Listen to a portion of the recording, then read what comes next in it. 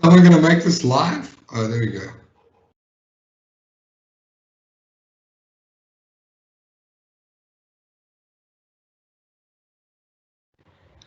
Okay, guys, sorry for that glitch. I think we are good to go now. Okay, so I'm able to share my screen. Sylvester? Yes. It's okay for you? Okay, thanks. Yes. Yes.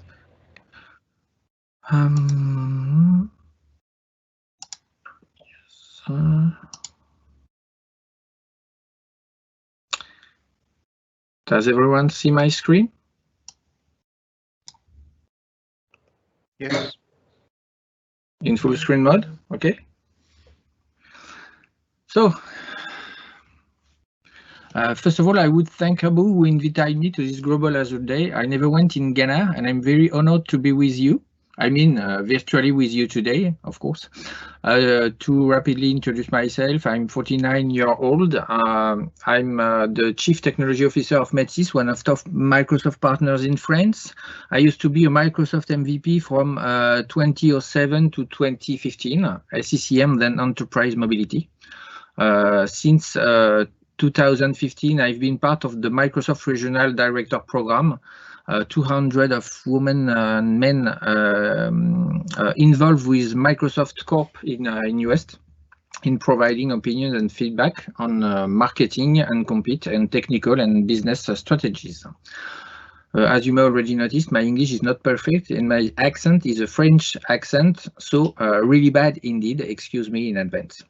That said, let's go with the foundation of any information system, I mean identity. I will not present the agenda because of the lack of time. I think we have. Here are some of the challenges customers are facing related to identity and access in their organizations. As you may know, identity attacks continue to increase, especially since the beginning of COVID pandemic. Devices and users at home, so outside of the corporate network and security barriers such as firewalls, proxies, and so on. Excuse me. Okay, so identity is the new control plan. Identity is central to IT and security strategy. With Azure AD, you can connect all your apps, devices and users to a single source of identity.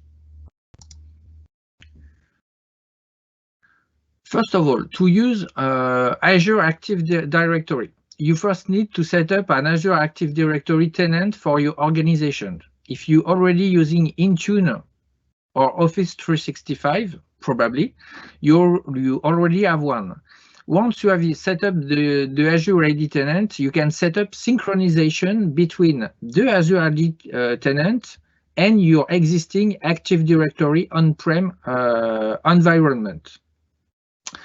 Azure AD Connect, which is quickly configured via a wizard and then runs periodically to keep Azure AD up to date and synchronized with your on-prem directory. PCs and devices, I mean iOS, Android, Mac, can join Azure Active Directory. With Windows 10, it's called Azure AD Join and can be managed by Microsoft Intune, for example, or other any MDM solution.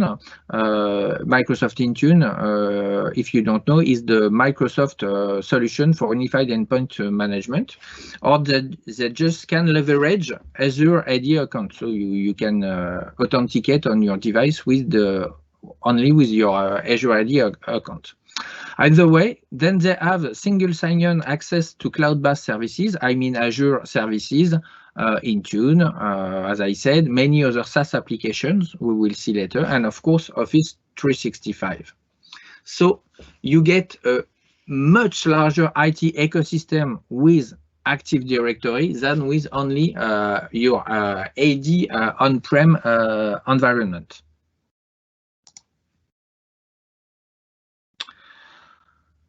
Important point, in many organizations, users require access to applications both on premises and in the cloud. Managing users both on premises and in the cloud poses challenging scenarios. Microsoft Identity Solutions span on-premise and cloud-based capabilities. This solution creates a common user identity for authentication and authorization to all resources, regardless of location, if you are in the cloud or if you are on-prem. This is called hybrid identity, and it's a very important thing when we talk about Azure AD. To achieve hybrid identity with Azure AD, one of 3 authentication methods can be used depending on your scenarios. These 3 methods are password hash synchronization. Azure AD connects, synchronize the hash of the hash of the user password and an on-premise Active Directory instance to the cloud-based Azure AD instance. You can use this feature to sign in to Azure AD services like Office 365 and others. You sign in to do this kind of service by using the same password you use to sign in to your on-premise Active Directory instance. You could also use pass-through authentications. I think I don't have a lot of time to describe the method authentication. You also have a federation with, for example, Idfs Federation is a collection of domains. Oops, sorry. It's the next slide. Up. Yes, that's one. So federation is a collection of domains, for example, that have established trust. A typical federation might include a number of organizations for shared access to a set of resources, for example. You can federate your on-premises environment with Azure AD and use this federation for authentication. This sign-in method ensures that all user authentication occurs on premises. Okay, this is the method which allows administrators to implement more rigorous level of access control, but it is often the most complicated method to implement. All these authentication methods also provide single sign-on SSO capabilities for users. So keep in mind that choosing the right authentication method for your Azure AD hybrid identity solution is the first decision for an organization that wants to move to the cloud. It's the first step. It controls access to all cloud data and resources. It's the foundation of all the other advanced security and user experience features in Azure AD. So let's talk about another important feature, Azure AD conditional access. With AD, you can log in and access to all corporate resources with 2 things. I talk about AD, Active Directory, not Azure AD. The right username and password, ensure it is the right user who want to authenticate in the information system, and the application of GPO on the Windows device. It ensures that the device is secured.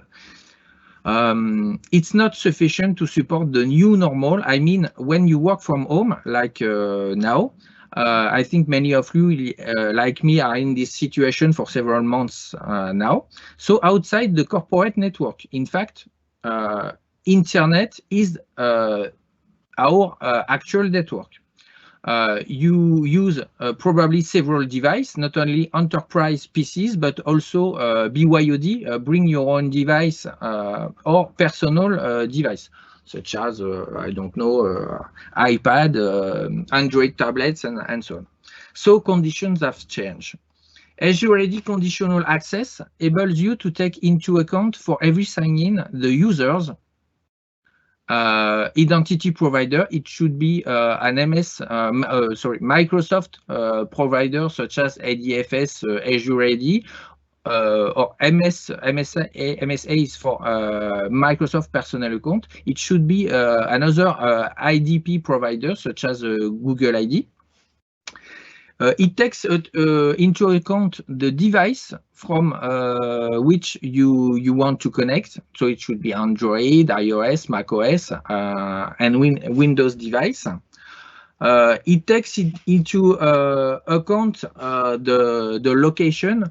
I mean, not mandatory the geolocation. So with the GPS position, generally it's the if you are in the corporate network based on IP subnet, you have a list of IP subnets like the notion of AD sites in a traditional Active Directory model. Okay. And finally, you have the app I call the architecture. I mean, it's quite different between Outlook in web and the rich Outlook applications. I can apply policies, GPOs or policies in Intune to Outlook app. It's quite complicated with Outlook in web because it's Edge. Okay. In addition, Microsoft is the central PAN, provides you a session risk indicator before allowing access. According to all to this 1, 2, 3, 4, 5 conditions, you can define your level of control to access.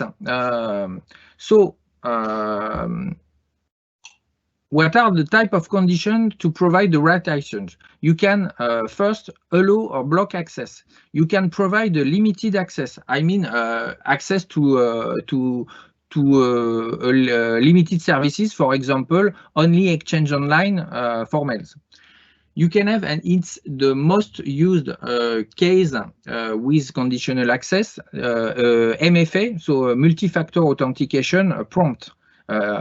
Example, if you are an Office 365 admin, so a privileged user, who tries to access the admin portal from a public Wi-Fi connection, you will be prompt for another authentication method, such as code provided through SMS on your mobile phone or your authenticator application also on your mobile phone. Okay. You can force password reset.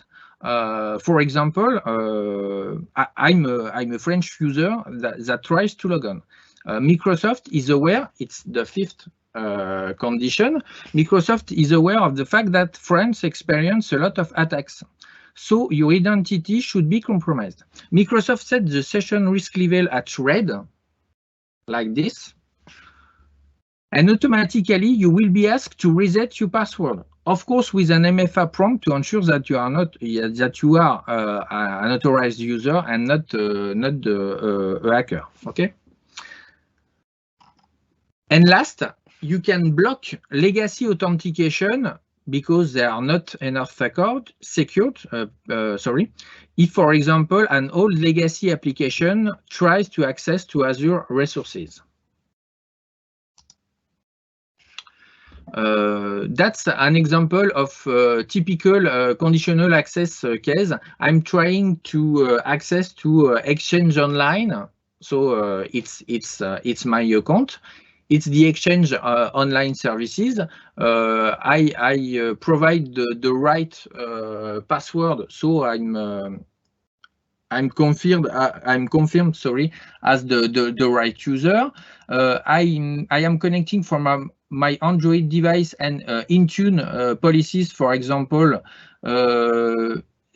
confirm that my device is not rooted or jailbreak if we talk about an iOS device, and I'm accessing Exchange Online from the Outlook mobile app. If all these conditions are okay, I'm allowed to access to the service. If one of the conditions, for example, my Android device is rooted, I will not be able to access to the service. So I will have a message, as you can see here.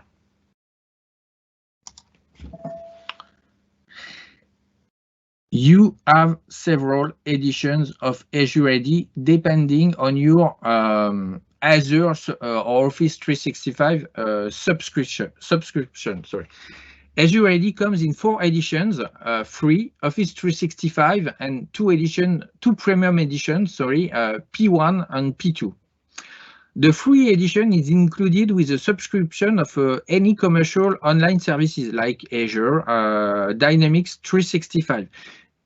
If you follow this link, you will have the complete description of all functionalities allowed in any Azure AD edition. With Office 365, I mean, you need a licensing E1, E3, E5, F1, and F3 subscription. I don't think I forgot any. Okay. It includes several new features such as company branding and self-user password reset, SSPR, but it's for it's for cloud user only. Finally, you have premium editions which are available through Enterprise Mobility, EMS, Enterprise Mobility plus Security Solution, or Microsoft 365, not Office 365, it's Microsoft 365, which includes Windows Enterprise, EMS, and Office 365. Microsoft 365 licensing E3 or E5. And it includes many more useful features, such as in the P1 version, you have self-service password, so SSPR with on-premises write-back. So if you modify your password on Azure Active Directory, it is replicated to the Active Directory on-prem environment. You have Microsoft Cloud App Security to secure application. You have licenses for Microsoft Identity Manager. I don't know if you use Microsoft Identity Manager, but it's a very useful tool, but very expensive tool to manage a lot of identities on on-prem environment. You can have Azure AD joined for Windows 10, and with this functionality, you can have MDM auto enrollment. So when I log in on my Windows 10 device, I'm automatically enrolled in the Intune MDM solution. You can have self-service BitLocker recovery for the big recovery key. It's like SSPR, but for BitLocker. And you have enterprise state roaming. It's so you store device parameters, Windows 10 device parameters on Azure. So when you share several Windows 10 device, you can download, you can have the same parameters on all your devices. You have advanced security and usage reports. We will talk about this later. You have the Azure AD Connect ILS capability. You have dynamic groups. It was a functionality we should have seen during the demo, but according to the issues we have today, I don't think I will have time to make the demo. You have conditional access based on group, location, and device status, and you can combine MFA, as we have seen, with conditional access, and you have Azure Information Protection integration. P2 version adds several very useful functionalities, especially for security. So we will talk later about this functionality, identity protection and identity governance. And as I say, we will go deeper in this functionality later in my presentation. But please note, MFA is very important, and MFA is available for all edition instead of conditional access, which is available only in premium version.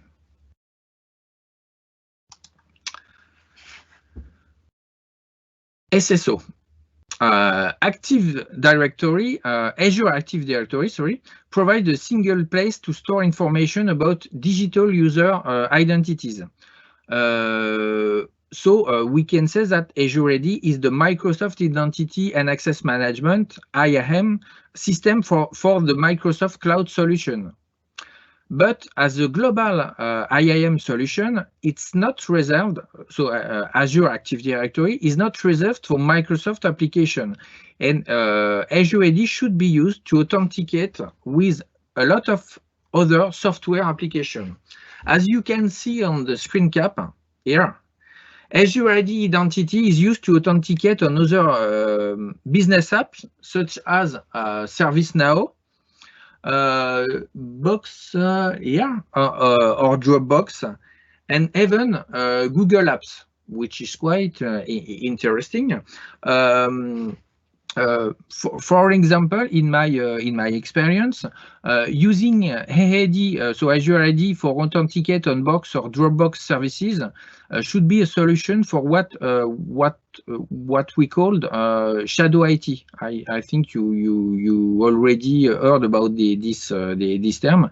I have seen in many customers the usage of Box or Dropbox to share files with external users. In fact, with a Box or Dropbox account, of course, without any file encryption and in defense of any company security rules. And why? Because OneDrive is not implemented or considered too difficult to use, and often because of a lack of support for change management in the company.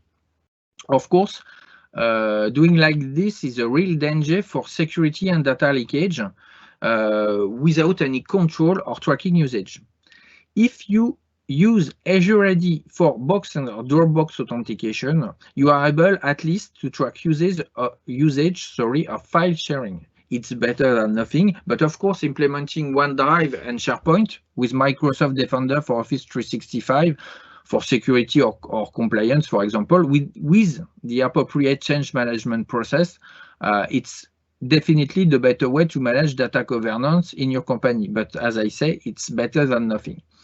In a SSO perspective, you just have to log in on your device with your Azure AD credentials, and you have access to all your business apps without having to re-sign in. It's an SSO solution.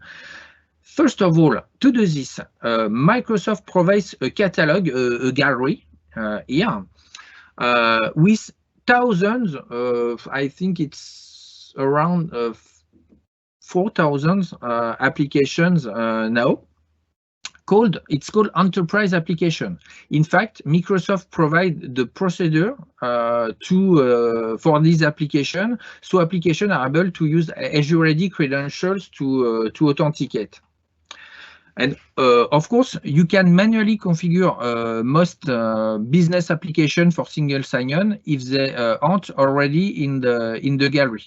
Azure AD provides several SSO options. Some of the most popular are SAML-based SSO and OpenID Connect OIDC-based SSO. For example, you have an example on the screen cap for Sapana SSO integration, and as you can see, we use in the procedure the SAML method to provide SSO integration. A lot of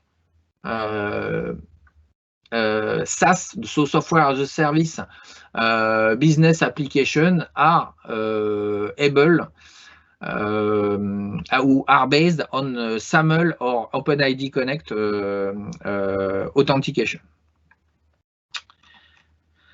As a consequence, for all these applications, so I mean not only Microsoft applications, you have the benefits of Azure AD, so conditional access, tracking app authentication. In my opinion, it is with conditional access one of the top features of Azure AD, and it's not often used as it should be. Let's talk now about identity governance. Ensuring you can balance productivity and security over time is really a challenge. Access rights can drift as employees take on new roles and projects during your career. It's common. Identity governance give organization the ability to do the following task across employees, but it should be business partners or vendors across services, not only Microsoft services, and applications, as we said, both on-premises, Azure Active Directory, or in clouds. These three things you can do is govern the identity lifecycle, govern access lifecycle, and secure privileged access for administration. I mean, accounts who have access, such as enterprise or global admin in Azure Active Directory, Exchange Online Administrator, and so on. When governing identity and access, you have to ask yourself 4 questions. Who has or should have access to which resources? What are they doing with that access? Is there effective organizational control for managing access, and can auditors verify that the controls are working and sufficient?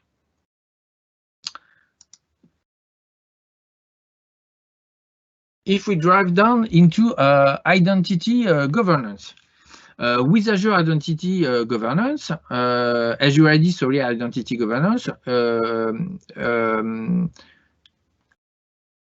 you ensure the right users have the right access to the right resources, and finally, your most important user, yourself, the admins with privileged access, are totally under control. In the identity governance, help organization achieve a balance, as I said, between productivity, how quickly can a person have access to the resources they need, such as when they join my organization, and security. How should their access change over time? Because changes in my career, a new role in my company. Identity lifecycle management is the foundation for identity governance, and effective governance at scale requires modernizing the identity lifecycle management infrastructure for applications.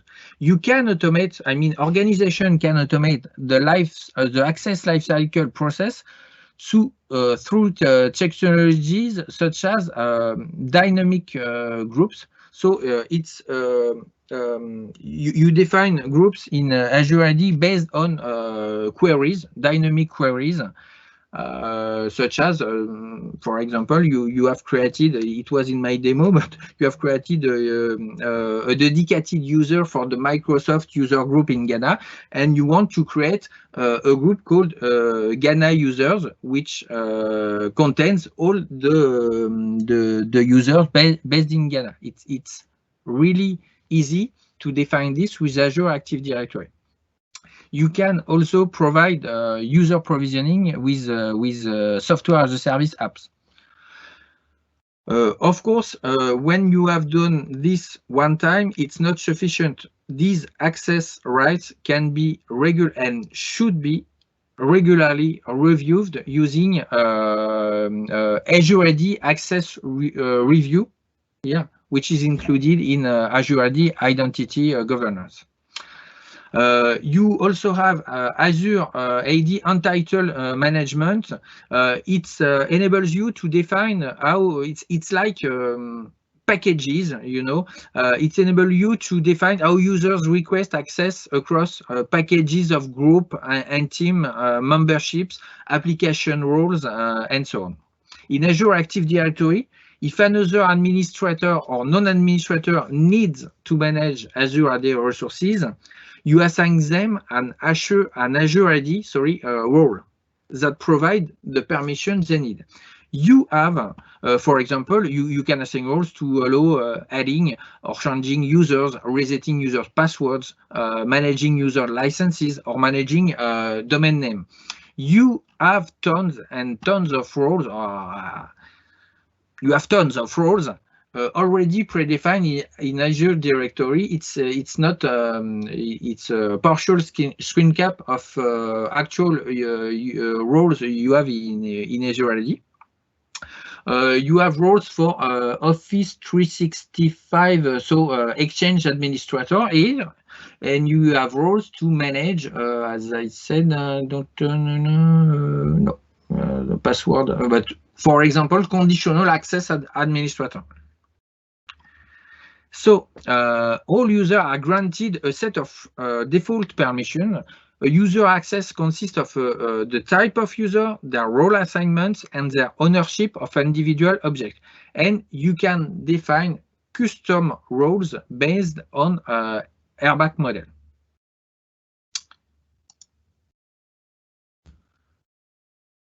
Let's talk about privileged identity management, so PIM. Organization wants to minimize the number of people who have access to secure information of resources because that reduces the chance of a malicious actor, so a hacker, getting that access, or an authorized user inadvertently impacting a sensitive resource. It's common to make a mistake during a common operation, common administrative operation, deleting a group, deleting a set of users, and so on. However, users still need to carry out privileged operation in Azure AD, for example, to manage user passwords, as we said, Azure services, Microsoft 365 or Office 365 or SaaS application. So what does PIM do? PIM provides time-based and approval-based role activation to mitigate the risk of excessive or unnecessary or misused access permission on resources.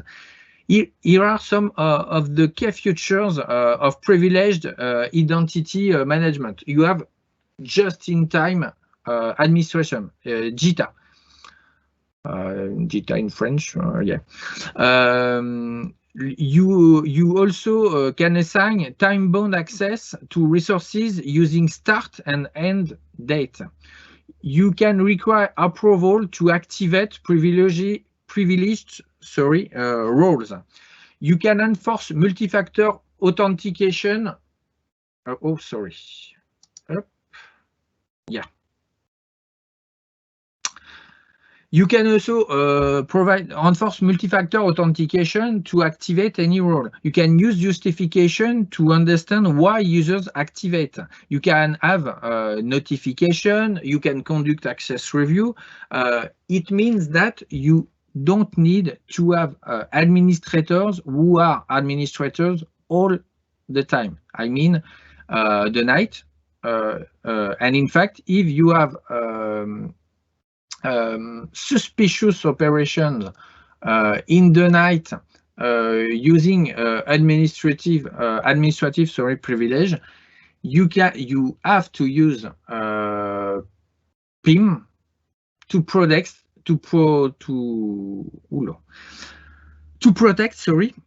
against this kind of threats. As a conclusion, with PIM activated, keep in mind it requires an Active Directory P2 license. You can drastically reduce risk based on admin privilege. Let's talk about identity protection. Identity protection is a tool that allows organization to accomplish 3 key tasks. For example, automate the detection and remediation of identity-based risk, investigate this risk using data in the Azure AD portal, and export risk detection data to third-party utilities for further analysis. I mean SIEM. So security information and event management. The Microsoft solution for SIEM is Azure Sentinel. Okay. You have here an example of for anonymous IP address. When you sign in from an anonymous IP address, for example, a Tor browser or an anonymizer VPN. This is the different things you have in identity protection. Oops. Oh, sorry. Oula. Yes. You also have a precious help with the Identity Secure Score. The Identity Secure Score is a percentage that function as an indicator for how aligned you are with Microsoft best practices and recommendations for security. Each improvement action here is tailored to your specific configuration. It's not. It's based on your usage, on your configuration of Azure Active Directory. It helps you to objectively measure your identity secure posture. You can plan identity security improvement, and with you can review with the increasing score the success of your improvement. When you have, if I take an improvement action, for example, you have the score impact. So the more the score impact, the greater is the more impact, the better is the security. You have the user impact. I mean the final user impact in your company, and you have the implement cost for IT. If you have a greater score impact, a lower user impact, and implementation cost, it's a quick win. You have to implement this solution to drastically increase your security posture. Okay. Let's terminate with this slide with identity protection. I illustrate, for example, or it's quite. It was in 20 and I don't remember, 2018. Generally, I'm connecting from France. As I said, I'm French people. But during an event, I connect to Azure AD from an unfamiliar location, which was near Las Vegas. And Azure AD alerts administrator to say, "Hey, Herve, usually connect to Azure AD from a French location. It should be very strange." So you could have just an alert, or you can block with conditional access. You can block my access to the information system. And in a user perspective, so that is the admin view. In a user perspective, I'm also able with my sign-in portal to see my recent activity, so my recent login operations. And for example, if I see a strange location for authentication, I'm able with this link to secure my account, and for example, MFA if it's not already implemented for my account.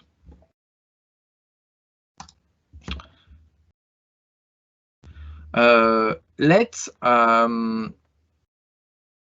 talk about Azure AD versus Active Directory.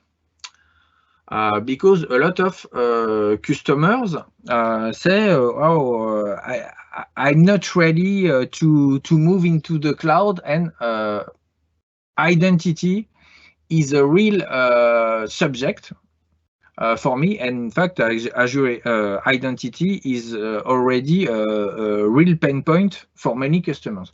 So in Active Directory, you have forests.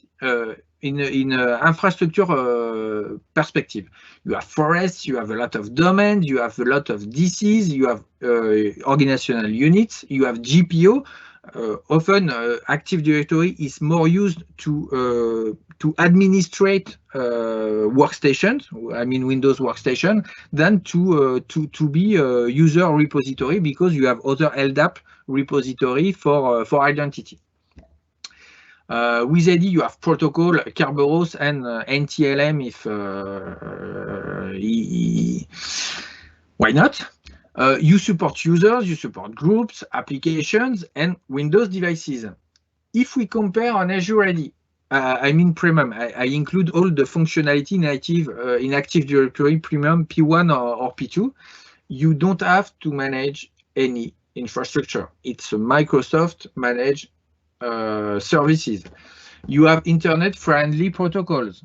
You can support, as in Active Directory, users, groups, applications, and devices, and not only Windows devices. You don't have support for GPOs, but you have Intune to manage Windows devices, but also iOS, Android, and Mac devices. You don't have OUs, but you have administrative units. It's a notion we don't have time to talk, but we are ready for that. If we see from an access management and identity governance perspective, Active Directory, you have tons and tons of security groups to give access to resources, file print. You have no native SSO solution. With Azure AD, as we have seen, you have dynamic groups, you have roles and airbags, you have access review, you have protected identity management, including in access review. You have, with enterprise application, an easy to implement SSO solution. If we look into identity protection, AD, you have logs. It's quite easy to analyze or not, and I think it's really difficult to work on Azure Active Directory logs. So you need to have add-ons such as a Microsoft Defender for Identity or Alcid. I don't know if you know Alcid. For threat resistance, you don't have native self-service password recovery. In Azure AD, you have MFA, you have conditional access, you have identity protection with user artifacts, with MySignin. You have the SSPR solution for password and for BitLocky recovery key, and you have the identity score, which is a really great tool. And I let you decide who is the winner of this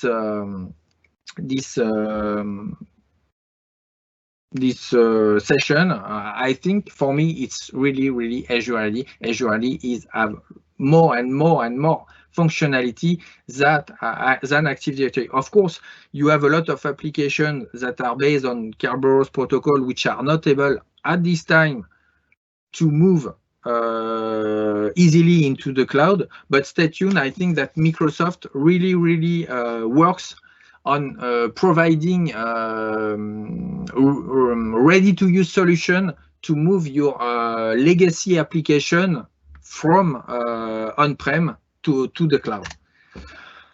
I don't think I have time to make demo times, so I will just conclude. So please enable Azure AD Premium. Just consider using Azure AD Premium instead of just Azure AD with Office 365 if you use Office 365.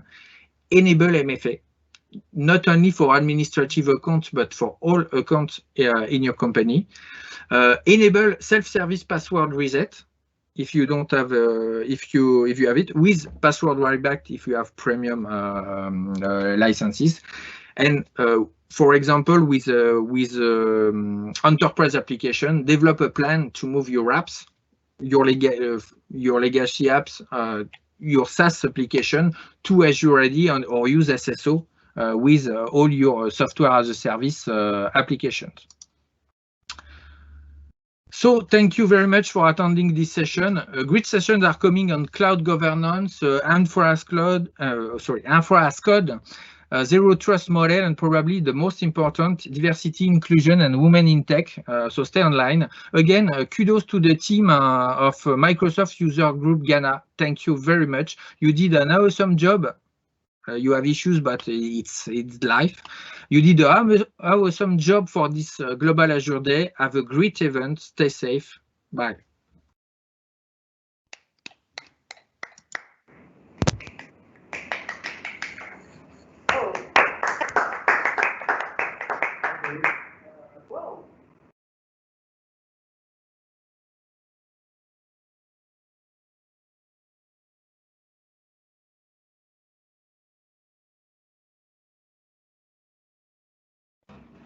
have no idea.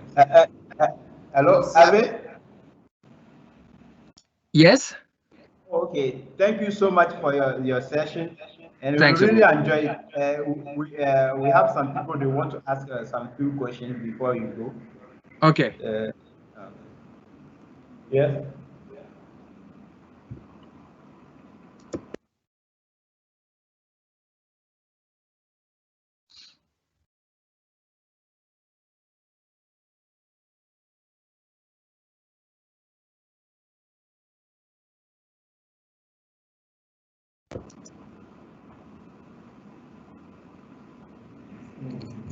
Hello, Herve. Can you hear Hello. me? Hello, Audrey, I think. Yeah, thank you. So I wanted you to come back a bit on the identity security score. Yeah. If you could just come back a bit on the explanation about it. What kind of explanation do you need?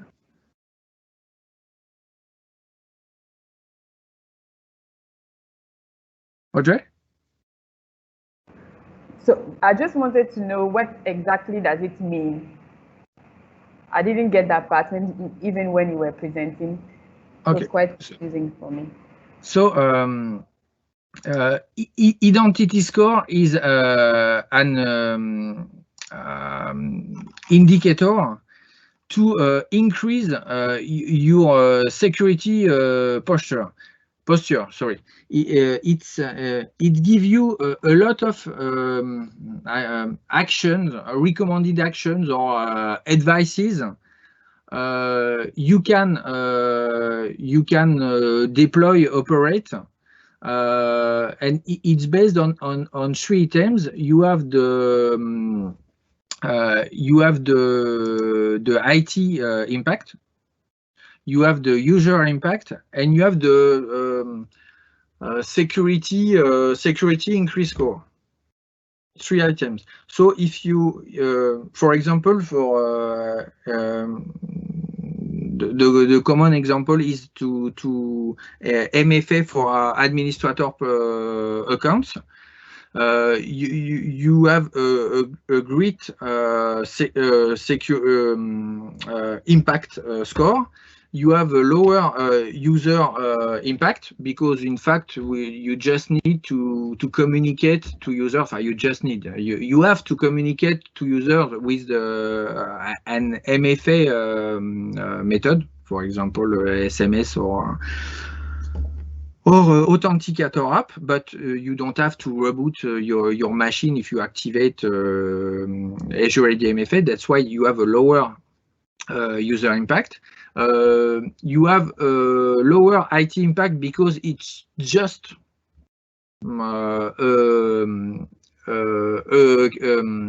option to activate in Azure directory. So in this case, you, with the identity secure score, you are able really easily to see what operations you can do, what risk, what impacts you have on users and IT, to really increase the security of your identity or environment. Is it more clear for you now? Yes, thank you very much. Thank you. Thank you, Audrey. And sorry again for my English. I know it's not perfect. Oh, it's actually perfect. Thank you.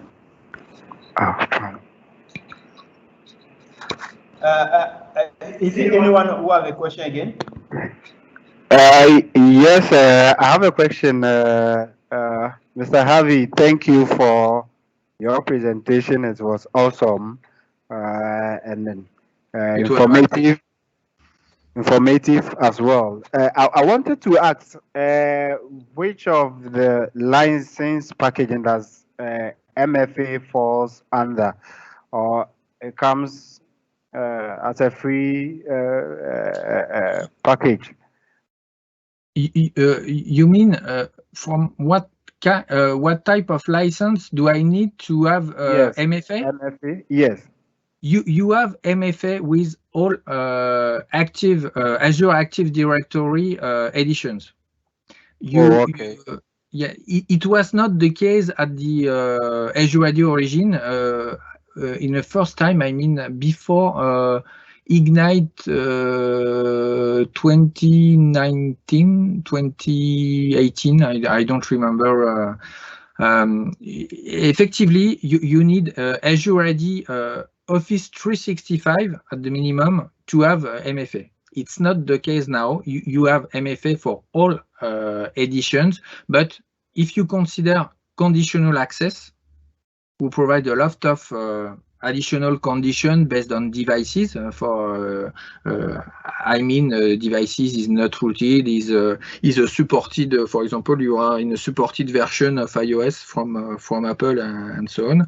You need to have Azure AD P1 edition or Azure AD P2. Oh, okay. All right, I get it now. Okay, all right. Thank you very much. Thank you. We have another person to. Okay, you can ask your question. Okay. Hi, Herve. Hi. All right. My question is the difference. Oh, sorry, I don't hear you.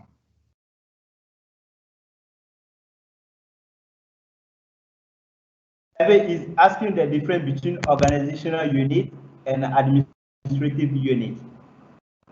Yeah.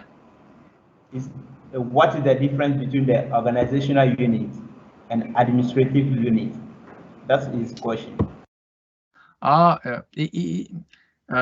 It's not quite the same because when you use organizational unit in Azure Active Directory, you have to populate the unit manually. You can create a sub. I don't know the term in English. Sub organizational unit. You can have a tree. That not exist with administrative unit. It's more based on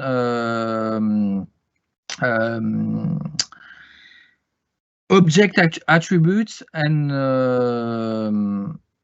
you cannot I don't say have a tree of administrative units. I don't see if what I say is clear, but it's quite new, the administrative unit in Azure AD. You can use it as a.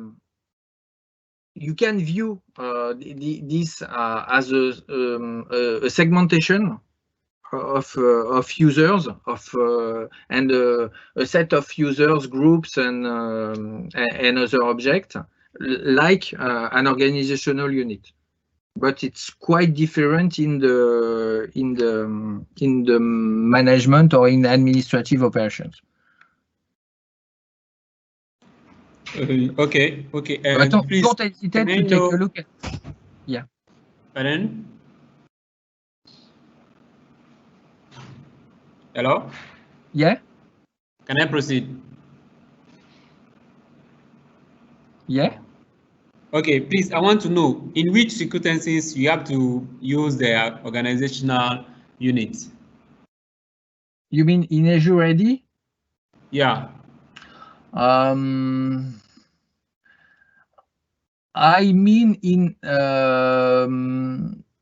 big environments, when you want to have separate administrative, delegate admin rights.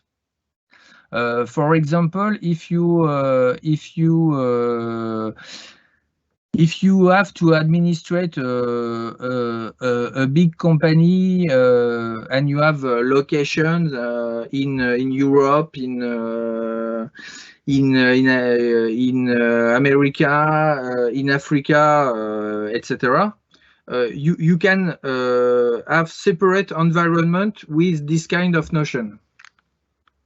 And you can separate, you can use it to separate administration. I think it's the typical use of the administrative unit.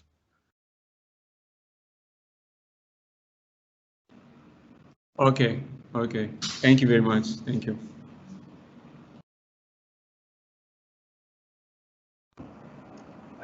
Is there any other question or? Question. Okay, so my question is, so what's the difference between Azure Sentinel and Azure Security Center? Oh, Azure Sentinel, the goal of Azure Sentinel is just I see what you mean. It's the same solution, so you could aggregate tons and tons of security insights you have from a lot of solutions. Security Center, in my knowledge, is the Microsoft portal which aggregates signals, from Microsoft solutions. So you can you have the Microsoft Security Center if you have Microsoft Office 365, Microsoft Azure, and so on, with a CM solution like Azure Sentinel or QRadar. You can aggregate security signal from network devices and a lot more devices than the Security Center.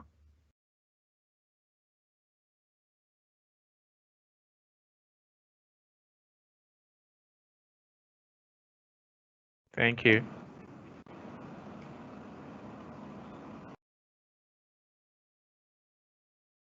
Okay, so Mr. Herve, I have another question.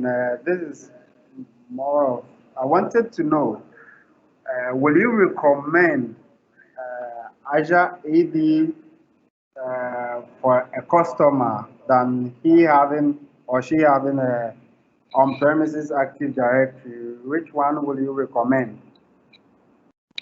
Which one future do you mean?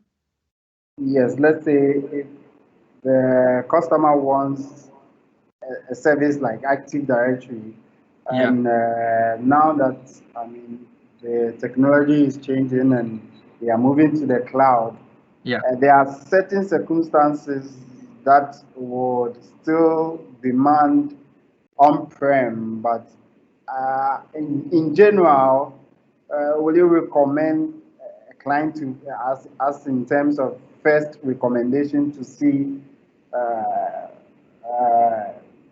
Azure Active Directory than maybe on-prem Active Directory? Will you recommend that? The first thing I said to the customer is please keep the hybrid environment. Okay. So we stay with we connect with Azure AD Connect. We choose the right authentication method. We choose Exchange integration, in Exchange hybrid integration or seamless SSO options during this connection. But probably Active Directory will remain the main repository of your identity. So you create your account in AD, and identities are replicating in Azure AD, but use Azure AD with quick wins like MFA. Like MFA is mandatory, like conditional access if you have on-prem, if you have Azure AD premium editions, and SSPR with password right back. It's quick solution which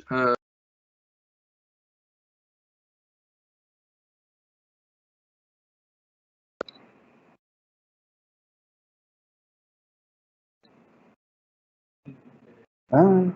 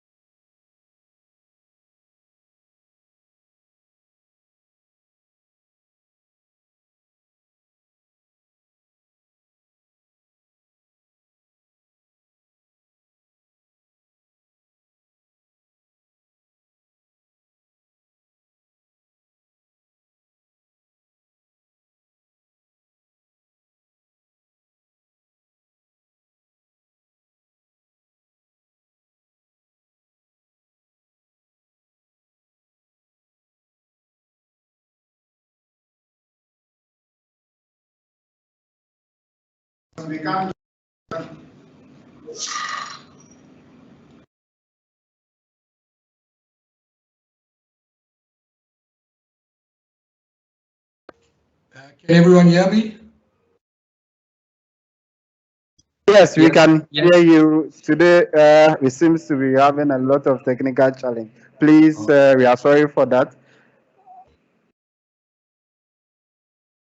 Oh my God.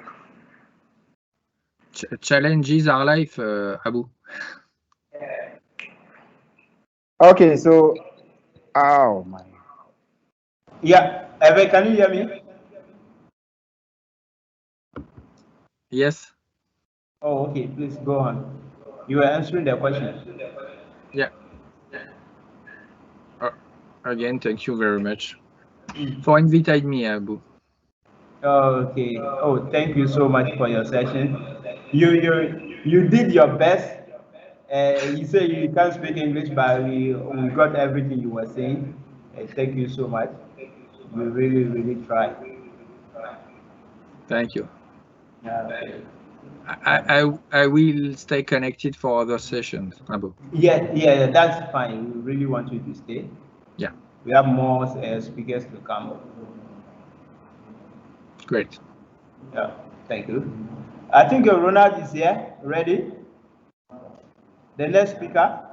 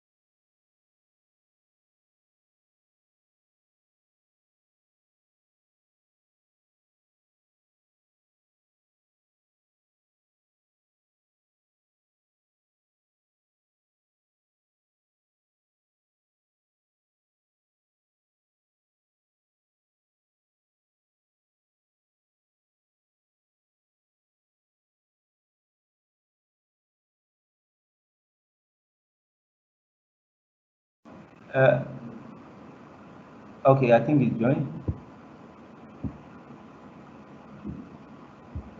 Mariah? Ronald?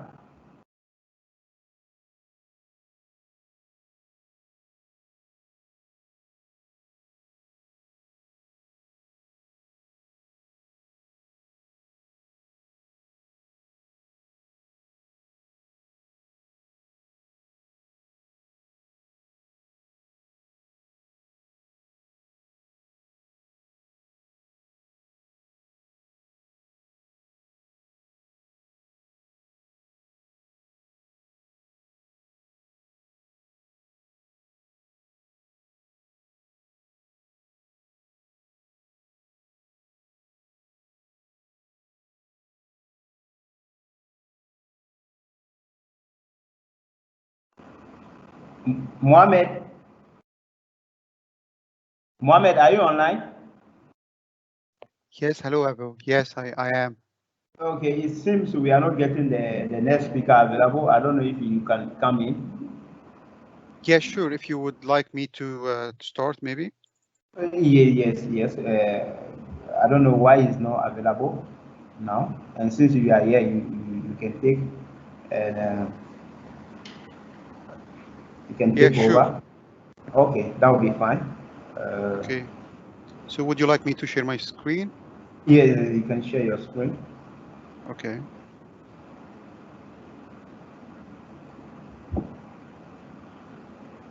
Okay, Mohamed is going to talk about building effective infrastructure as code for Azure using the Terraform with a CI/CD pipeline. I hope you can see my screen. Yes, you can see your screen. Okay, great. Yeah. So thank you everyone for joining the session today, and also thank you for the invitation. It was really my pleasure to join that.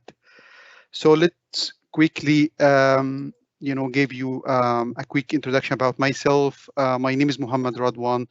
I am Principal Cloud DevOps in the UK. I have been working in the software industry for more than 18 years now. I have been working in several countries, relocated several times, eventually here in the UK for the last 5 years. And I have been in Microsoft MVP since 2012. So it's around 9 years so far. Okay, so our agenda today. So I thought that we will start talking about, give a quick overview about what is infrastructure as code for people that they don't know that, or they need more robust definition or explanation, and then understand what was the problem with the challenges with traditional infrastructure. Also talk about the vicious circle of manual process which lead to the infrastructure as code, and understanding the infrastructure as code concepts. After that, we will understand the infrastructure as code workflow. Then we will understand more about infrastructure as code with Terraform. So to get, why we're using Terraform, or what is the advantages of using Terraform. And then we will get the first demo, which is install and build infrastructure with Terraform. This is a very simple demo to just introduce the Terraform, and then get an overview as the sum or the complete overview of advantages of infrastructure as code.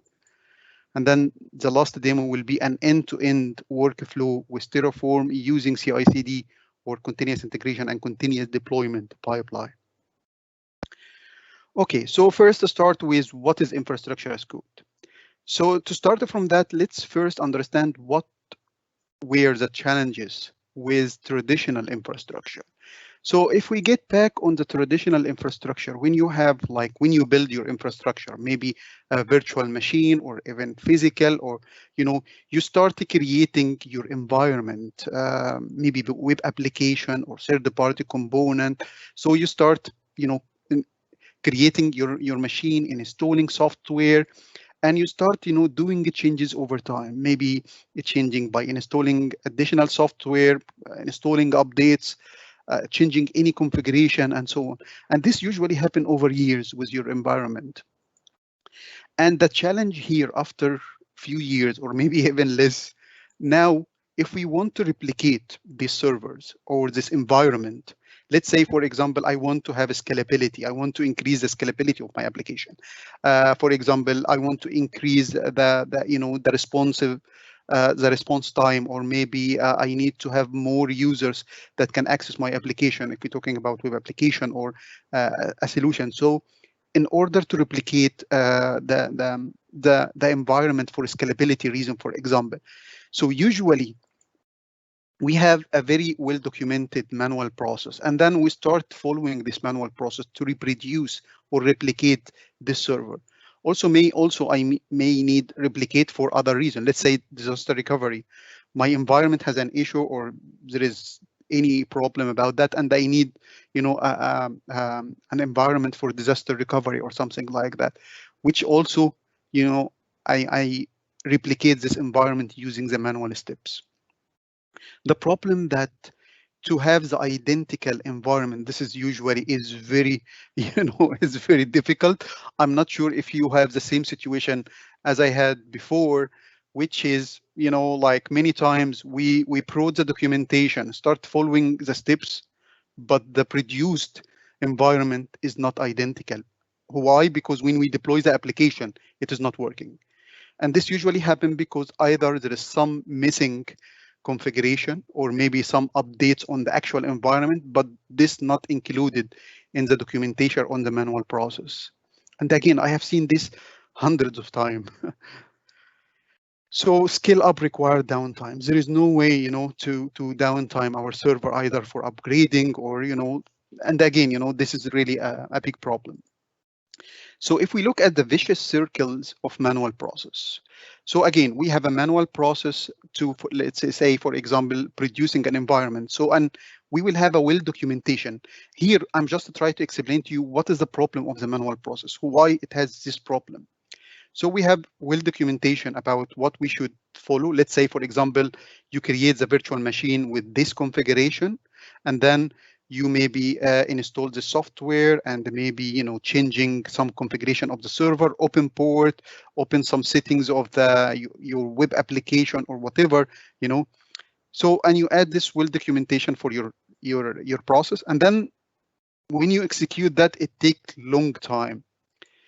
So, and at the end, you have an error, as usually happen. So what you are doing is you start adding more verification steps. Let's say, for example, because there is error, so you want to prevent this error next time. So what usually happen, you just say, okay, I'm going to add another steps for verification, and then adding more steps for manual process. So, and this is the problem. You start with few documents and start increasing over times. It is not only from because you add more documents about more configuration, it's also for validation and verification. And it's become very complex. Again, I have seen this many times. So yes, it's keep increasing. By the way, for me, I like, if you have any question, please just stop me, and I prefer if you have that questions, it's better to be, in the right slide instead of finish. Of course, sometimes maybe you will get bit understanding at the end of the session. But in case, for example, if you ask a question and I will cover later, I will tell you. But if not, it will be even for me better to answer your question during the session in the related slide or the related topic. Okay, bits vs cattle. So this is why usually in the previous or in still some companies, they treating their environment as bits. So you have you bring your environment, the main idea of the bits that you keep them in your home, your pet has a name, and you keep feeding them, take care about them, because you can't replace that. For example, if you have a dog and you just lost this dog, it is not just like you bring another dog very quickly, very easily, because it's very close to you. You are not going to replace that. And this is the main idea. If you look back for the challenges with the operation, with working with environment as bits, they are very, defensive. And this is why when we working with traditional DevOps, people are working in the operations, they are really very, afraid, or they are really scaring about deploying new application to the environment, because if something happen or something wrong, they don't have alternative for this environment.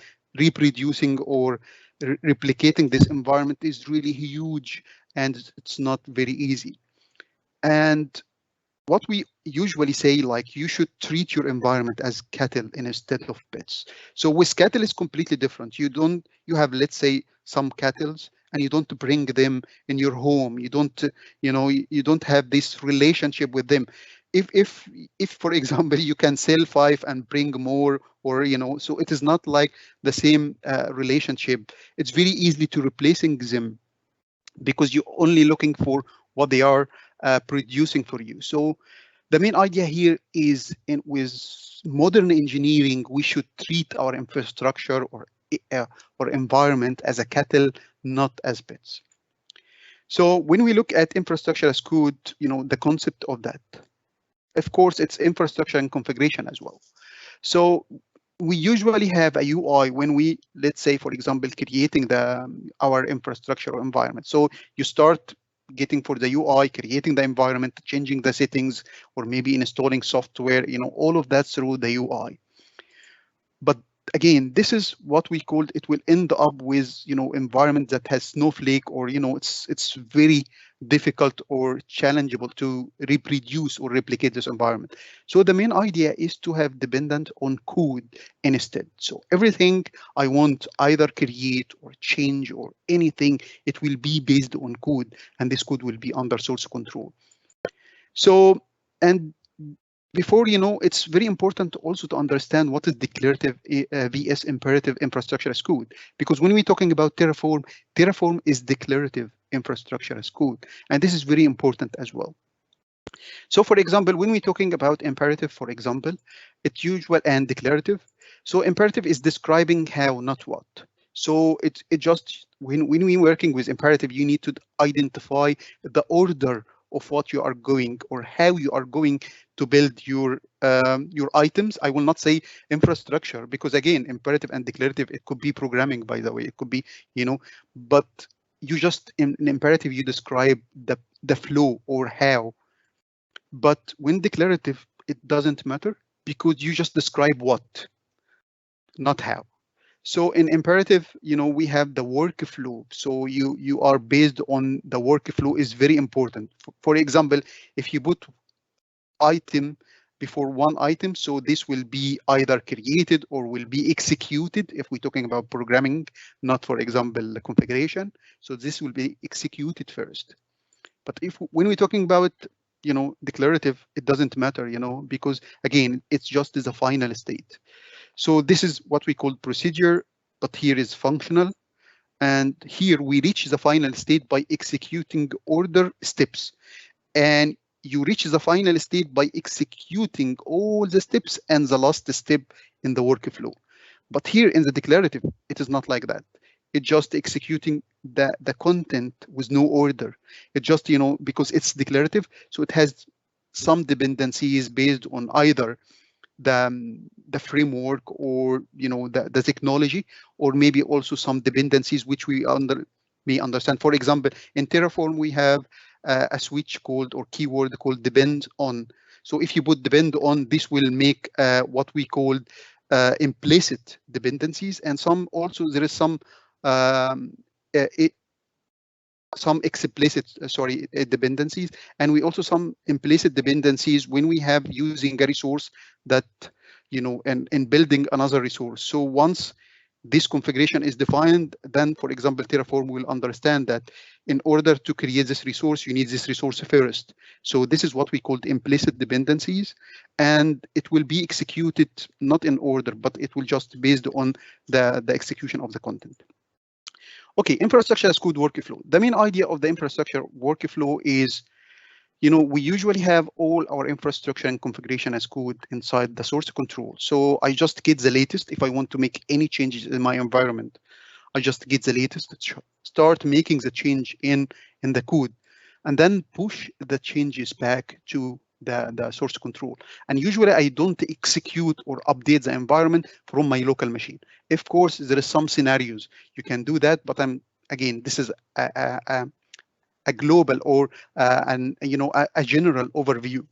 So you push the change for the source control, and then usually you start running a build automation, and this build automation will start getting the latest from the source control, the same as you, but in this time, based on this build agent, it will execute the build, the infrastructure as code, configuration as code, and start creating or updating the environment. Of course, creating if it is a new environment, or updating if this is just a change. So you don't go for this environment and never change that. This is why it's very important to understand this is what we call the immutable environment. And it's very important also, for example, to start measuring what we call configuration drift to understand if there is any changes on the actual environment from the change within the code to understand what is the drift between them. So in order to produce an environment or maybe make a changes to this environment, it's very easy. You just follow this process, changing the configuration, update, and run that. So if I want to produce or replicate an environment, it's become very easy and very trustable. And I will trust this environment because it is based on the same code. So I am sure it is identical environment. So producing another environment, it's very easy. So this is the main idea of having infrastructure as code. So advantages of infrastructure as code. So if we look, for example, it's easily repeatable because it's based on the code, so I can repeat that as much as needed, as much as I want. It's very easily. Also, it is easily readable because you can just open the infrastructure as code and understand, what are the configuration, what are the resources, the settings, and all of that. Operational certainty with Terraform Plan. When we're talking about Terraform, we have a feature in Terraform called Plan, which give us ability like something, it's like dry run. So for example, before you executing or provision your environment with the Terraform, you can say, I want to understand what if I execute that, what will happen? So just to try Terraform Plan is just something like a dry run for your execution. So this gives you more certainty about what you are going to produce or provision as an environment. Standardize your environment builds. Once you have that, you can put your standard in your building your environment because you can control that based on your code. For example, you have all the naming convention, the settings, because this will be very clear using the code. Also, quickly provision development environment. Again, if you need, let's say, for example, if you need a pre-production environment, if you need the development or testing very quickly, you can very easily and very quickly provide or provision a new environment, or maybe also a disaster recovery very quickly and very easily. So when we're talking about advantages of Terraform, so some of the advantage of Terraform, or the main advantage of Terraform, first is platform agnostic.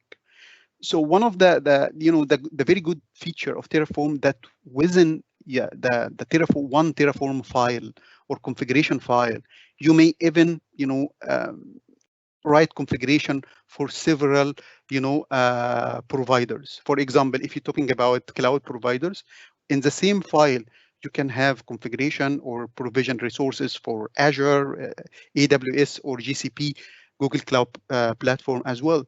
Or maybe also it is not only cloud, you can also work with other infrastructure. I'm not sure about the number of the providers provided by Terraform, but I think there are many providers, some of them also on-premises infrastructure and environments.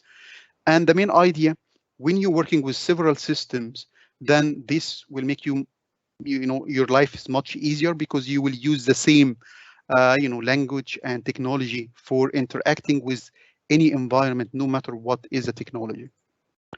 State management, also Terraform has state management, which is something really, great feature. So every time you update your environment, there is a state management to, be updated to understand what's the change, to just maintain the latest state of the environment. And this is very important for configuration drift between the actual environment and your configuration code on the source control, for example. Operator confidence, of course, you have a confidence about the operation, because again, producing the environment is always based on the code, so you can always trust your creation or the provision your environment. Okay, let's start with the first demo, which is how to install and build infrastructure with Terraform.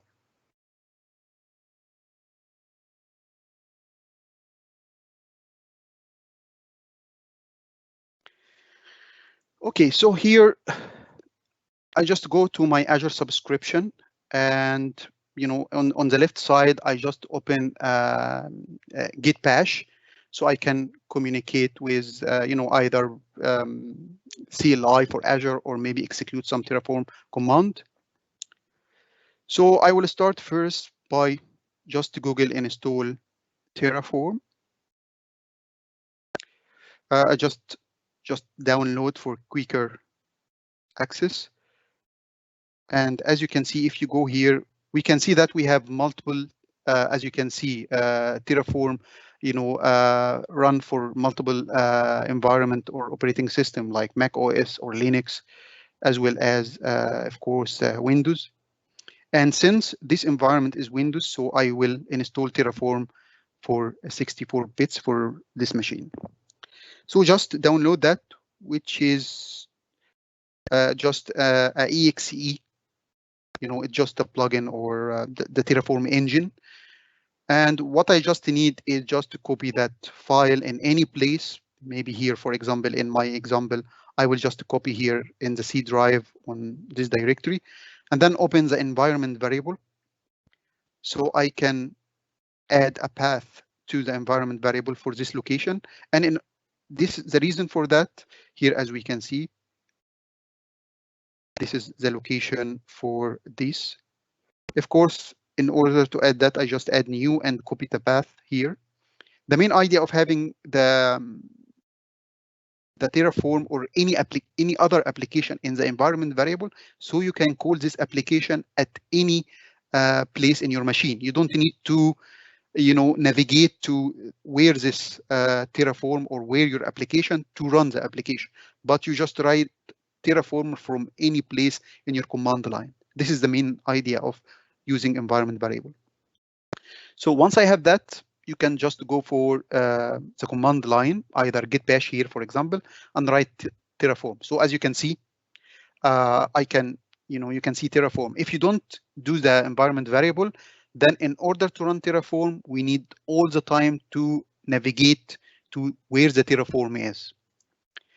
Okay, so let's now, just also install Azure CLI, or I need to install Azure CLI to execute this demo. Of course, I have it here on my machine, but I'm just explaining to you if you don't have Azure CLI, it's very easy. Just go and download Azure CLI. So in order to see, let's clear the screen, and here I will say easy. This is for Azure CLI. So as you can see, Azure CLI is installed. So now I have Terraform and Azure CLI. So I will start by open a new instance of the Git bash, and I will start login to my Azure subscription using the AZ login, which is a command from AZ CLI or Azure CLI command line interface. And then this is just login to, and since I already logged in to my Azure subscription, so this is just to explain to you. It's very easy, because I like to share everything from the beginning to the end. Okay, let's clear. So now I'm logged in. So what I'm going to do now is just, let's say I prepare this code. It's just a very simple code. I will explain to you the code very easily, and I will just copy that code. And let's now, let me here first navigate to my Azure subscription. It's not here, yes. So here the resource group. So as you can see, this is the current resource group I had. And what I'm going to do now is just open this location. So let's create a directory to hold my infrastructure configuration. So as you can see here, I will make a directory called Terraform session. So now this is the Terraform session. Let's open that here, and I will start the view so you can see the file. And then here, echo the main TF to create the file. Oh, I'm sorry, I forgot to. So here, yes, just navigate to the session, the folder first, or the directory. So now I'm inside the directory, and I will create the main TF. So here, just I create an empty TF file, just a text file, and I will open that. You can open that with Notepad or Notepad++ or Visual Studio Code, for example. So I will open that with the Visual Studio Code. Here, I just put the code. So as you can see here, the information, the first is the providers. So as I explained before, with Terraform, you can interact with several providers. So the provider for me here is Azure RM, which is the Azure provider. And this is here the version of the provider. So the provider is, just imagine the provider is like a plugin. So Terraform can interact with the API of Azure, for example. And again, there is many provider or there is many plugins. And here also with provider Azure RM, I start listing all the features. There is no required feature so far. And here, just I identify the resources I would like to provision. And in this case, this is very simple. It just, a resource group. And here RG is the ID. And here the name of the resource group, which is Terraform exam resource group. And here the location of the resource group. So this is the required information for provision a resource group. Okay, so now let's navigate here. So what I'm going now is just try to run Terraform initiate. So when I run Terraform initiate, what usually happens that the Terraform engine, it will start executing, or locating at this directory, start looking what are the files there. So it just found the main TF, start examine what inside the main TF. So from the configuration, Terraform understand that the provider is Azure.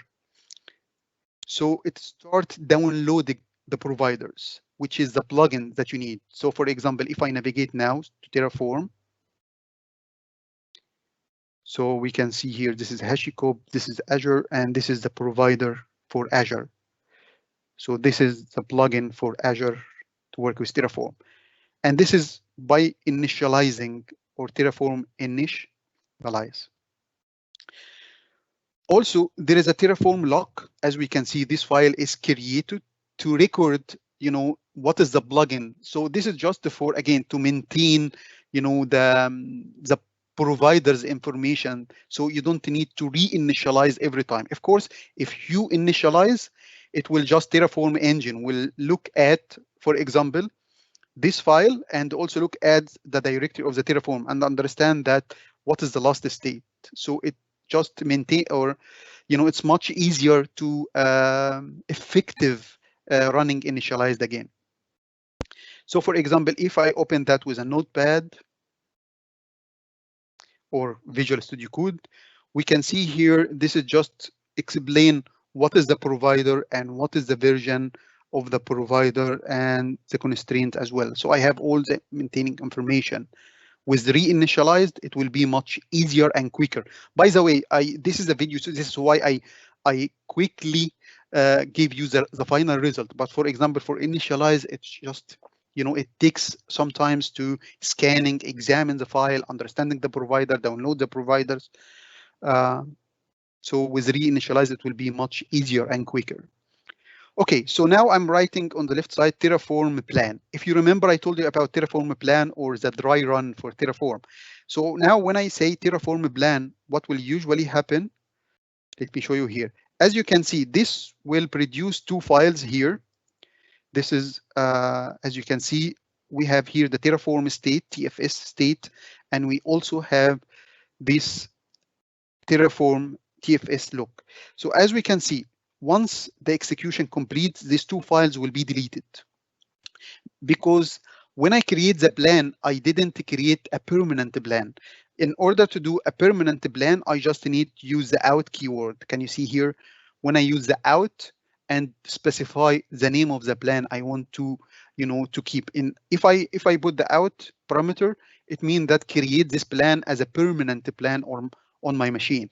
But since I didn't use that, so it will create a temporary plan and explain to me what will happen, or what are going to happen with this Terraform configuration if I execute it. And this is very, very important to understand what, for example, just gave you, it's like you try to execute that before the actual execution.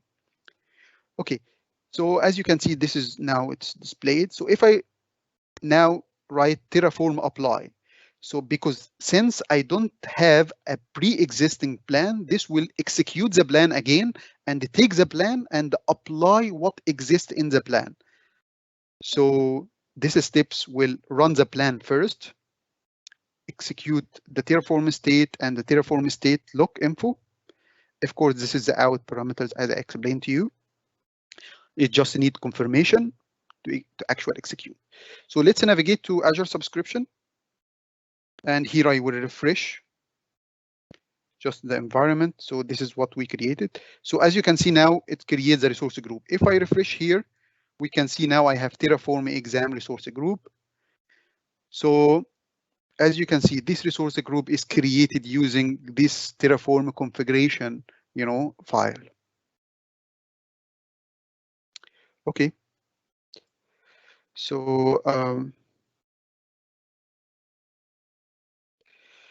just to give you idea about Terraform state, as I explained before, Terraform state is to maintain the last state for the environment, and this is very useful for understanding the configuration drift between the actual environment and your configuration, so you understand what you are missing. So for example, here we can see that all the information of my environment, like for example, let me show you here very quickly. For example, here you can see this is the name. This is the name of the resource group. Tags, there is no tags. For example, here also I have the subscription ID and the resource group name and the provider and all of that. So you maintain the latest state for your environment. Any questions so far?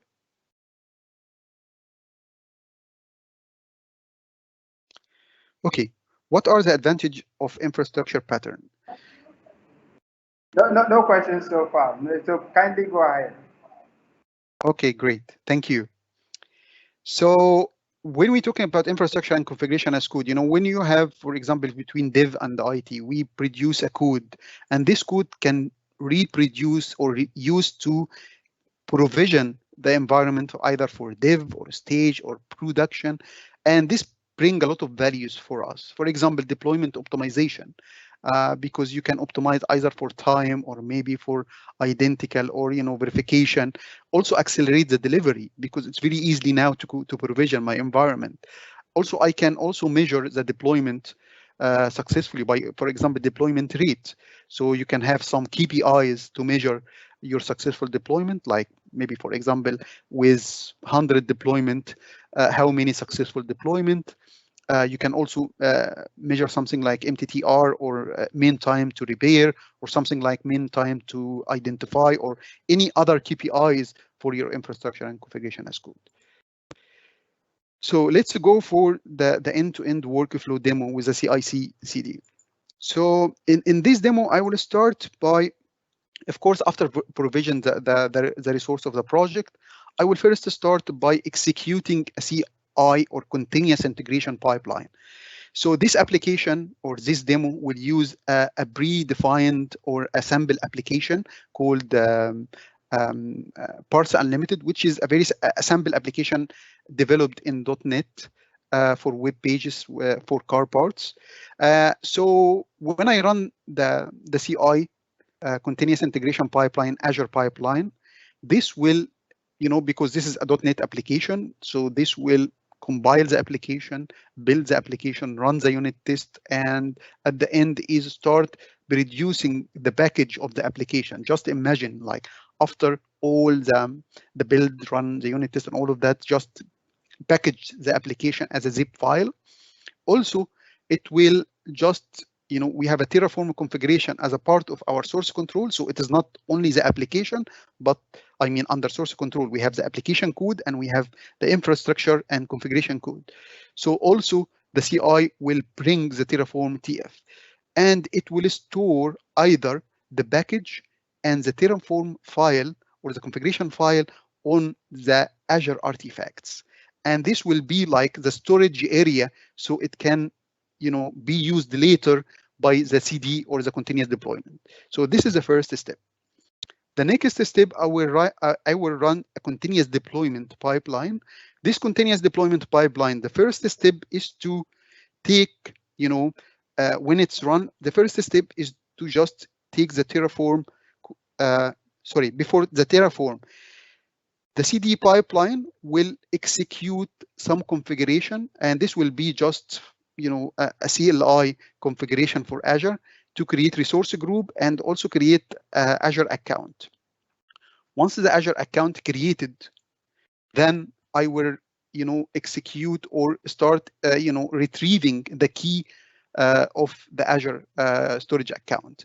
The main idea of this storage account to store the state. If you remember, we store the state when I run the Terraform in the previous demo or in demo 1. We have the state on my local machine. But if we are, let's say, if you're working with a team, if you're working with, if you are only one person, that's fine. But if you're working with a team, you should not store the Terraform state in your local machine. You should store that in a shared resource. And in order to do that, we usually, when we're talking about Azure, we usually store that in Azure storage account. So this can be accessed by anyone or by the pipeline if we're talking about Azure pipeline. So, and this is why the first step is to just provision the place I will going to store my TF or Terraform state file. So now I just create the storage account and get the storage key. Then the pipeline or the CD, continuous deployment pipeline, will pick up the Terraform configuration file. Because this will be, the pipeline is, I mean, a hosted pipeline. So the first step in the CD is to install Terraform. This is why I will show you, I have a task to install Terraform. And after installing the Terraform is to run TF initialize. Because once I run the Terraform initialize, as you saw in the first demo, this will automatically install or download the plugin of the Terraform for Azure on the build agent. Once this happens, then I will execute a Terraform plan, which will produce the Terraform plan, and then I will apply Terraform apply on the executed plan. So this will understand what is the execution plan, and based on that, it will create the resource group for my application, a service plan for my web application, and a web app, which depend on this service plan. Once I have that, the CD here, as you can see, it will also store the TF or Terraform state on the storage account. So anyone or later, if I want to execute the environment, I can understand the latest state on this place. So if I want to update, I can just run incremental, execution plan. So once the environment is completed and the Terraform state file is stored in the Azure storage account, then the CD will pick the ASP.NET package application and start deploying that to the web app, which extracting the web application and start uploading that on the web app. Once I have that, and I can navigate to my web application. So all of that will be inside completely automated.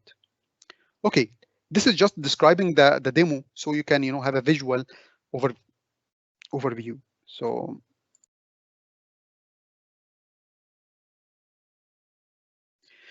I will start by navigating to Azure Devops demo generator. This project is an open source project which created by a third party for Microsoft that create a provision automatic project on Azure Devops. So here I will start choosing the organization I want to create. Here I will choose the template, and here I will just choose Terraform. So as you can see, in order to execute this demo generator Terraform, I need two Azure pipeline extensions. The first is replace token, and the second is Terraform. So just open them on the Azure DevOps Marketplace. This is the replace token. And just install this token on your organization. And here, my Azure DevOps sessions. Now it installed, and install the Terraform extension as well on the same organization, which I will be used. So now I have both of them. So let's repeat this step. As you can see, both of them is green, which means they are. And here, just choose the template and the name. So I will just name here Terraform project and create project. So again, demo generator will just create, work items, dashboard, the source code of Parse Unlimited, the Terraform file, just instead of, this is really very useful if you would like to have, like a very simple application for everything. So, and now it's created. So let's navigate to my Azure DevOps. So as you can see, this is the Azure DevOps. If I refresh, we can see the Terraform project created. So now if I navigate to the repos, so all of that is created using the demo generated, automated creation of all of that. So if I navigate here for the branches, so I have a branch called the Terraform. So, and inside the Terraform directory, I have here the web app. This is a Terraform configuration. And as you can see, it has all the definition of the resources. For example, here, this is the storage account name. So if you remember, I told you that in order to work with Terraform, we need to maintain or store the Terraform state. And since I'm going to use a storage account here, I just define that the storage name account, this will be used for the Terraform. But as you can see, I don't know the storage account name. This is why we use this like a replacement, and this will be replaced in the runtime with the actual value. This is why I installed the replace token. I will show you that later. So here, this is the resource group name, and here is the service plan name, and here, this is the web app service. And this is the replacement token for the storage key. The same here for the storage account name, and here for the app service name. Okay, if I go now for the pipeline, and this is a Terraform CI. So what I'm going to do is just show you here what I have here. So the first step is to restore, again, because this is an ASP.NET application. Also, let me show you here where you can find the application. This is how the application is. And on GitHub, you can go for Microsoft Parse Unlimited to get the source of the application and all the information about this. So as you can see, it's just like a car parts sample web application with database and everything. So here, as you can see, the restore to restore all the package for my application, build to build the application, test to run the unit test, and publish here to package. And the publish artifacts is to store the package and the Terraform file on the Azure Artifacts. Okay, so this is the test I explained to you, just to run the unit test, and this is the publish. And here, of course, I should specify where the file I want to copy. And here's the publish, it will be published, and the name of the directory, which will called drop. This is the name of the directory on Azure Artifacts. Now I will execute the CI. So again, this, as I explained before, it will just restore the NuGet package, start building the application, start run the unit test, everything succeed, and then start packaging the application and get the Terraform file, and then at the end store the package and the Terraform file on Azure Artifacts, so they can be ready to pick up by the Azure CD or continuous deployment pipeline. So here, this is the artifacts. For example, I can access from this link, or I can navigate to Azure Artifacts here. And as you can see, the directory is called the drop. This is on the Azure Artifacts. And we have here the Parse Unlimited web app package, and we have the Terraform with the Terraform configuration. And of course, I can download that if I would like. So now my package and the Terraform is created, packages completed, and stored on the storage. And now the CD can run and pick up this. So let's navigate to the release pipeline. So this is a release pipeline. Here I'm going to edit to show you just what exists that. So as you can see, the first one is just Azure CLI command. And again, I will use that to, here I will just authenticate to my Azure subscription. So I can have permission from my Azure pipeline to execute or provision resources on my Azure subscription.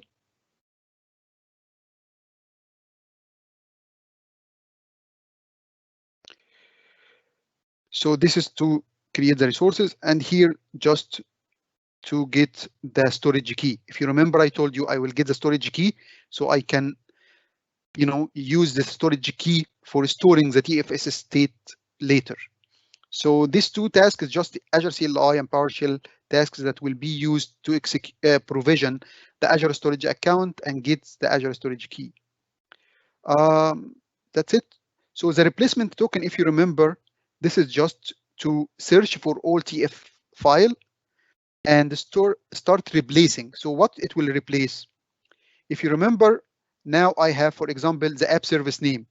So the replacement token will search for all the TF file and search for, all the replacement like app service name, which is started by underscore app service name and at the end underscore as well, and search for this name and replacement with this value.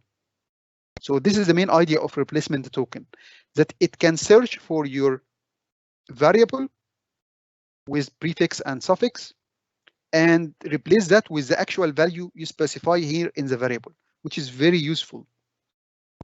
So here's the app service plan. Let me show you or remind you with that. So if we navigate back to Terraform, we have here the web app. So as you can see, here is the storage key, for example. And here, this is the app service plan.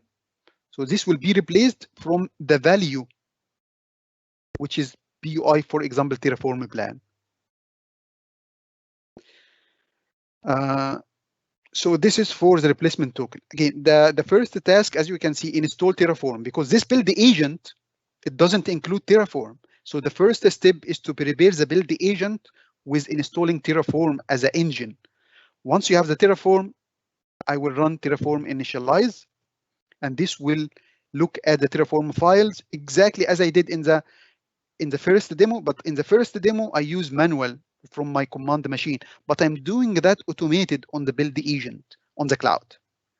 So Terraform initialize, this will initialize the Terraform, which is download the provider plan. This will execute the Terraform configuration file to provide the Terraform plan, and Terraform apply, and as you can see here, I use auto approve parameter, and the auto approve parameter, as you can see here, because if you remember in demo 1, when we execute the Terraform plan, I need to confirm that with yes. So with auto approve switch, it means that I don't need to interrupt that.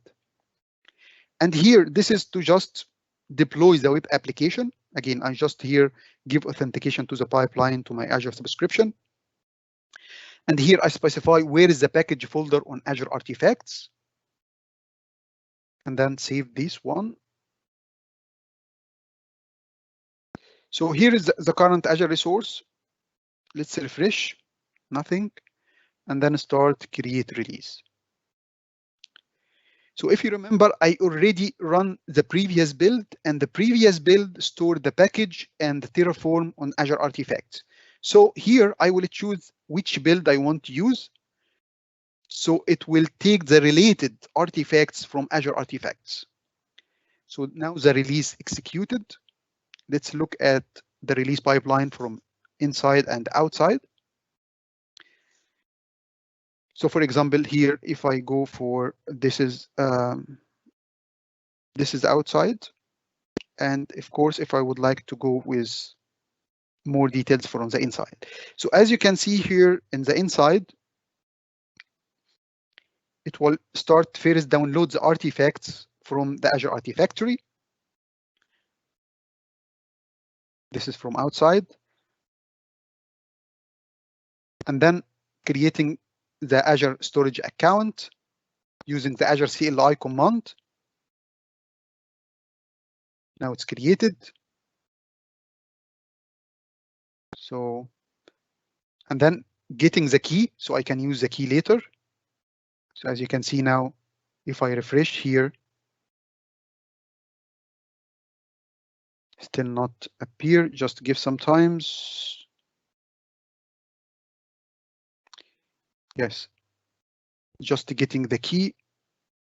Now it's and then installing Terraform. So if I refresh now, so as you can see now, I have the Terraform resource group, and this resource group just holds the Azure storage account that will be used to store the Terraform state. So if I navigate now, I have this storage account. And if I open the container, I have a Terraform container. And inside that, I have a Terraform state.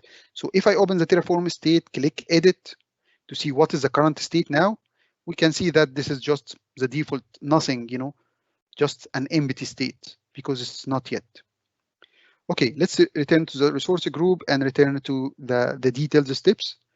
So now, as you can see, the Terraform installed on the build agent, the Terraform initialized the run, the Terraform plan executed, and I have a plan on the build agent now, and Terraform apply now it's executed, which execute all the configuration file in the Terraform configuration. So now it will provision all the environment, which is a resource group, service plan, and service app based on this service plan. And this is the deployment, which takes the package and execute the package. So this is the completed from the outside. So let's navigate to Azure Resources and refresh. So as you can see now, I have this resource group, which is created with the service plan and app service. If I navigate to the app service and I just click browse, so I will browse to the web application, which is deployed on my web app. And if now I go to the Terraform storage account state that I store the state, open the Terraform container and the Terraform container, TF state, click edit, and we can see this is the current state of the actual environment which maintain on a shared resources, which is the Azure storage account. So that's it. That's it. So so any questions?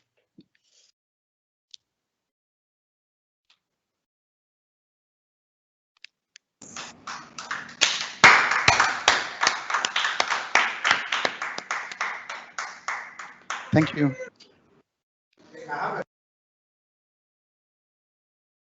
Thank you. Yes, I want to, first of all, let me thank you for a wonderful presentation. My question is related to the state where you keep after running the Terraform, the state.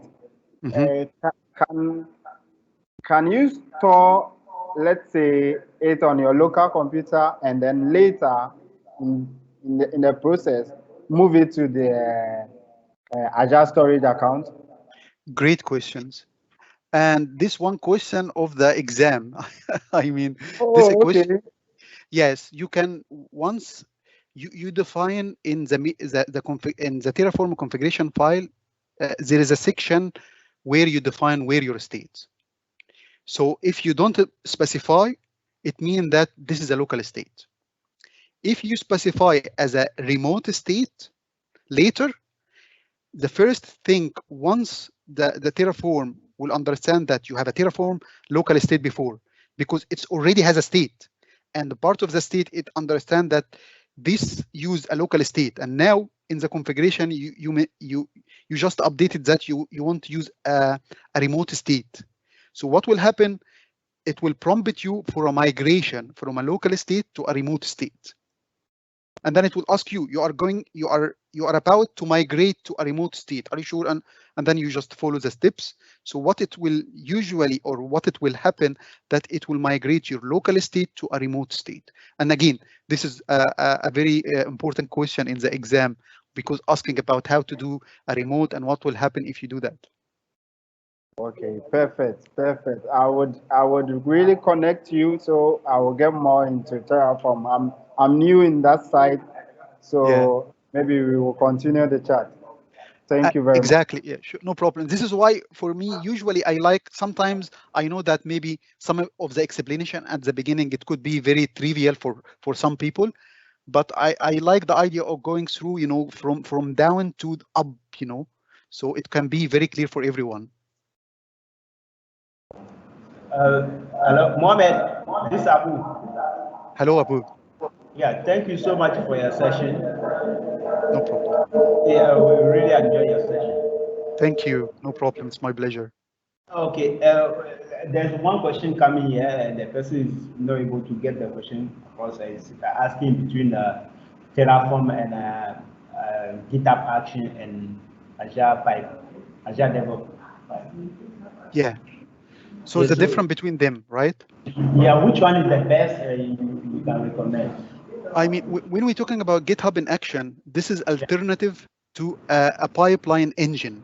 Like, for example, when we're talking about GitHub in Action or Azure Pipeline or Traverse or Circle CI or Jenkins, all of that is just the engine to execute the configuration infrastructure as code or configuration as code, or maybe packaging application or deployment application. So all of that is just the engine to execute.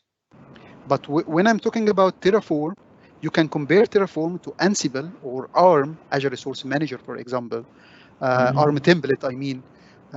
So this is, it's just representing your infrastructure with some text, and you save that under source control. So Terraform, you can compare that with ARM template, you can compare that with Ansible, this is equivalent. There is some other, of course, there are some other technologies, but so don't confuse between the execution pipeline and the infrastructure as code technology. You got my point? Yeah, I got your point. Yeah. So, which one do you recommend? Which is the best among them? Usually the idea of the best is, how to say that. I mean, I have joined many projects, and if you ask for my recommendation, of course I can recommend. I tell you my preferences, okay? But it will be my preferences, not the best. If you understand what I mean. Yeah. Sometimes, how to say that? I mean, we can go for a long debate about the best, and for people. But for me, I do believe that as long as you can do, with the technology and how to say that, use the technology to give you the final result, it's fine. Of course, with every technology, there is advantages and challenges. Yeah. But let me give you a quick overview. What is the big advantage of the Terraform? Okay.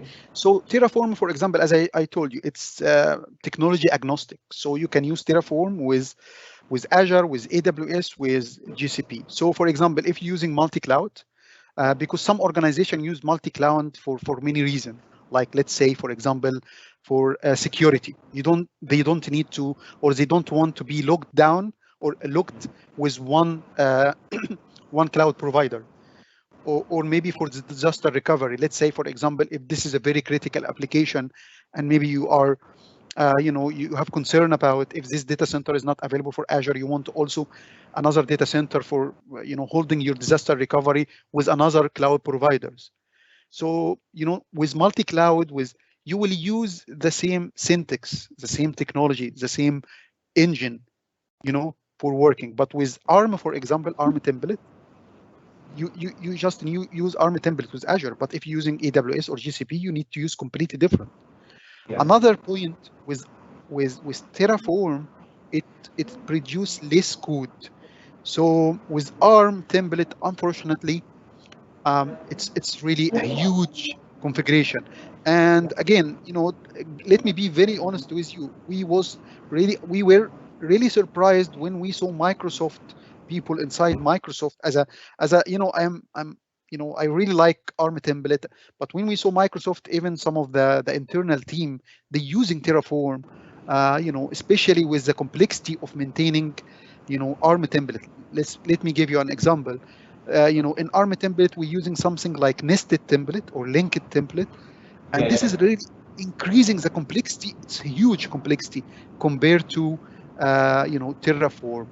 And I worked with several projects that the teams decide to migrate from ARM, to work with Terraform for reducing the complexity that produced by ARM template. Okay. Think of when you are speaking about the complexity about the ARM template. What do you see about B-side? Sorry, what you mean? The Azure B-side project, about the complexity that's going to resolve with the Azure B-side. I'm sorry. Can you repeat the question? Yeah, I'm saying you are talking about the complexity of Azure ARM templates. Yes. And I believe Azure Biceps is going to be coming to resolve that issue. What do you think about that? Azure what? I'm sorry, I didn't. Azure Biceps project. Azure Biceps, yeah. Yes, maybe I didn't. I didn't work with that. I don't have much information about that. About Azure Biceps project. Yeah. But what I can see, as you can see, it's so far the change is too fast and too many. But yeah, this is why when we ask about what is the best and what is the better, I usually don't think there is best or better. There is all the time there is new technology coming. There is some technology solved. I mean, when I talk about the complexity of ARM and, for example, project migrate to Terraform, the reason for that. It was, for example, one of this project is huge. I remember we have thousands of Azure resources, and it was really, it's very become. And the reason was to reduce this. And of course, this was like 2 years ago. So again, when we usually talking about, you start analyzing what's existing in the market now, and so yes, it's continuously development and evolving. Yeah. So we can measure the number, the adoption, the percentage in the market. Terraform is taking the lead. Exactly. I think again that the main reason, because when Microsoft start internally talking about Terraform and how it's effective, this also give us as an MVP, especially if and we start looking more deeply. For me is. Yes, if you want to be like, for example, the cutting edge, like let's say Terraform, just maybe at the beginning, you just go for Terraform. For me, usually, I'm a little bit patient about using the technology, because I want to make sure, again, especially when we're working with the enterprise client here in the UK. For example, when we're working with Terraform, one of the major or the main request for our client in this time is how about it's an open source, so how I can be trust and the enterprise agreement, for example. And I remember I start this time in contact Terraform to have an enterprise agreement between the client and the Terraform, because if you have an issue or you don't want to say, okay, I will wait for them to say it, yes. As with big clients, this really also a huge concern is working with open source, either from security or from the support and maintainability as well. Okay, okay. You said earlier you relocated to UK no long ago, right? I'm in the UK right now. Where originally from? I'm originally from Egypt. Okay, okay, okay. Yeah. You were based there before you went to UK, right? I was in many countries: Sweden, Denmark. Okay. Yes, No, Germany. I thought you were in the continent Africa. I wanted to ask how is the adoption of Azure in Egypt? Actually, I have some friends, of course. Of course, I'm not in the market, but based on my friends, there is some, adoption. I think most of them is for public sector. Not. I mean, of course, not. I mean, the public sector that can use the cloud, but yes, also the small business as well. The small business can very, because with the startups and all entrepreneurs, and they can take the decision very quickly, and so I think also, but I don't have good information about the market in Egypt. Yes, I think the last 10 years I was in Europe, and the last 5 years in the UK, and of course there is huge adoption moving forward. It's like it's like increasing a lot. Yeah. It's true. Gradually, the same thing that is happening in West Africa, particularly in Ghana. We do a lot of SaaS, Office 365, suite more than Azure. But we do Azure AD and those. Gradually, people are moving towards those one too. It's true. And then one attendee is here. Want to ask you a question? Sure. Okay. Please come in, please. Okay. So I want to ask, when it comes to Terraform, how secured is it? Secure from which perspective? From the security perspective. I mean, for example, let me give you how I look at security. For example, you may, for example, not securing the the code for the Terraform, or for example, the plugins, or securing the the execution, or so. I mean, there is a lot of perspective for the security, but just to give you, I'm trying to to try to open more perspective on the security. This is why usually I look at the security as cross-cutting. I mean, security could be exist in the requirements for security criteria. It could be for non-functional requirements. It could be for the build to scan the Terraform configuration to make sure, let's say, for example, security could be that you don't specify secrets in the Terraform. This is also security. And you don't want to, for example, having this secret. So you scan your infrastructure as code to make sure that you don't store your secret inside the Terraform configuration.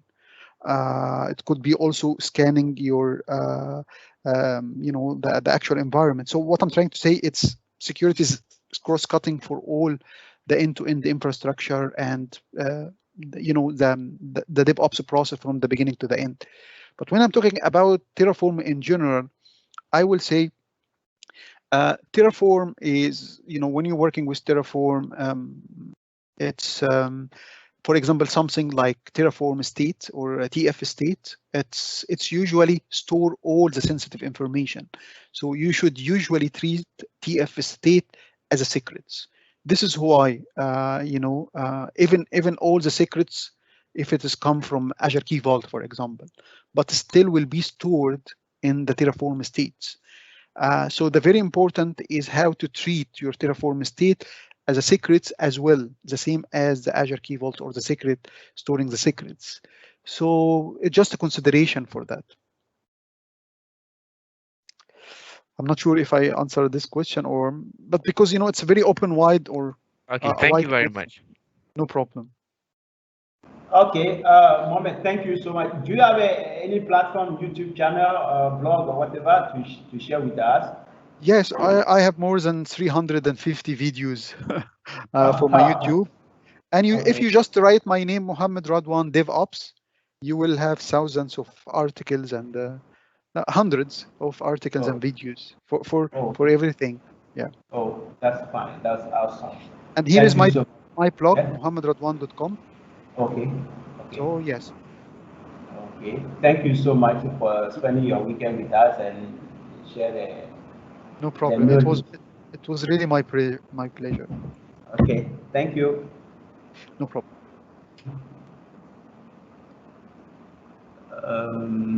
The next speaker is ready. Ronald.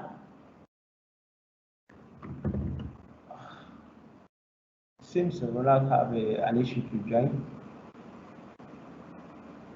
Alistair, are you there? I am. Okay. The next speaker is supposed to be Ronald, but he's having an issue to join. And if he can take over, that will be fine. Yeah, I'll go up next. Let me just switch on my camera before I start. Sharing my screen. Well, it's quite an exciting time. Global Azure Bootcamp 2021. I remember doing a few of these with my partner in crime at the time, Warren DeToy. He's unfortunately gone to work for Microsoft. And I remember when the Azure Bootcamp was launched, I think in 2017, possibly. I can't remember the exact date. Yeah, 2017. Yeah. So it was very exciting. I think this is a DevOps shirt that we launched Azure Devops a few years ago. And it's definitely an exciting time. Thanks to everyone that joined us today. Thanks to... I can admit that you are very, very, very busy, but you made time to be part of Ghana edition. We are so happy for that. Thank you so much. And I'm excited about the speakers that have already gone. Herve, you did a great session on identity management. There's 1 or 2 slides in my deck that talks to that. And Mohamed, always good listening to you, mate. Always good. Terraform Terraform's the new way infrastructure people actually provision infrastructure inside of Azure. There were a few things, Mohamed, and you're going to have to keep me honest here. I think from a security perspective, what Terraform creates is what they control. So if you are wanting to get rid of additional resource groups, it's a thing that you need to have a look at. So practice least privilege.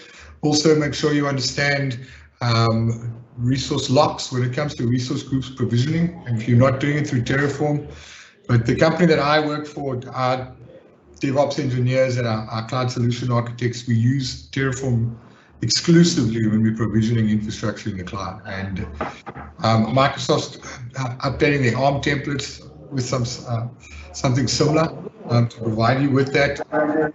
But I encourage all infrastructure people to strongly have a look at what Mohamed blogs about when it comes to Terraform and what he suggested in his session. All right, so let's get the show on the road. Okay, where am I? I'm going to share my screen. And I'm going to hit full screen. All right. Everyone see my screen? Yes, we can. Yes. All right. Well, once again, welcome to Global Azure 2021. Excited to be here. This deck is actually part of the Microsoft Chief Information Security Officer workshop. So you can actually go and download these 5 or 6 decks that make up a CISO workshop. This is deck 3 of I think a 5-deck series, specifically looking to organizations that want to move to the cloud that are interested in cybersecurity. So this is not my slides. Before you think I create amazing slides, this is Microsoft slides, and you have access to the full thing. So if you head over to, and you can also find a video presentation on this if you head over to docs.microsoft.com, but just Google Microsoft CISO workshop, and you should be able to download the collateral that you're going to see today. I've modified this a little bit to add from other slide decks, because I think there's a security posture component that you need to look at, and I'll also take you through traditional conditional access policies and where to configure them in Azure. Just a little bit about me. My name is Alistair Pugin.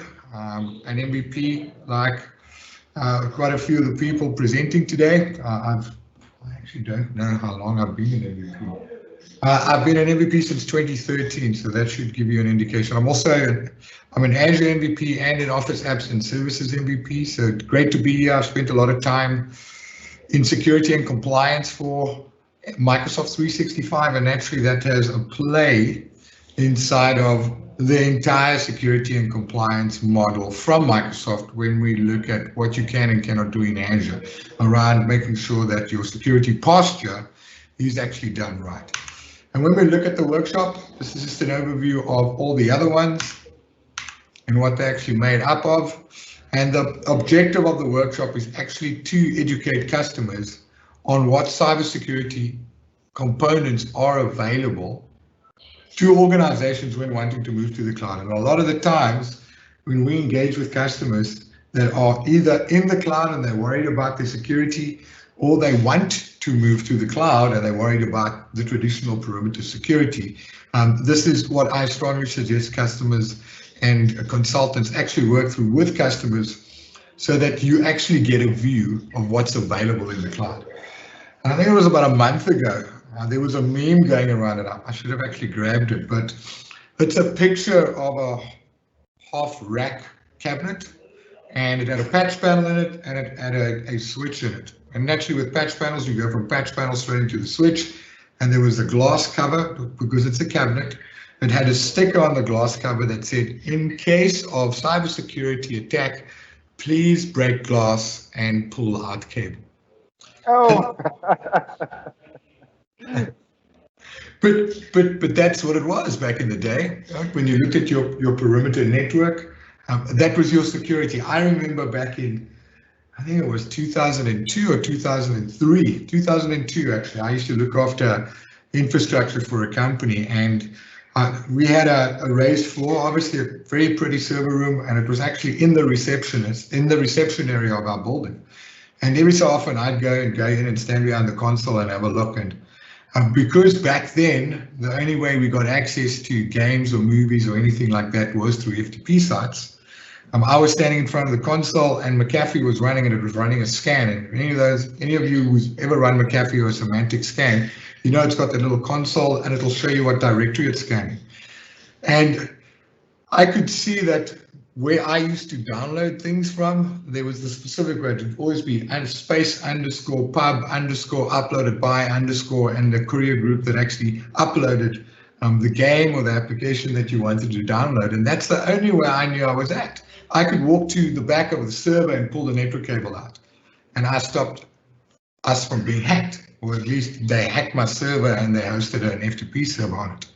But in today's world, your perimeter security, you can't touch it. I've got a customer currently, and we used SensePost to come in to vet an application, an app service with a web application firewall and an application gateway on top of that for vulnerabilities when hosting a WordPress site, something as simple as that. But they spent 3 days going through all the security permutations, and they're generating a report to see how secure we are. Now, if you get hacked, what are you doing, right? I've been hacked. A website, whoisall.com, was one of my sort of static websites, got hacked, right? And what do you do in today's world? You can't go pull the network cable out. You need to make sure that you have specific policies and procedures in place to thwart that, because your perimeter network is that public cloud, be it Microsoft, be it AWS, or be it GCP or Alibaba or one of the other ones, right? So how do you manage your security posture and make sure that nothing's impenetrable, right? So that's the first thing. You need to know that as much as you think you're secure, you're not really. So today, I want to take you through a few things. When we look at the agenda for today, I want to talk about context, how Microsoft has evolved, and what the remediations recommendations are from one of the largest cloud providers in the world, what you can do, what we believe a roadmap is when it comes to account security. And I think Satya said at the last in-person Ignite that passwordless is where he wants the world to be, or where he wants the world to be when it comes to managing access control and authentication and authorization. Also trying to understand what Zero Trust is. For those in the security space, Zero Trust has been around for quite some time.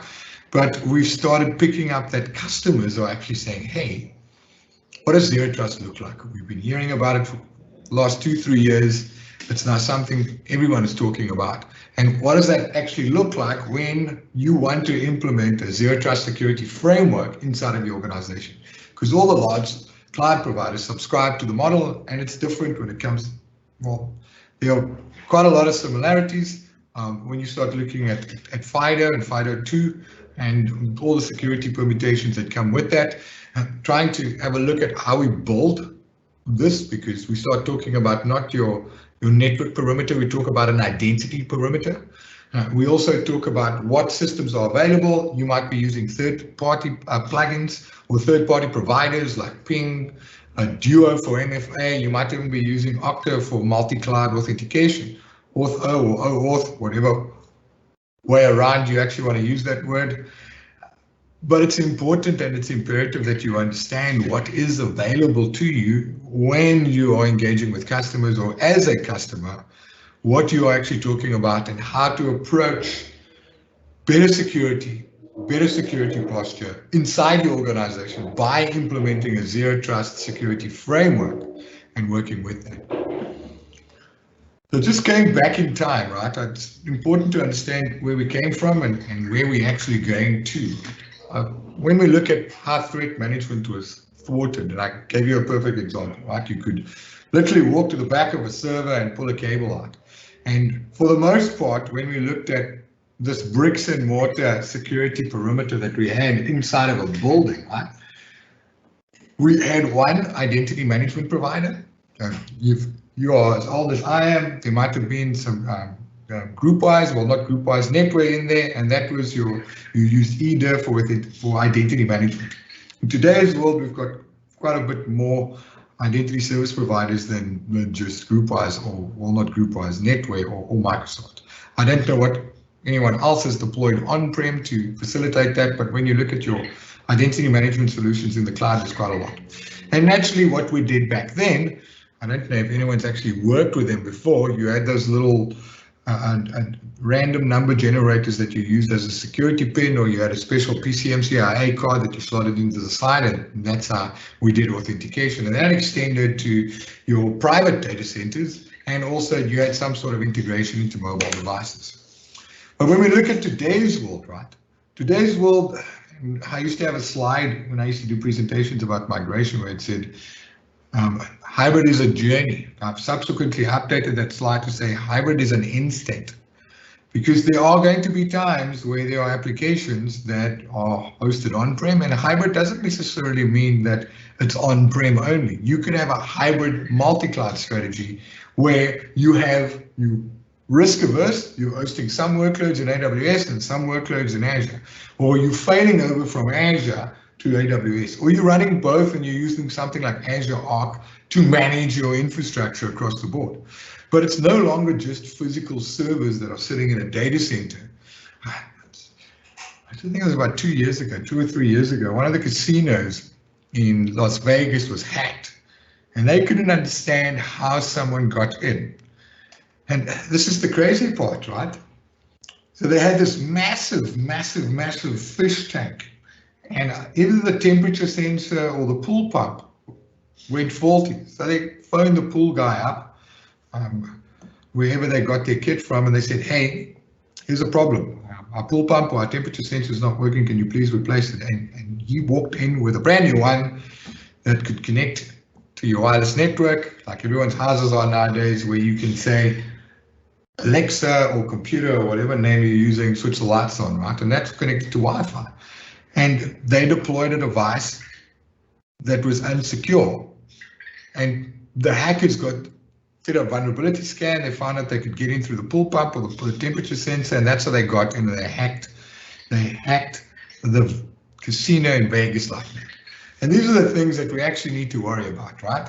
So when we talk about where we started with identity management inside of the organization, we'll talk about spear phishing and a few others, right? I mean, we hate the fact that please change your password, and then you change your password and then it says you can't use the same password, right? Because, you know, it's got to be 8 characters, it's got to be alphanumeric, you can't use, or you can use special characters. And 9 out of 10 times we just cycle through 3 different passwords, 4 different passwords, so we add another digit at the end. And that's a security problem that we have, right? And when we start looking at how people are doing brute force attacks when it comes to being able to, you can't just go with P at $WORD, although it's still pretty secure when it comes to a brute force attack. But a lot of people will type in their birth date, or they'll go 1, 2, 3, 4, 5. And from a brute force attack, we need to worry about that because we don't control the user. As much as we can put in complexity, we still do not control the user. And the premise of Zero Trust helps you understand the user and also understand what the user is doing. But where Microsoft wants to get to, yes, use Azure AD as your primary identity management solution. I'll start looking at conditional access and then also move away from typing in a password to a password-less authentication model using authentication apps. Duo's got one, all the identity management providers. Duo's got an authenticator app. Obviously, Microsoft's got an authenticator app, and that's where Microsoft would like you to be. And I watched a program on Hulu, I think it was about a week ago, and I think in 2019 there was this huge Twitter hack. It was a 17-year-old kid from the US that actually hacked all those accounts. And one of the things that they were talking about is SIM swapping, right? Where you can actually, if your phone gets stolen, you need to go into a mobile phone store and say, hey, give me a new phone, and also give me a new SIM. And what they do is they associate your mobile number with this new SIM, right? Because SIM's got an ID, it's got a number. You've got an IMEI number that's with your device, and then you've got a telephone number, that's your mobile number, that gets now associated with it. So in today's world, we say, well, I want to receive a 5-digit PIN to my mobile number. But if a hacker's got access to your mobile number, they can do a SIM swap. So be very wary, and it's one of the reasons why Microsoft wants to get away from either call me or text me, because you can grab someone's mobile number and stick it on a SIM, right? So be very wary of that. So why are we having a zero trust conversation? Because in today's world, we are no longer just controlling the perimeter network, right? Our devices and applications might be sitting across the globe, right? And what we need to manage is how people get access to this hybrid multi-cloud, multi-application environment that we manage inside of our organization. And when we start talking about identity perimeter, that's really where it comes through, right? So how do we manage identities and how do we control that? Because it's not just about, I've got 27 servers and I'm hosting 100 virtual machines in a rack in a building that I control. It's no longer about that. You know, we need to start monitoring what is actually happening globally, because our users could be sitting in another country. Look at me, I'm delivering a session from South Africa to everyone in Ghana, right? That's what I'm doing, or Accra. I can't remember exactly where you are. Geographically, I suck. Even my girlfriend says, please put the details into Google Maps so that we know where we're going. Otherwise, I drive in the opposite direction. But the new security perimeter and the new security that we need to manage inside of an organization, especially when moving to cloud, it's overly complex. The connectivity, edge devices, IoT devices, users logging on from multiple devices, be it their mobile phone, be it an iPad or an Android device, be it their desktop computers, or be it a computer at a kiosk, at an internet cafe, and they want to access the perimeter network, or the network, our network. So it's really about being able to work through that. I mean, a lot of people, in today's Rona times with COVID, everyone's working from home. A lot of times, you're working from a device that's not connected to your physical network. So how do we mitigate the risk around that? Because attackers have moved away from trying to get into a server, and they've gone to trying to get into you, not your server or the application. Here's another perfect example, and it's an easy one, right? A lot of us, we've all been exposed to credential theft through some form of phishing attack, right? Where, I'll give you an example. My boss's secretary, probably about 4 months ago, got an email from a daughter's school with an attachment, and the attachment was just spoofing an Office 365 login page. So what they do is they say, please log in to verify. You jump in, it's obviously not portal.office.com or office.com, and you log in and you put in your username and your password and nothing happens. So eventually you close the page, but they've got your credentials and boom, they jump in and they impersonate you and they're in, right? So be very wary of what is happening from an attack vector perspective and what attackers are using or doing out there in order to get you. Now, Zero Trust is not old, well, it's not new. It started off in 2004, and in 2014, we started to talk about assumed breach, right? So assume that you've been breached. If you lead with that, and that's the underpinnings of a Zero Trust security framework, is that always in the back of your mind, assume that someone's gotten in already and build your environment based on that concept, right? So identity is the new security, not platform, right? And it rolls into how we work with environments, both in Azure and also on-prem. And if you take that approach, assume that you've been breached and identity is the new security, you'll be much better off. A couple of challenges that people are looking at, and like I said earlier on, attackers don't care about your network. They'll get past that, right? And that's the important part, right? So password breaches and credential theft, that's really where it's at. It's on the rise. We see it every day. I think there's a slide that talks to this somewhere in this deck. Also, things that we don't have control over is physical devices, right? Devices and services are expanding beyond our traditional network control, right? And passwords are not enough. Single-factor authentication, wrong. Do not allow that unless you actually have context. And when I talk about context, if someone's in your building and they log in with their notebook with their username and password, you don't necessarily need, because you've got perimeter control there. And then lastly, being able to look at how identities are being used outside of your network, right? Because you have assets that are not necessarily connected to the perimeter that you're working with, right? It's beyond the reach of your firewalls. And how do you mitigate risk? Because it's all about mitigating risk.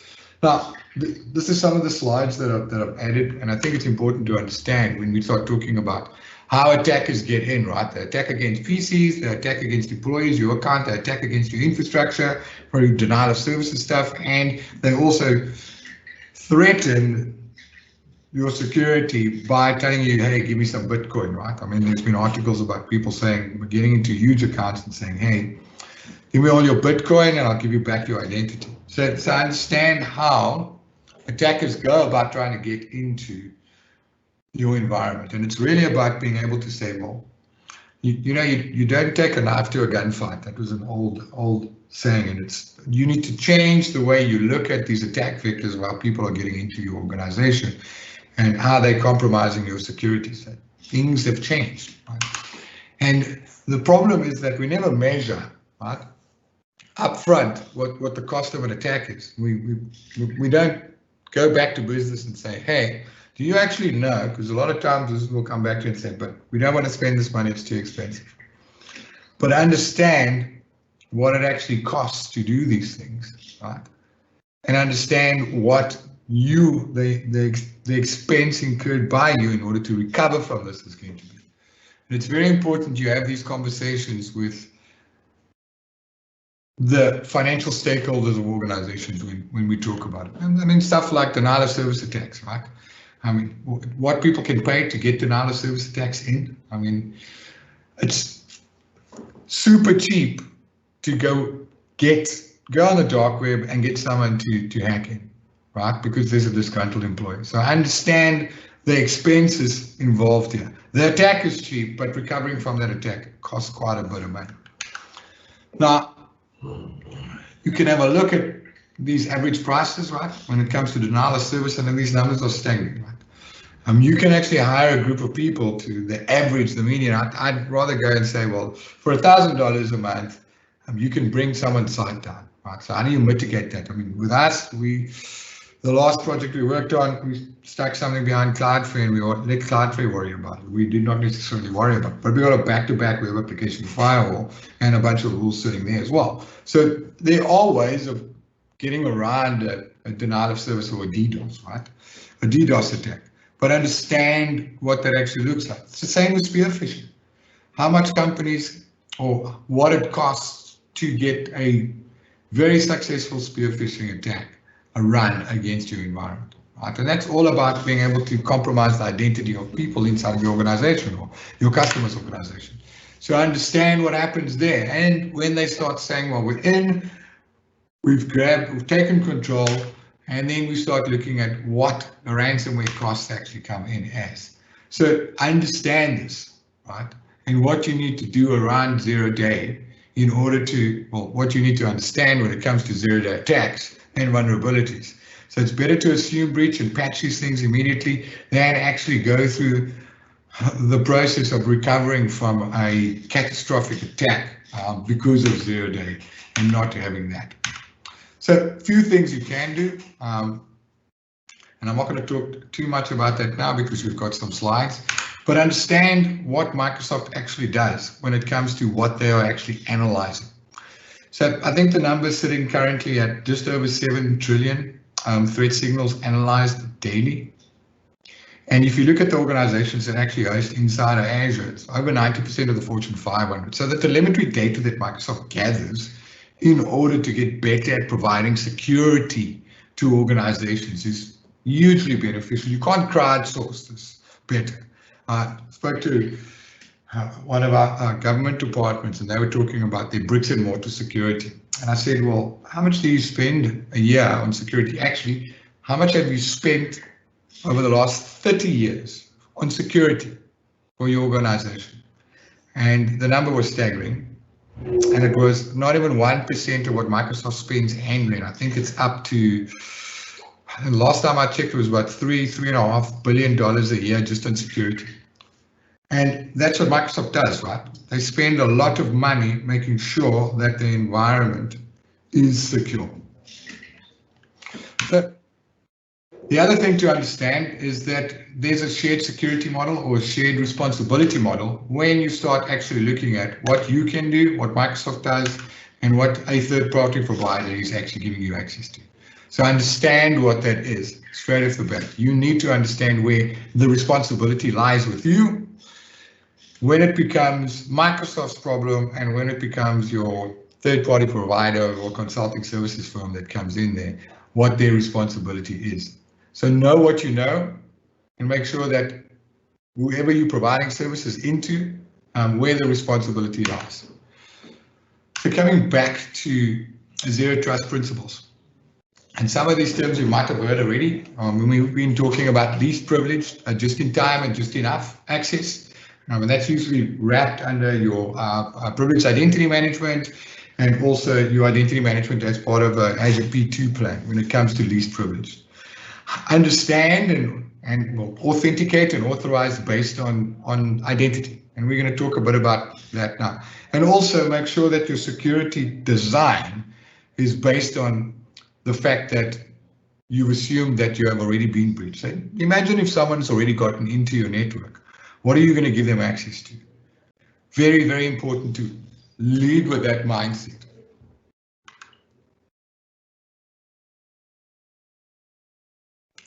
So what is zero trust? Three things really: signal, decision, and enforcement. And when we start talking about conditional access, I'll show you a little bit about that. The first thing you want to do is make a decision based on certain factors. For the in-tune people on the call, you know what a managed device is, how to enroll a device, making sure the device is compliant. So what is the signal? Simple example. If I was sitting on my spouse's iPad at a coffee shop because we're traveling because A, COVID is no longer a thing, and B, we want to get out of the country because we haven't been on a holiday in 2 years. And I want to access a dashboard, a Power BI dashboard, or there's an application running inside of a server that I need access to. But I'm sitting at a coffee shop at a holiday resort in the Maldives.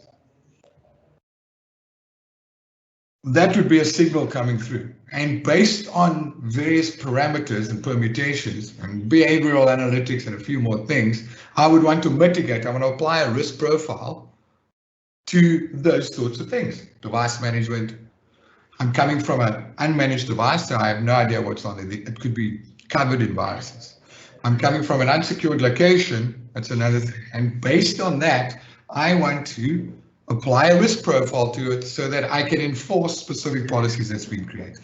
And it doesn't matter what the application usage is, I can apply a policy based on the decision I've made, based on where that request is coming from, and from what device and who the user is. And I can do a few things outside of that. I can either give them full access if I believe that they are secure, or I can completely block access when it comes to that.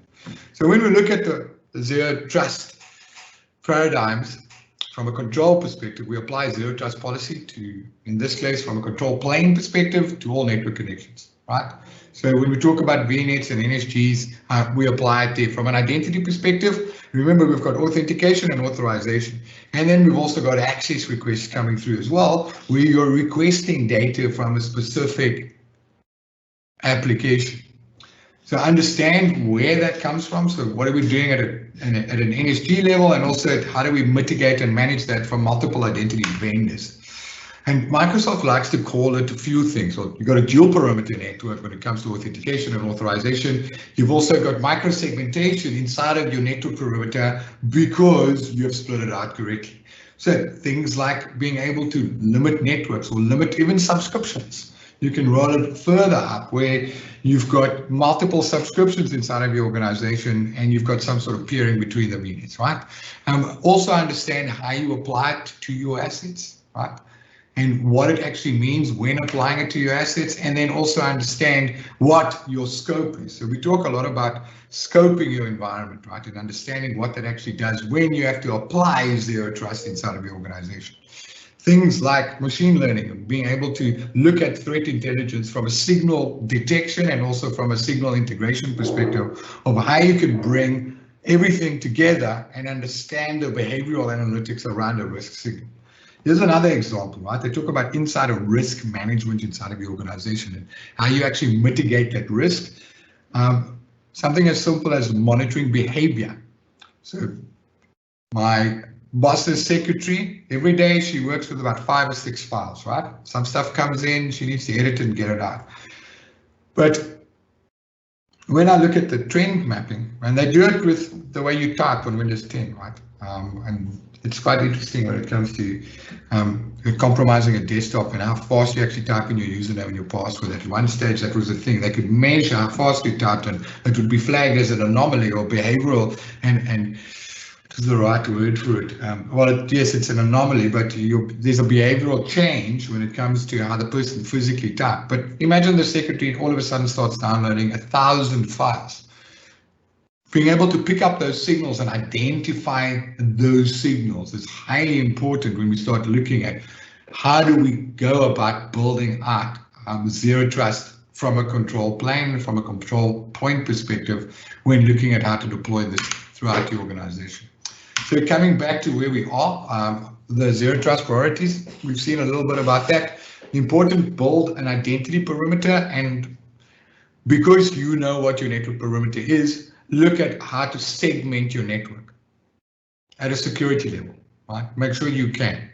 But for me, the biggest thing when we have these conversations with customers is to understand what identity is and actually almost, what's the right word? I keep on forgetting the word, but abstract your identity layer or your identity perimeter from your network and your access control perimeter to make sure that it's two separate things. So if your identity perimeter is compromised, it doesn't necessarily mean that people can get into the rest of your infrastructure.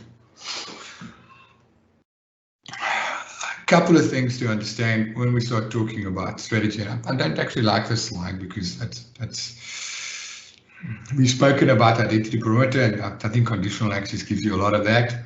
For Security Operations Center, if you do have a SOC, it's important to understand what your SOC does, because we need to somehow not only manage the endpoint, but understand the endpoint from an identity perspective. So know what that endpoint is or what endpoint types you're allowed in, and make sure that you are managing your identities that way.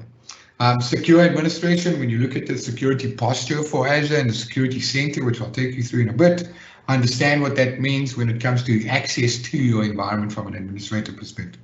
Because everyone in Azure, you usually just hand out global admin indiscriminately. You give someone contributor rights, and they have the option to delete. And you don't necessarily want to be in that world. So from an identity and a zero trust model, the approach is really to understand user risk. It's the first thing, right? User is the first thing because it's the user using the device. And as much as this is split into user risk and device risk, it's always first the user. I mean, they could come in on any device.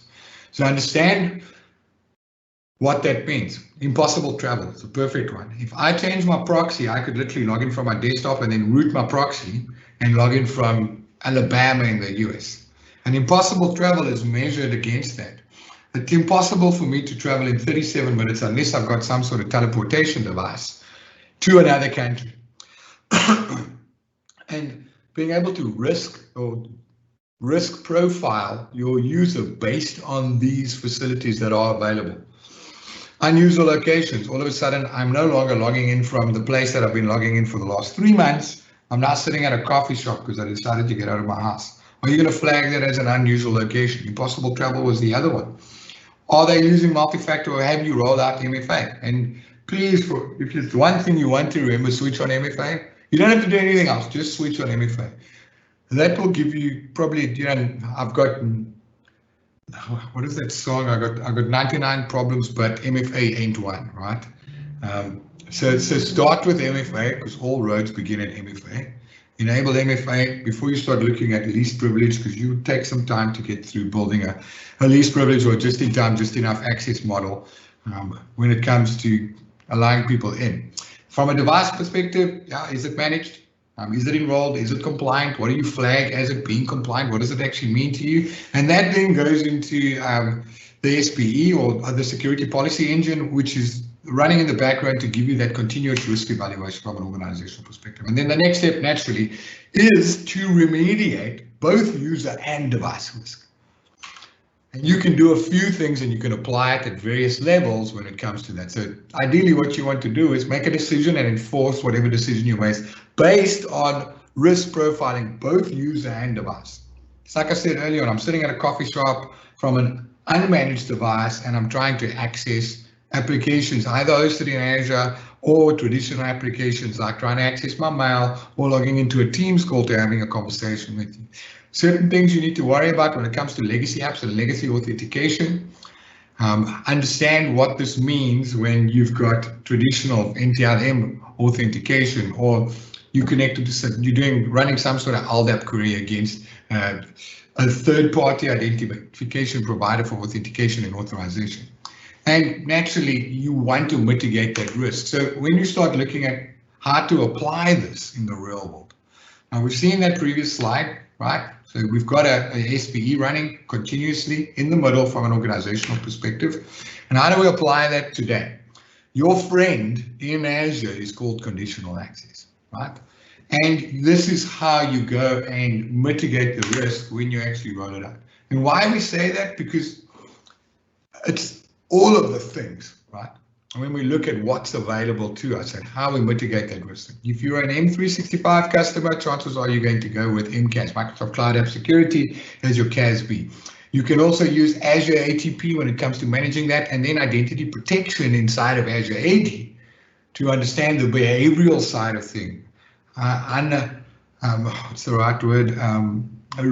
Risky sign-ins, right? I mean, you get flags coming through to say this looks like a risky sign-in. We're monitoring, but we're not doing anything around it. Also enforcing stuff like Azure or MFA in general. I mean, you can use Duo for MFA, and if you've got a compatible device, you can actually use Windows Hello for Business, which is biometric scanning, right? It's a facial recognition for multi-factor authentication, or also using Microsoft Authenticator app on your phone and then using your finger as a biometric scan for these sorts of things. Yeah. Any questions so far?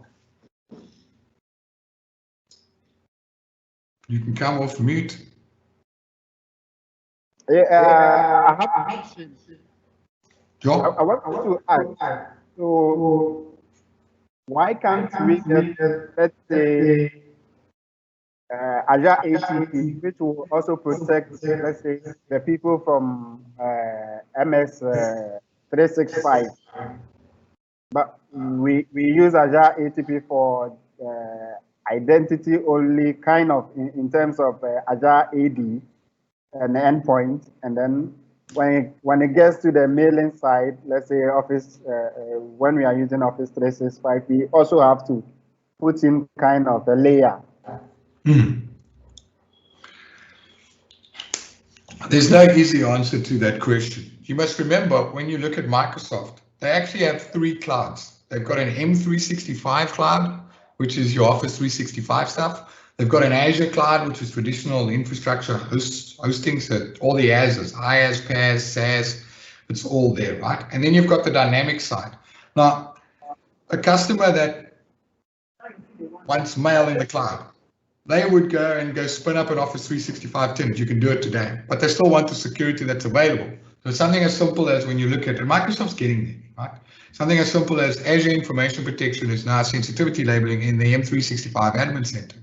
And there is being feature parity being built between the two, where I can do unified labels. Although, what is the date today? 17th. As of the beginning of the month, Azure Information Protection has actually been pulled in lieu of the sensitivity labels inside of the security center in the M365, one of the M365 admin centers. And I agree with you completely.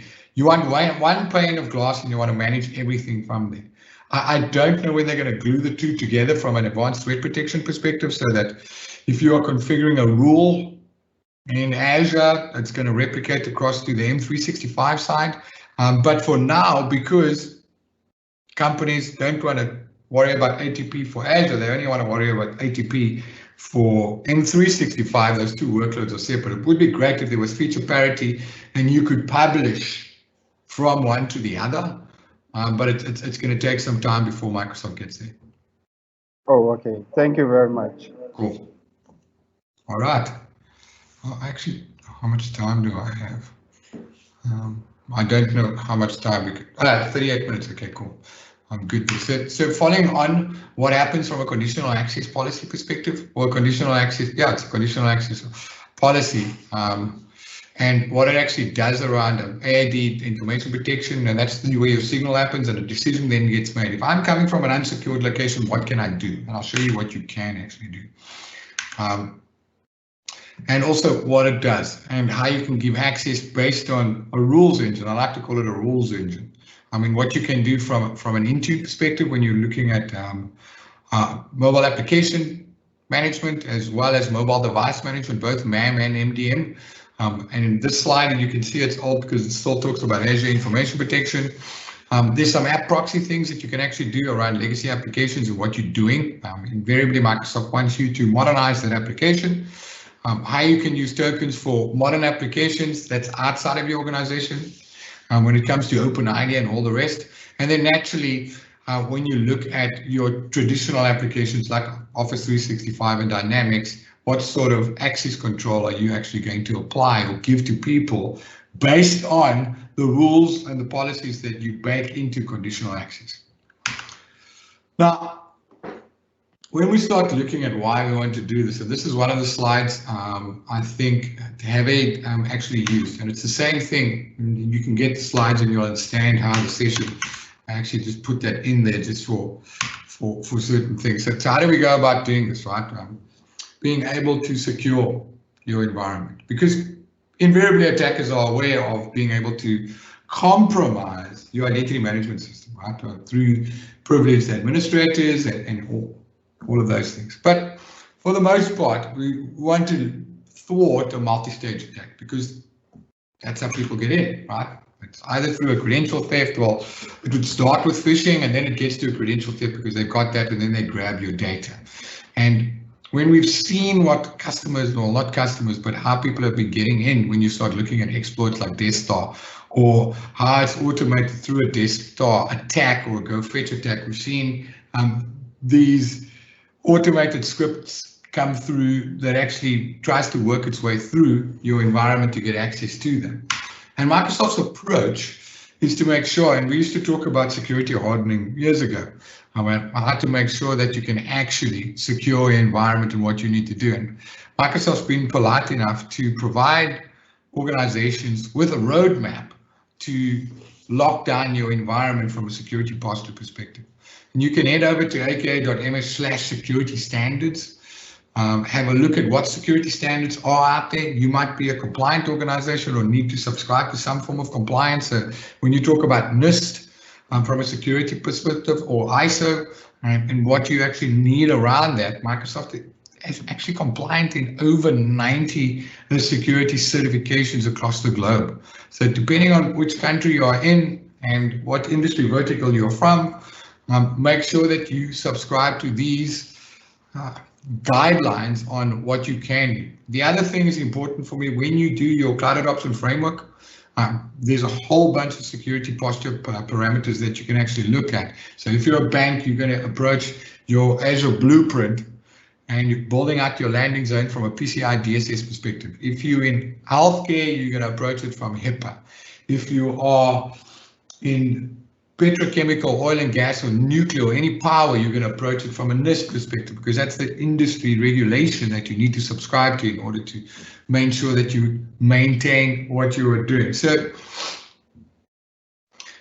when hackers try to get in, it's two approaches. One, because they want to float around there aimlessly for a bit before they're collecting data, or B, they want to get in, grab the data and leave. So make sure that you are able to harden your environment to make sure that you can thwart once someone is in, because the principle and the understanding behind zero trust is always to assume breach. So if someone's in, what do you need to do, right?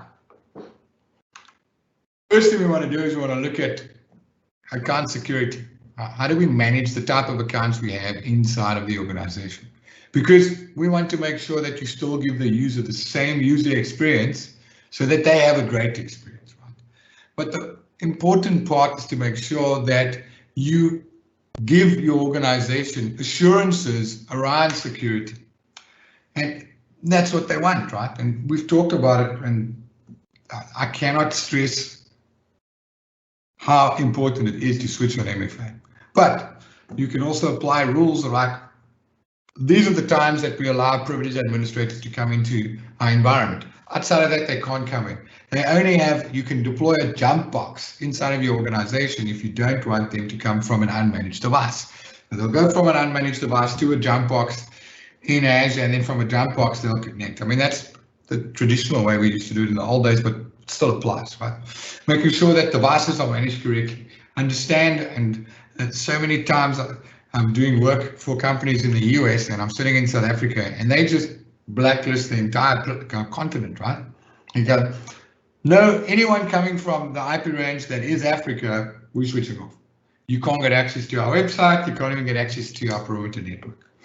So understand what location-based services are when you work through that, and also understand that with browsers like Chrome, you can save passwords, which you don't want to do. And that's some risk that you're going to have to mitigate with the user management inside of your organization.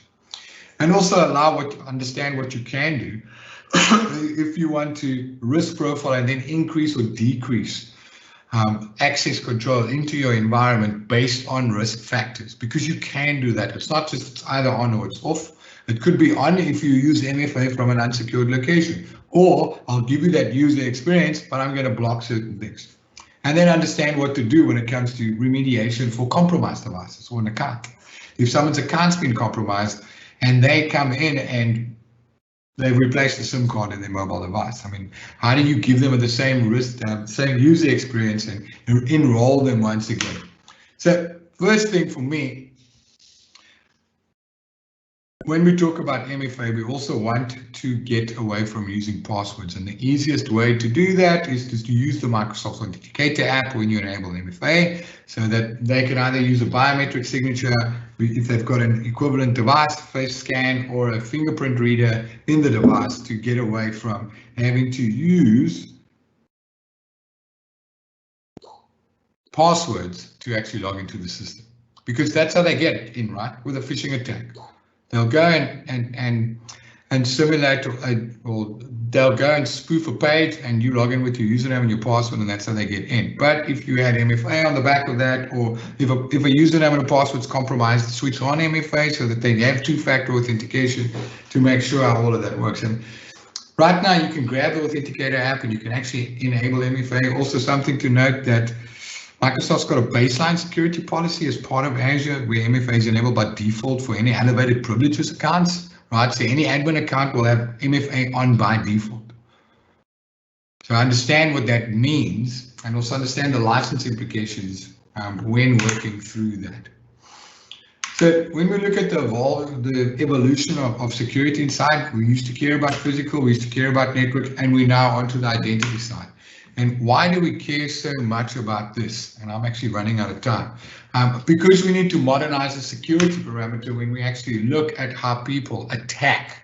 And the traditional classic attacks are fine, but when you start looking at when your data is actually no longer inside of that network perimeter, how do you go about doing that? Now, I'm actually going to skip because we're running out of time and I want to get through the last couple of slides. And this one is the one that I want to look at. So when you look at a control plane perspective and how you manage control inside of your organization and what you have, yes, you've got a firewall and your source destination is based on an IP and a port, right? So block or do not block, deny all or don't deny, right? Allow. And this is pretty much what we used to do from a perimeter perspective. So understanding the user, the role of the user, do they belong to a group, what device they're coming from, what is the config for that location and the last time they signed it, right? Moving from that, we then do an assessment on the device. So is the device compliant? What is the client application running on top of the device? When last did that device connect to the network? And based on that, we perform a conditional access risk assessment on the user and the device in order to define or decide if they're high, medium, or low. And based on that, we can apply specific actions. Allow restricted, block, force remediation, or require MFA. And here's a perfect example of how that actually works. So I've got a user, it's a sales rep, and the group that they belong to is London users, so they've got a few permission policies applied to that. The device that they're coming from is a Windows device. There's a proxy involved in that, and the location that they're coming in from is the UK, and the last signing was 5 hours ago. Now, chances are it's a low risk, right? But we don't know what device or where they are actually coming from, not necessarily the location, but we have to worry about certain things. And by applying a conditional access policy based on those rules, we start worrying about things. So yes, they're coming from a client and the browser's fine, but from a device perspective, the health of the device is compromised. The config is anonymous because it's been spoofed, and from that device, because you have to worry about user risk and device risk, an impossible travel policy was, well, depends on where in Asia they are, but an impossible travel anomaly was picked up because the last thing was 5 hours ago and the location is supposed to be London, but it's actually Asia. So what do you do in this case? You're blocking access and you're forcing threat remediation where MFA is going to be required. You're going to need to change your password, right? And this is all automated in the back end. You don't have to ever touch it again because you actually have a conditional access policy running that governs these things, right? Love this thing that says your password doesn't matter, right? Because you can have a look at what password spray and any other modern attack patterns that get deployed inside of your organization. So I think someone else used the slides as well when it comes to identity and access management use cases. So extending your security or identity perimeter into B2B as well as B2C. So how you can extend MFA to a customer trying to log into your Azure AD as a B2B user. And what's nice about B2B and B2C is that you can apply the same policies to external users and external identity providers. So if I'm trying to log in with my Gmail account or any other identity provider that's actually supported by Microsoft, I can actually do that. And the same goes for Azure Active Directory when it comes to B2B, B2C. So AAD, important to understand that and how that works. And you can apply the same stuff now and give them the same user experience as internal users are to your external users. What I mean by external users, I'm actually referring to your customers. So if you've got customers that need to have access to your environment, you can use the same conditional access policies or the same security posture policies that you want to implement, not only for your internal Azure AD users, but your Azure B2B and B2C users as well. And they don't have to live inside of your, in the old days, we used to call it, and your organization, your OU. They can exist outside of that with their own credentials that they log on, where you don't have to know what their password is, not that it matters. So final thoughts from our perspective. 3 things: signal decision enforcement. Understand what is available to you, and there are various tiers. I think we did cover something, there was a discussion around licenses. So what do you get with a free Azure AD, and also what's an O365 Azure AD and what you get with that, and then also what's a P1 and a P2 plan when it comes to identity management, privileged identity management, and all the just in time and the just enough access that you want to enable across your organization, and also understand the impact of Azure B2B and B2C when you're wanting to roll this and extend your zero trust security or implement a zero trust security framework for not only your users internally, but for people accessing your infrastructure or your network. Switch on MFA.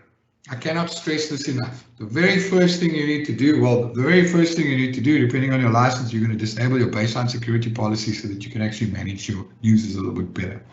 Because in order to use identity management features that's not pre-baked into Azure, in order to use conditional access policies, you need to switch off the security defaults that's enabled when your tenant is created. Switch on MFA.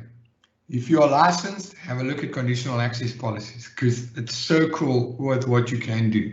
You've got the full capabilities of managing user risk, where they're coming from, what the device is, how many times have they logged in the last hour, how many times in the last 24 hours have they actually reset their password, are they using MFA, is Authenticator running on their device? And all of those permutations can be baked into a rule set that says, I don't want to block access. I'm going to create a conditional access app control policy that says, if the user is coming from Teams in the browser and not Teams on his desktop, the Teams desktop client, I'm still going to let him view a document, but I'm going to stop him from downloading it. Or I want to access Azure File Syncs file shares, but I'm doing it from a third party, from an unmanaged device. So what I'm going to do is I'm going to allow you to access that, but I'm going to apply an information management policy or an information rights management policy to the document so that you can't attach that document as an email or print it. So you don't have to block the entire access. Right? You can actually limit and restrict the type of access that they have. But assume that you'll always need to lead with that. Assume that you've been breached. MFA plus conditional access will solve a lot of your problems. Any questions? Because I'm pretty done.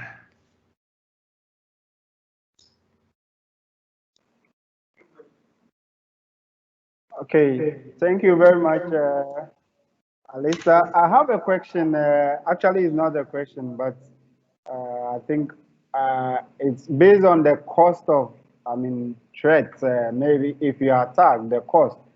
See, normally when we explain these to our managers, and they kind of, because we've not been attacked, they kind of don't get the real value of you getting in these security measures and stuff. And because it comes as an additional cost, sometimes we need to really demonstrate the reason why we are getting this protection, this layer of protection for the organization. So I would want you to, if there is a site or a place where we can make reference to them that this is what will cost you should you be attacked by this threat, and this is the cost value like you shared in your slide. I really like that part of that slide, which will help us explain or justify these security layers that we recommend.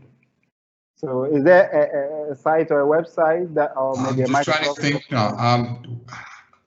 I actually did a webinar about 4 weeks ago where they actually did, let me find out, ping me on Twitter at Alistair Pugin and remind me, and there is a site that will actually it works through permutations of what it costs to be secure, what it costs when there's a hack, and what it costs when they pull your site down. All right. Thank you very much. It's quite a cool stat to have a look at. But Microsoft's also got that stat, and I'll share the slide deck with everyone. Or just Google Microsoft CISO workshop, and you'll be able to download all the slides. And there's statistics in there about the cost of getting someone to hack you. I think they worked on just under $1,000 for phishing attacks as well as denial of service attacks. If you get onto the dark web or you just Google, I want to hire someone to attack, chances are you'll find someone that will actually go out there and perform some sort of DDoS or deploy a portal they'll spoof a portal and compromise your user security and identity inside your organization, because that's what it really is. And then it's really about, well, not only what's the cost of the leak, but also what is the cost after the fact to close that leak. You know, it's like insurance, right? Medical insurance.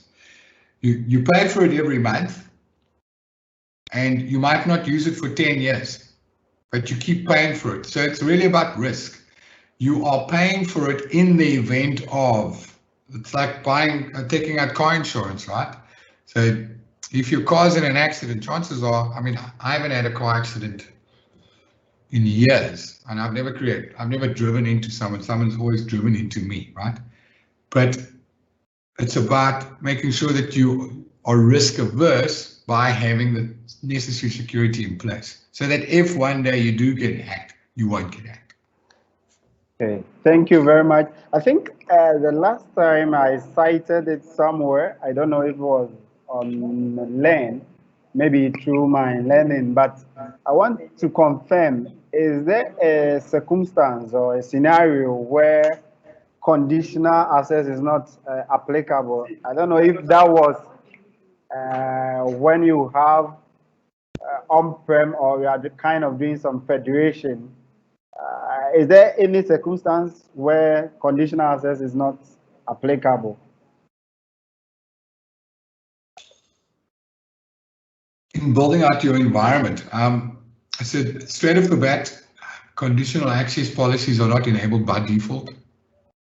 You've got a baseline security policy or security baselines that's enabled in Azure. You don't need conditional access to enable MFA. So you can actually run MFA without conditional access, and then it's either all on or it's all off, right? Or you can put it on and off based on the users, right? So you can switch it on for a specific amount of users. I think if you head to https://aka.ms/MFA setup, there's some nice guides around that, or just Google MFA, Microsoft MFA. There's quite a good guide on how to do all of these things. But for me, when you can't use conditional access policies, when does it not apply? So what you need to do, it's exactly like a firewall policy: deny all and open some, right? So generally what you start off with is block everything and then open. Okay. So if you are enabling conditional access, start with a block all. Make sure that you also create a conditional access policy for your admins and make them exempt from it, because there have been stories where you lock yourself out. Oh, okay. So actually, the first thing you do, create a conditional access policy for your administrators or just the global admin account. And if there's a catastrophic security problem, you can still get in with at least one account. And then you can start blocking all. But that exempt policy that says don't block, or when you create a block all conditional access policy, what you're going to do is, actually, let me have a look quickly. You are going to restrict or exclude specific users from a block all policy. So you can include users, and then you want to exclude the admin group if you've got an admin group, where your admins are excluded from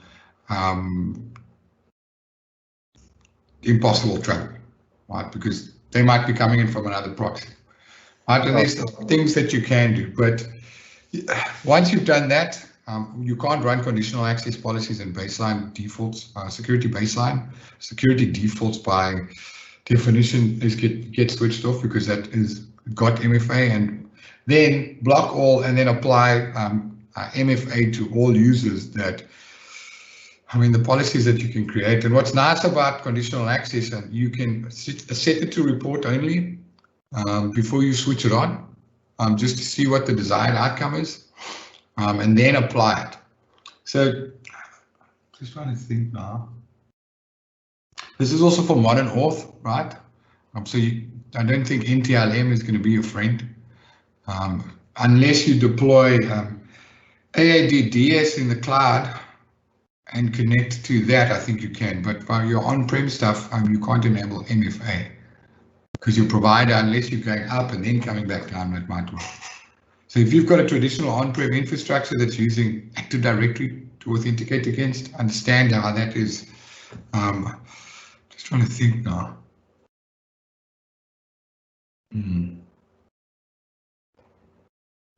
From an extensibility perspective, yeah.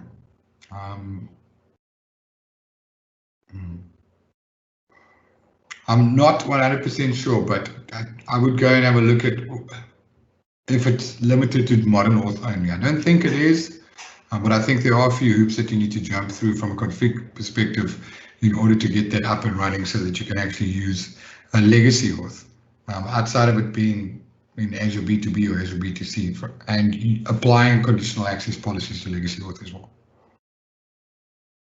Thank you very much. Pleasure. Hi, Alistair. Yes. Please, can those security measures be applied for on-prem too? I don't know off the top of my head. That was what I was saying to Ernest now. I'm not sure if it's got to do with your authentication type for on-prem. So if you subscribe to modern auth, NTLM is not modern. And typically, and also from a Kerberos perspective, Kerberos is very different when you start extending this to. So what you want to do is you want to apply a conditional access policy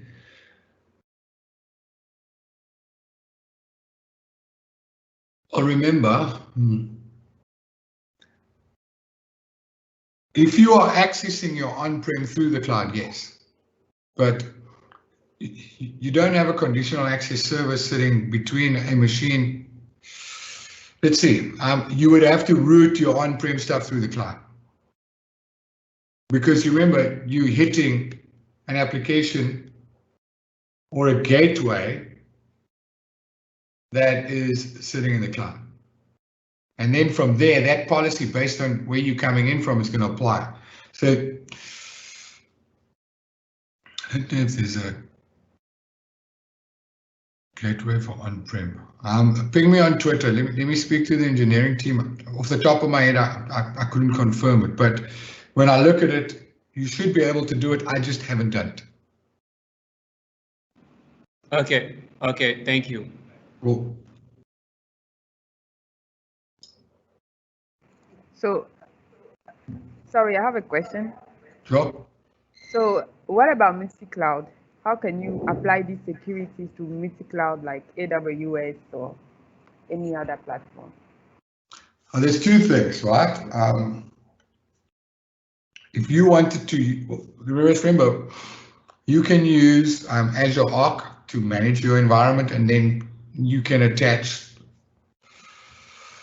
Yeah, there's two things. One, it depends on your identity management. So your identity provider would have to be Azure because, well, it doesn't have to be. You can synchronize identities from, say, Ping into Azure, but you still need your master identity because it's based on that user, right? User and device. In this case, it's a user.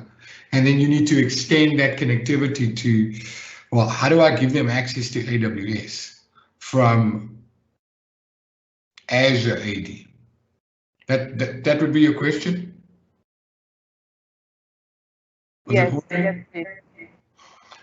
You can extend that through the connectors from a federated identity perspective. You would have to federate your identity. And once your identity federation is in place, you can then use Azure AD to authenticate and authorize your environment or the user against an environment. Also, what you can do, you can do back-to-back, right? So in AWS, in this case, from a multi-cloud provider, I would then go and say, because I've got multi-cloud, and Microsoft might not like me for this, but then I would go and say, I'd go with PIM for identity management, and I'd go with Duo for MFA and security. Wow, okay, thank you. That's right.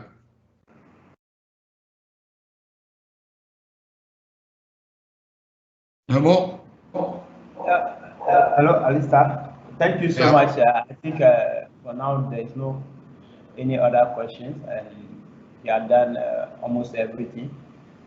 And I can see security, Azure security. We can't stop talking about it today. It's on and on. We'll definitely follow up if anything comes up, and if you have any platform to share with us where people can refer. Awesome. All right, people. Well, thank you very much for your time and spending time with not just me, but everyone else on Global Azure Day. And if you have any questions, reach out to Abou and the team, or ping me directly on Twitter, and I'll chat to everyone soon. Ciao. Okay, thank you. Thank you. Thank you. Thank you. Hello, Diane? Can Diane hear me? Dorothy? Okay. Can you present? Are you able yourself to present? Unless your colleagues are not able. Yeah, they don't have access to that particular feature. So we have a challenge there. Okay. So what we will do is that if you are done with your presentation, we'll go on break and we'll resolve the issue before coming back. Sorry, can you say that again? Yeah, I'm saying you can. How long it will take your presentation? Oh no, mine is more or less of a talk, not too much of a presentation or a slide that I have to share. So that will be between Dorothy and myself. Okay, is Dorothy able to join? She should be online. Dorothy, can you hear us? Yes, I can hear you, but I am not presenting. I'm just talking. She should be contributing. So there'll be no need for presentation on my side. Oh, okay, okay. Right. So, okay. I think you can go ahead now. Okay. Thank you so much, Abou. So today we wanted to add a little twist to your session. Myself and the entire Microsoft team are very excited to be joining the session today. There are a number of things that we would like to touch on. We would be having Bernard Joshua joining us as well. They'll touch on the Ghana partner ecosystem and career growth as well. Honestly speaking, when I said I was going to touch on D&I, I realized that the topic in itself is broad. And if we have to go deeper, we might actually need a full day to tackle various aspects of it. But really, today inside Microsoft, diversity and inclusion is the big thing being talked about, right? Some people question what D&I is and why it's so important. My response will always be, everyone deserves a chance in life to live their dreams, regardless of their gender, regardless of their background, their age, education, and so on and so forth. But I really wanted to pick on women as a subject matter here because I am one. I don't know about you, but I grew up believing that certain type of jobs are not pursued by women. Women cannot be leaders in certain fields. Women cannot take up technical roles. Women are born to support and not lead. It's always about women cannot, right? And for so long, it has been so difficult for some women to get out of their shell, because even right from birth, we are taught what women need to focus on. So switching that mindset at a later age becomes a challenge. But the thing really is, today, if you're applying for any kind of job in a corporate space, having basic IT knowledge is a key requirement. And it's not limited to a specific gender. It's actually very interesting also, because I was never a risk taker, but I've learned to take risk from time to time. Working in Microsoft for 4 years, you think that I graduated with a computer science degree, but I didn't. The first risk that I actually took was switching to a completely different field. After university, I realized I was really, really drawn to technology. So I followed that path.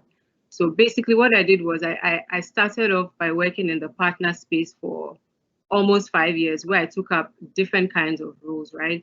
And I also got certified in areas that I wanted to focus on. But I had 2 women in Microsoft that I admired so much. These women were fantastic leaders.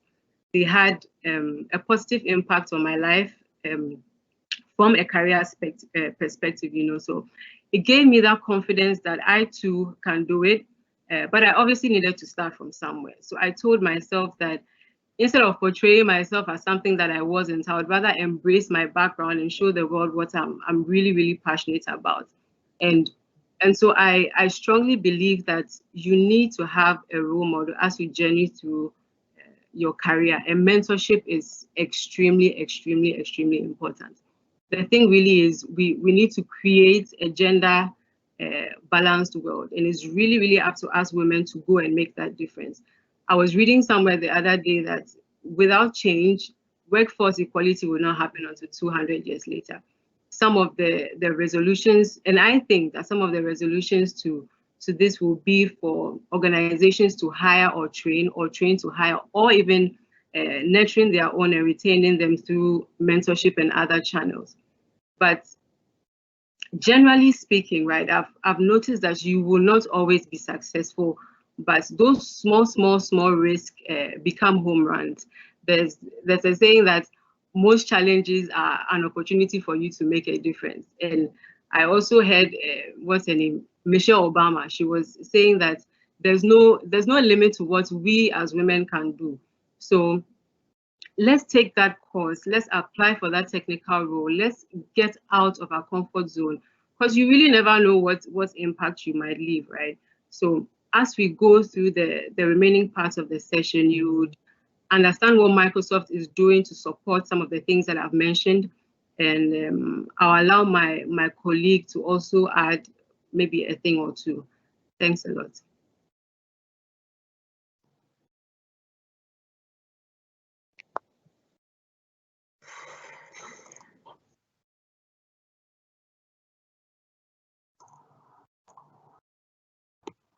So Dorothy, over to you.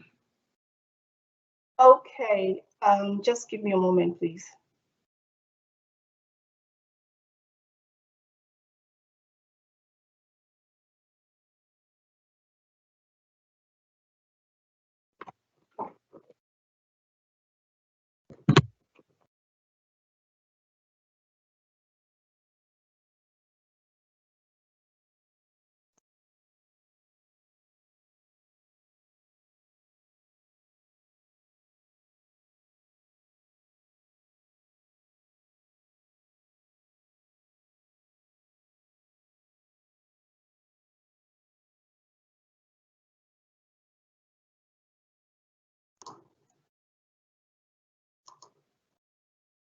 Hello, can you all hear me? Yes, louding. Okay, all right, really sorry. So my name is Dorothy. I'm the office manager for Microsoft Ghana, and I've been with the company for about 5 years. So my role basically is to provide administrative support needed by employees, aside from facilities and vendor management responsibilities that I also perform. So I'm happy to join you guys and then speak shortly about my Microsoft experience with regards to diversity and inclusion. So growing up, I always fancied people who read news on TV because I wanted to be a newscaster. And I was a chatterbox of my family. So everybody knew that Dorothy wanted to be a journalist. So after high school, I went on to pursue a Bachelor of Arts in Communication Studies and specialized in journalism. However, after I had interned as a journalist and completed my 4-year degree study, I wanted to do something different from journalism. I didn't want to pursue it anymore. And then when I was almost through with my national service, I got to a point where I became insecure because I didn't know where to move to. I didn't know what kind of career I wanted to move to, and especially because national service was not a guaranteed employment. And then I saw a Microsoft ad looking for people to fill certain roles. I mean, at first I didn't want to believe it because I had no idea that Microsoft existed in Ghana or even knew anybody that was affiliated to Microsoft. But my curiosity got me to look a bit closer. And then I read the job description and I said to myself, well, I guess my transferable skills, I mean, my soft skills can perform the job that was being advertised. So I applied for it. I got screened, and by God's grace, I got into Microsoft. And it has been an exciting journey because over the years, I've learned about how the Microsoft business operates, working with technical teams and other teams within Microsoft. And I mean, it's actually opened my eyes and to even know where I want to go from here.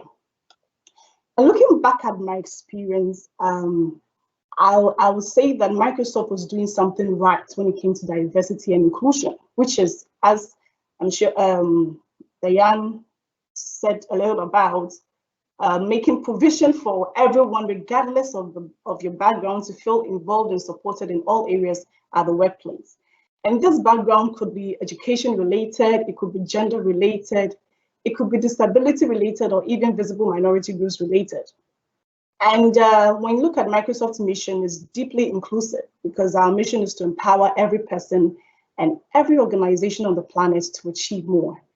And one major pillar of inclusion that Microsoft thrives on is creating opportunities for people with different backgrounds or educational backgrounds, which is evident from my experience. Because, for example, when you go to the Microsoft career site, you will find job opportunities for different disciplines ranging from marketing, human resources, government affairs, corporate affairs, and even corporate social responsibility. So for me, what I'll say is that for, let's say, we, the partners who are trying to build our businesses, let's try to create an inclusive environment for people with technical and non-technical skills to help promote our business. I mean, that's one thing that Microsoft is doing to grow their business, and that's one of the things that has made it Microsoft as we all know it. And for we individuals who are also looking for opportunities, when you come across an opportunity that you think your soft skills can help you perform the role, why not go for it? You never know. So I like to end with a quote by IBM's Vice President for Intellectual Property, Claudia Bryan-Woody. She said, inclusivity means not just we are allowed to be there, but we are valued. And I've always said smart teams will do amazing things, but truly diverse teams will do impossible things. So thank you all for listening to me. And my colleague, Princess, will give us insight into programs that Microsoft has for businesses and individuals, something that we could, your businesses could benefit from. So thank you all for listening to me, and I'll hand over to Princess. Abou, I think Princess doesn't have access to the event.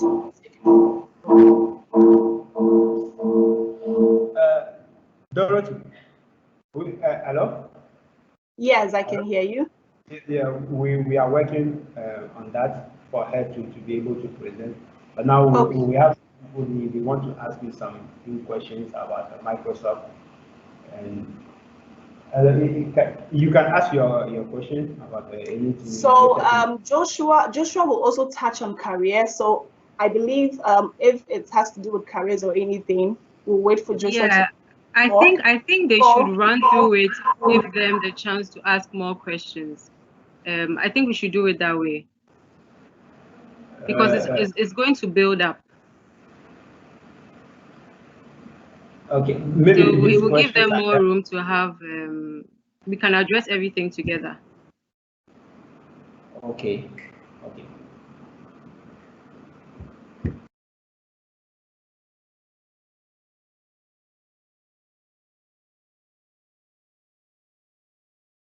I don't see Joshua on the call, but he said he's joined. Yeah, they are having issues. They can't speak, but they can only attend. I think that's the challenge. So can we just invite them here? Like, is this possible? Let me try. I can't see. You see, send a message there, in the chat. I've sent a request to.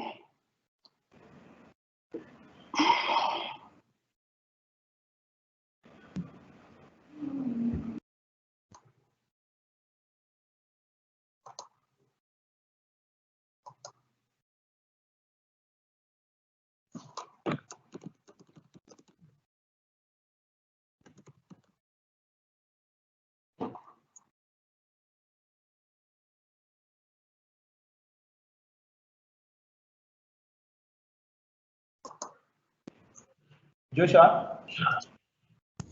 Yeah, hi. I'm in now. Okay, can you present now? Okay, I will not actually be presenting. So okay. Can we allow Princess to join and present? She has something to share, building on what Dorothy and I have said. Okay. Okay.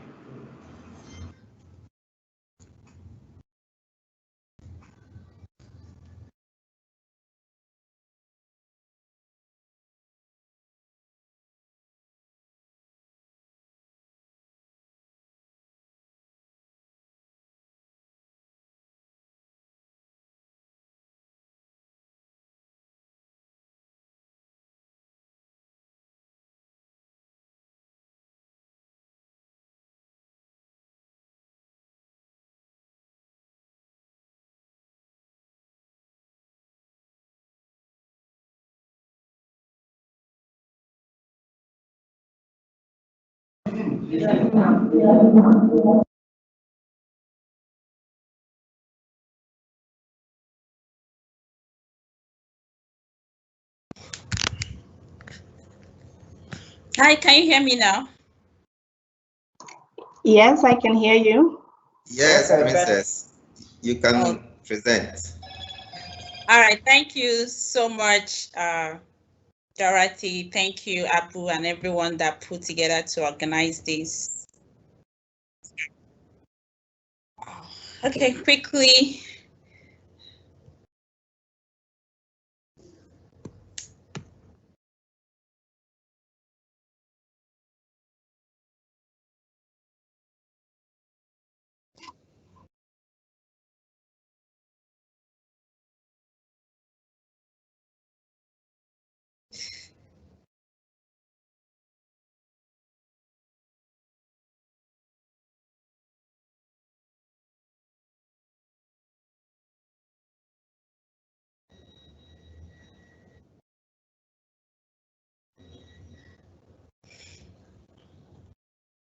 Hello, can you hear me? It seems that my voice is echoing. Once I finish, it now repeated itself and starts another.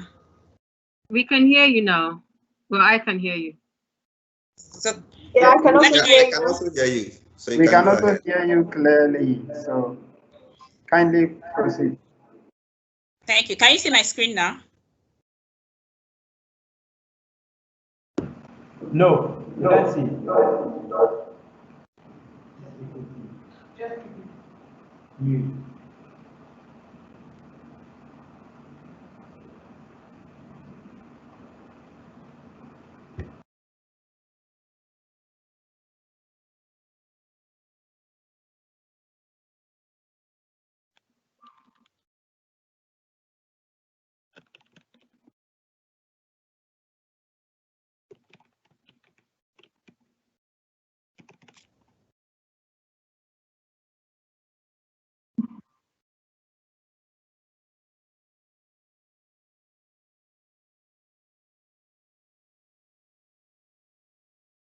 I think it's okay. We can see your screen. Okay, you can see my screen now? Yes, now. Yeah, thank you so much. Today I'm going to talk on opportunity for women in tech by Microsoft Cli program. And sorry, I can't show my video. I think it's affecting the voice. Once I finish, I hear my voice echoing twice. I know that, yes, due to technical issues. Okay, so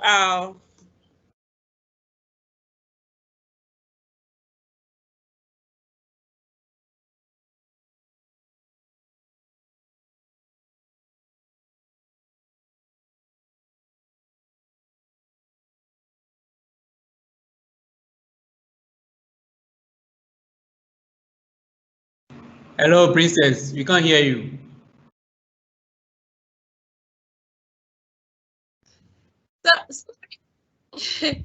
the stuff is echoing twice. So once I finish, there is a kind of, I find myself, I see it repeating everything I've said. I don't know whether it's from your side or from my side.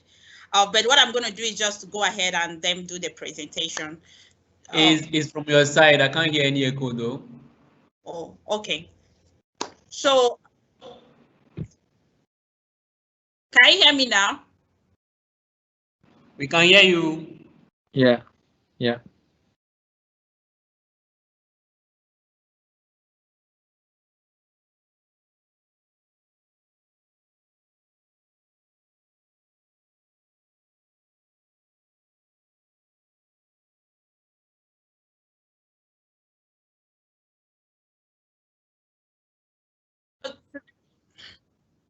Today's agenda, I'm going to talk.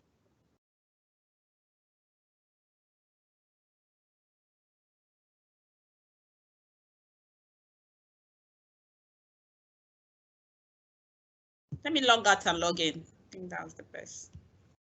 I want to suggest something, okay? So is it possible for maybe Abou to present for you? Maybe that is also affecting it, and then you can just join in and then speak on it. Maybe that would help with the internet issue. Abou, what do you think?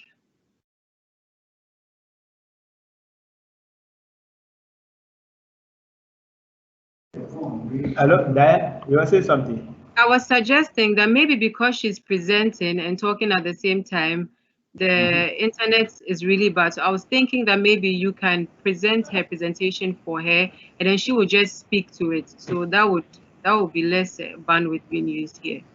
Okay. Can we go on break for 10 minutes and return back? Okay. That's fine. That's fine. Let's do that.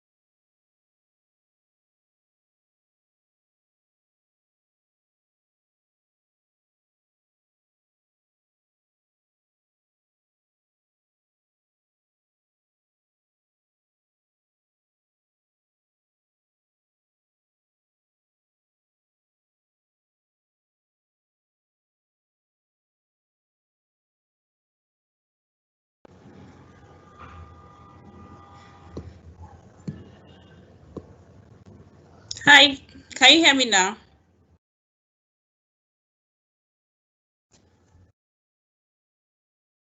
We can hear you, but I think we've gone on a 5 minutes break.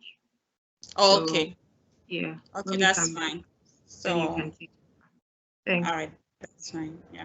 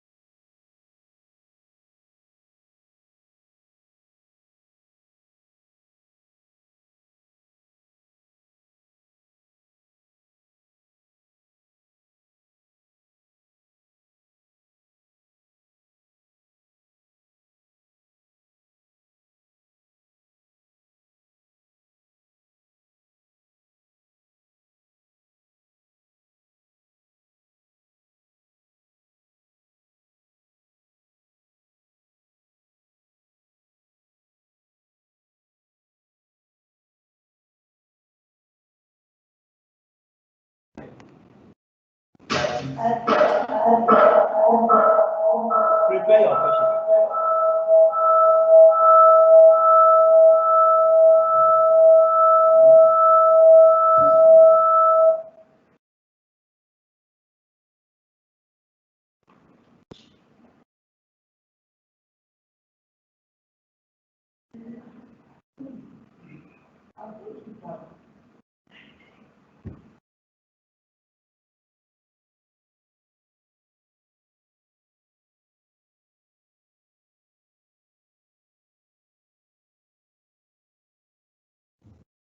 Hi, Princess. Okay, yep, great.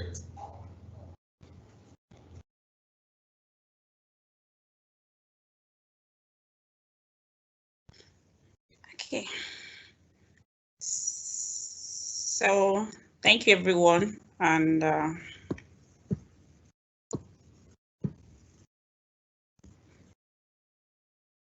so today we are going to talk on opportunity for women in tech by Microsoft Leap, and for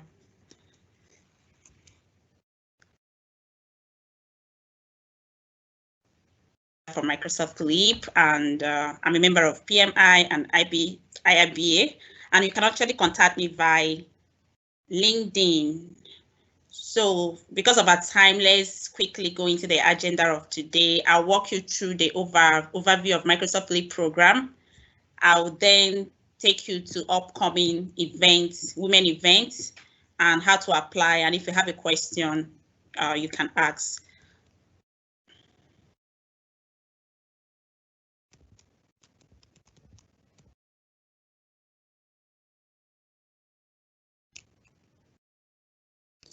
So let me confirm. Dorothy, can you hear me? Yes, I can hear you. All right, thank you so much.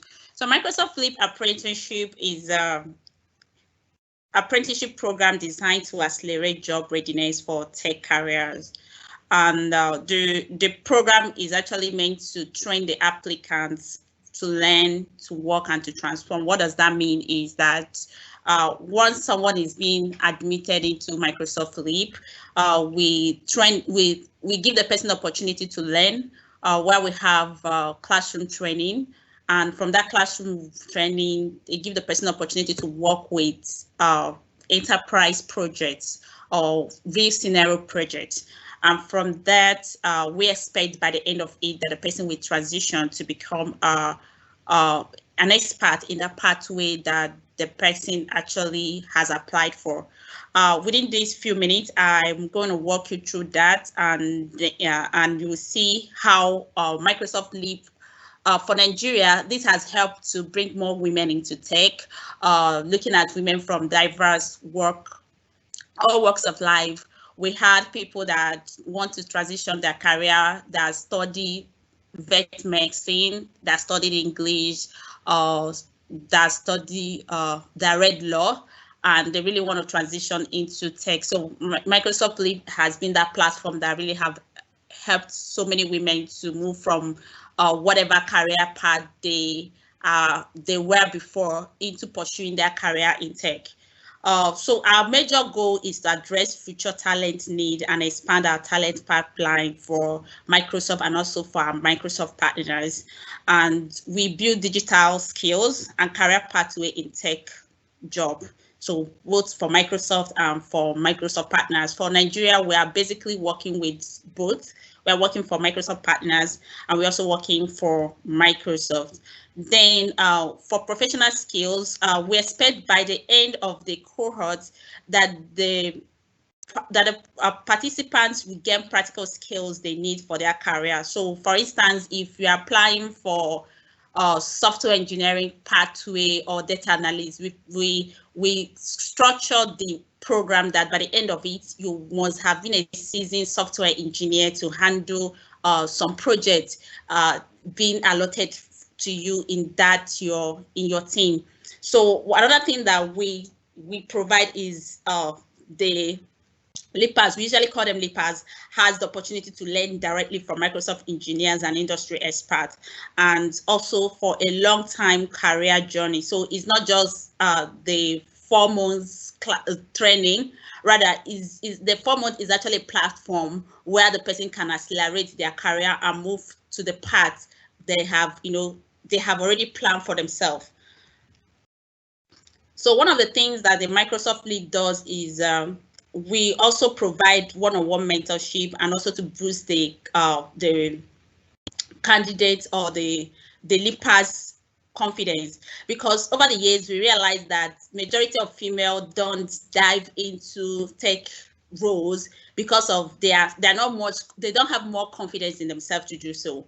And this is the platform that they've been trained and they're prepared to to take up challenges and to handle projects on their own. So that actually, because of the several activities they go through during this program, that actually give them that opportunity to boost their confidence and also to handle a lot of projects once they join their team. Another thing that Microsoft Leap does is to provide a community opportunity for you to learn with other leapers during your cohort time, and also to have connected networking with other Microsofts and other industry experts. So I will now walk you through what it takes to get into Microsoft Leap. Sometimes people wonder, what does it take? What the process looks like?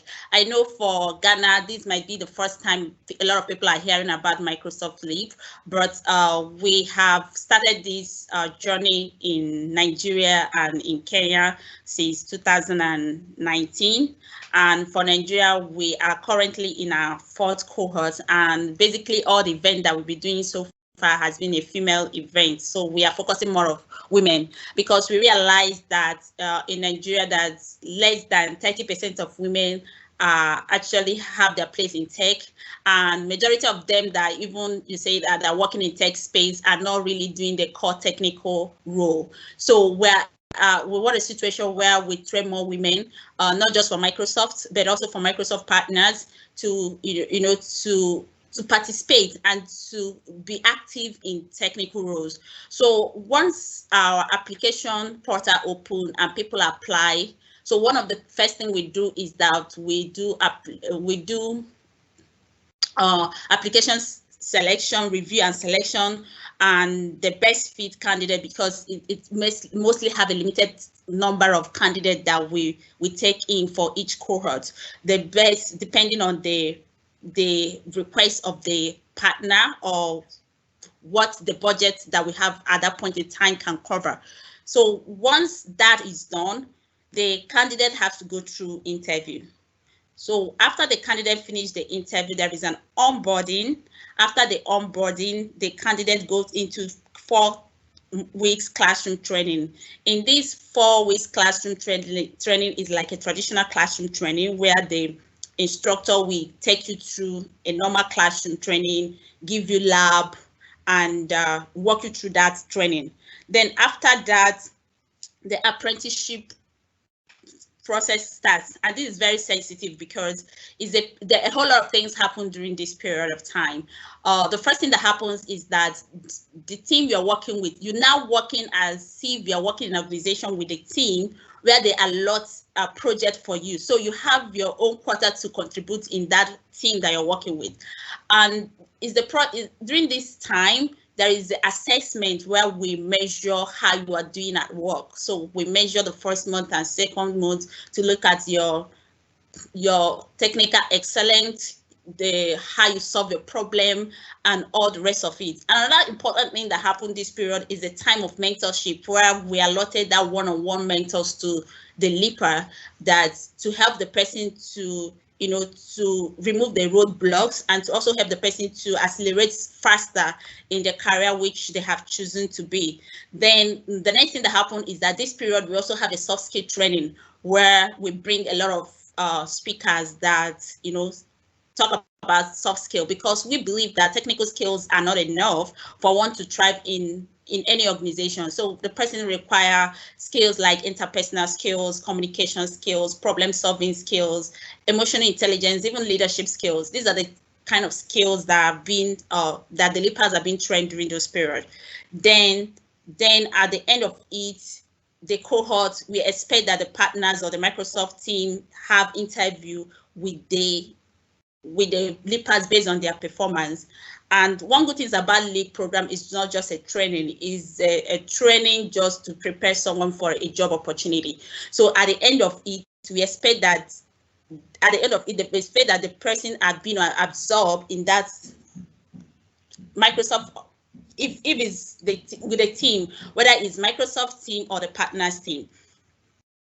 Then what is the ideal candidate that we look for?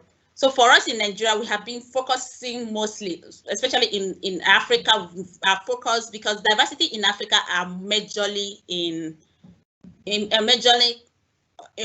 women, but for America, for US, we focus on diversity in terms of the Blacks, the Latinos, and all that. But for Nigeria, we focus, and for Ghana, we focus like a lot of women are not in tech, and how do we bring it to structure that diversity in terms of the number of women to men that into tech space. So we look at typically for the applicant, we look at the parents returning from caretaking. So if you're a mother or that takes some time off work because you want to take care of your children, we are looking at, yes, LEAP is a soft landing platform that can actually give that person that acceleration to move back to work. So individual that are making a career pivot, that possibly the person has been a sole person and want to change into tech. So LEAP is actually that platform. And what we're also looking at is that we mostly don't take in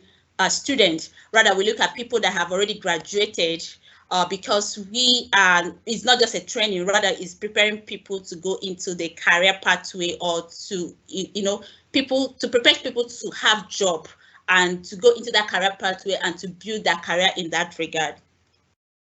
Then the experiences, we are expecting that the person the qualification we're expecting, though we expect that some people may have a computer science or related computer science degree. However, we don't focus on that. We measure people based on their passion. And when we say, are you passionate about changing your career to tech? What we're looking at when we say we measure passion is that what have you done to change your career in that aspect? So we're looking at, have you go on LinkedIn Learning or Udemy or any of the other platform to learn something related to what you want to go into? Is there a boot camp or something that you have done that shows that, yes, I'm actually going into, this is what I've planned going into, and I'm driving myself into it. What I'm just looking at is a structured platform that can help me to grow in that regard. So these are the things we consider when we want to select a candidate. Another thing we consider when we want to select a candidate is that, if you have experiences prior to the time we want to apply, maybe you have worked in other organizations, irrespective of what experience you have. Maybe somebody has been teaching or somebody has been in sales. We believe that every experience is a value to their organization, and definitely the organization meets different customers, and your experience has a lot of things to contribute to that organization. So we're also looking at maybe the person has a Microsoft coding tools or languages, or those are the experiences. And soft skill is more important also for us, because we are looking at people that have a growth mindset, passionate, and have potential to grow in that field that they're applying for. Quickly, we have different learning formats that we use during LEAP program.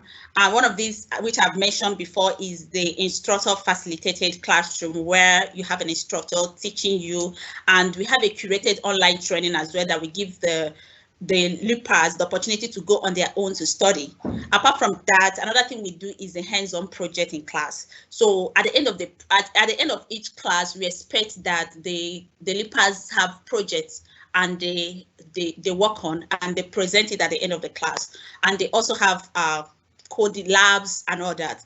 Another more important things that we do is that we bring in guest speakers. For us, we do something we call bi-weekly classes, where we have guest speakers cut across that will come and speak on majorly soft skill training. And we look at what are the major things that these people are looking at for, or what are the things that will help you to really dive in and grow fast in your career.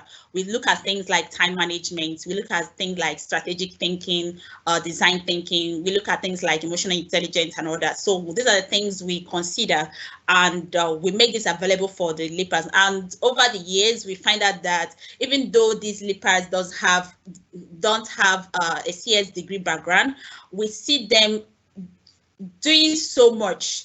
A lot of them has done several certifications that are mind-blowing. They have taken some Microsoft and some of the certification that is not related to Microsoft, and a lot of them has been promoted in their work area because of their performances and how their passions they have showcased during those periods.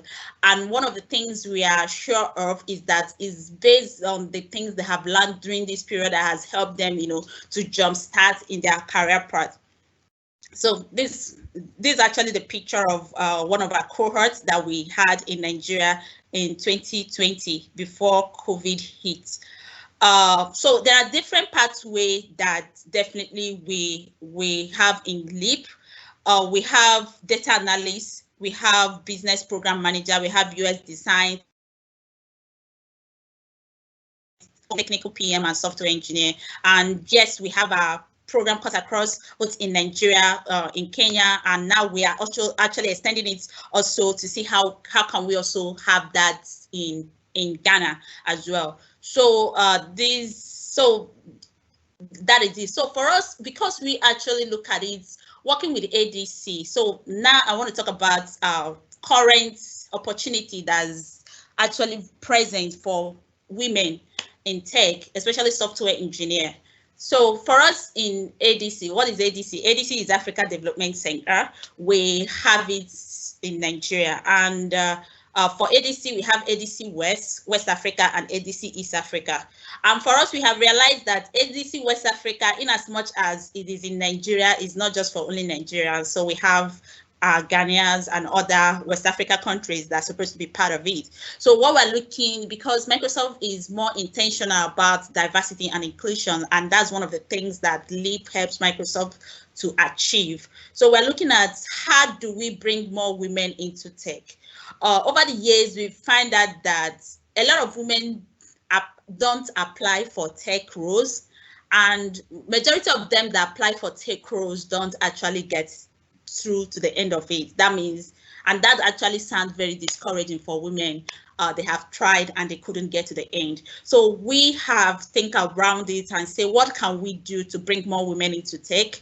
And also as ADC, how do we bring in people from other countries, not just Nigeria's, Ghana, to allow them to participate and be part of the ADC. So we organized this program. We have put this program together that is going to happen between 3rd and 7th of May. Actually, this program is supposed to end. The application is supposed to end yesterday, but because of this event, I've already told them that let us extend it to 21st of April, so that gives more opportunity for people in Ghana to apply, because a lot of Nigerians are really applying. And what's the purpose of this program? We realized that because of a lot of women are lacking some technical skills, they don't know what they need to do during the interview that will give them that opportunity. And if the person can have that secret of what they need to do, whether it's Microsoft, whether it's Twitter, whether it's Google, whether it's Amazon, so far as you can be able to sketch through Microsoft interview, you can sketch through all these interviews. Our major goal is to bring more women in tech, irrespective of which organization that tech is. And that is why we're organizing this program. And during this program, we're going to share those technical skills that women really need to have for them to thrive in their software engineering career.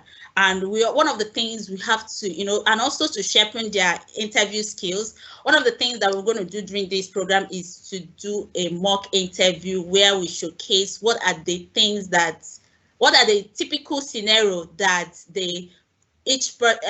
anybody going through interview have to go through. What are those stages the person have to go through? Having those awareness will also help women to prepare well once they have the opportunities, or once they apply for a job and they're going for interview, that position them to get that opportunity. So how do you apply for this? So we have a link that you can actually apply with. And once you apply, you receive an email, and that email will tell you to take a codility test. A codility test is to measure your programming language level. And once you take that codility test, it will also give you a result of your test. And the reason is this: we want to know where you are in your programming language. And that will also help us to know how we can, tailor this program to, add value to the participants. So thank you everyone for listening. I want to give it back to the organizer. If you have a question, please feel free. I don't know if it's time for question or maybe at the end of the event.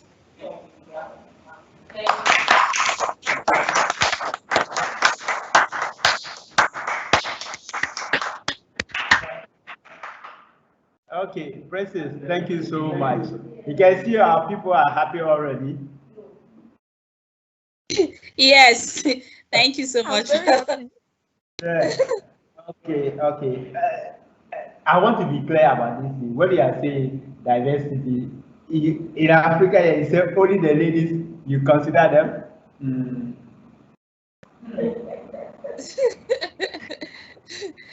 Abdul.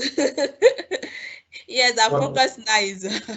Okay. Men are not happy about that one because everybody needs this kind of opportunity. You guys always have the opportunity. It's always there. You have it at your doorstep. The ladies are less privileged. Let's push them forward as well. Okay. But I'm sure as time goes on, there will be something for the men as well. Yes. Okay. All right. This one we can carry this news around because it's a very, very important one. Because I really get a lot of ladies, they have been asking, really, even I'm happy that Microsoft Ghana came out and made themselves available today for other people to reach out and say, how do we get to work at Microsoft? What are the opportunities? Where should I start?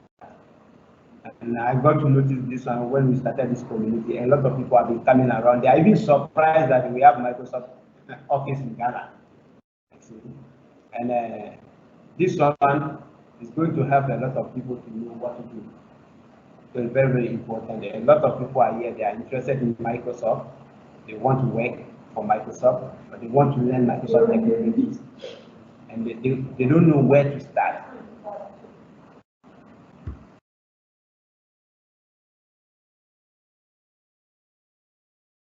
Yeah, Abu, I believe I'll be able to touch on that when I take over. Okay, that's fine. That's fine. I will let some ladies here to ask their questions about the program. Okay, so that's fine. So I believe I can go ahead. Okay, you can go ahead. After that, we'll come to the question. Okay, all right, that's fine. Great. So it's going to be more of a talk, no presentation from my side. Greetings to everyone. I was going to ask one question as Abou was talking about the guys are not happy. I was going to chip in the Beijing Women's Conference, the equality. So it seems now the ladies are trying to beat us to that. But of course, there's always room for improvement. So basically, from my side, I'm going to talk more about career, not much, roughly in 5 minutes, maximum 10 minutes. Then I'll hand over to Bernard, our partner development manager, to also chip in his own things. Yeah. So I would say normally when someone talks about career, normally what comes to mind most of the time is the individual aspiration. So if I take, for instance, Abou as an example, Abou will have his own career plans in his mind. And most of the time, career plans are developed or are built on your educational background, your personal goals, your vision, your values, as well as your skills and your interests. This normally forms what we call career. So when you have this clear path, or you have a clear understanding on the things you want to achieve, where you want to be in the next 5 years, that's what will determine the steps you take to develop, most of the time, to develop mostly your skills. And your skills in the sense of your experience. Experience is built over time. It's not a 1-year thing. Someone will tell you, I've been in the IT business for 30 years. That's his experience. He has been there and he has learned a lot. Your ability also contributes to that. Your growth. How do you grow? You grow based on the things you partake in. For instance, you hear of a training somewhere about an area you want to delve in. Immediately you take the opportunity and partake in that training so that you add it to your CV. So that all improves on your growth. So when you go for any interview and you are talking, you realize your posture, the way you talk will definitely influence the interviewer so that they consider you during that interview session. You also look at knowledge. You gain knowledge by reading, going to go on Google, on Bing. Sorry for using Google. You go on Bing, you search about your interest. Just read more about things that fascinates you or interests you the more. You also look at advanced trainings. So there are advanced trainings. It's not every training you can do online on your own. Some trainings you attend the sessions, you pay for it, you get a certification in return and all that. So you partake in advanced trainings. You also build on your competency. So competency in terms of if you are building your area around data scientists, what are the things you have to consider to be a good data scientist? And those are the areas you focus on and make sure you do it and do it well. So in a nutshell, to be where you want to be in the next future, you make sure in terms of your career path, you have a clear plan on the things you want to do to achieve your vision in the next, let's say, 5 years. I want to be a senior engineer. In the next 10 years, I want to be, let's say, a principal or become a manager. If your interest is in managerial roles, fine. There are people who don't have interest in managerial roles, but would want to be an engineer till they retire. So it depends on your career aspirations and all that. In Microsoft, to apply for roles, I'll paste it in the link. I'll paste it on the link so that you can check. You go on our career website, you look for roles. It can be role in any country. If you feel you are okay for that country or you have the necessary documents and all that, just apply it. Of course, you can look for roles in Ghana or in Africa in general and just apply for them as and when you get to the link. It's an open discussion. Microsoft is very open. We don't say Mr. A has a bachelor's degree, Mr. B has an MBA, so we'll just take the MBA person and all that. It's more open, it's more around discussion, it's more around how you're able to talk your way around things, and it's quite straightforward. So don't worry about people being selective or being biased. We make sure we try as much as possible not to be biased in Microsoft. So please feel free and visit the link I've pasted on the chat. And if you have any questions, if you have any doubt at all, you can always reach out to any of us in the team, and we'll be willing and more than able to assist. So I'll hand over to Bernard, our Partner Development Manager, to take over. Over to you, Bernard. Or over to you, Julate. Yeah, thank you, Joshua. Yes, just to add to what you're saying, with me, I actually had a career.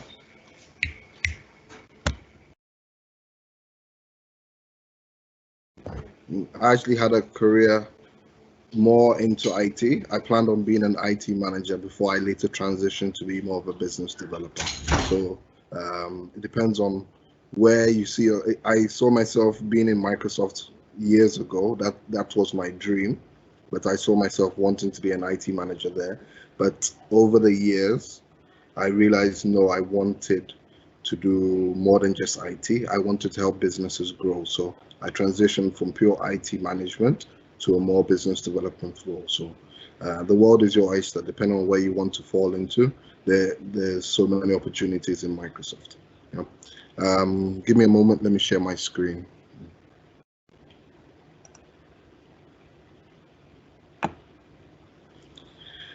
I understand amongst the group, there has been requests from quite a number of people wanting to know how people can partner with Microsoft, how people can work more closer or be a partner to Microsoft. So I wanted to just give you a brief as to how our partner ecosystem works, and then at a later point in time we can go deeper. Yeah. Let me know if my screen is visible.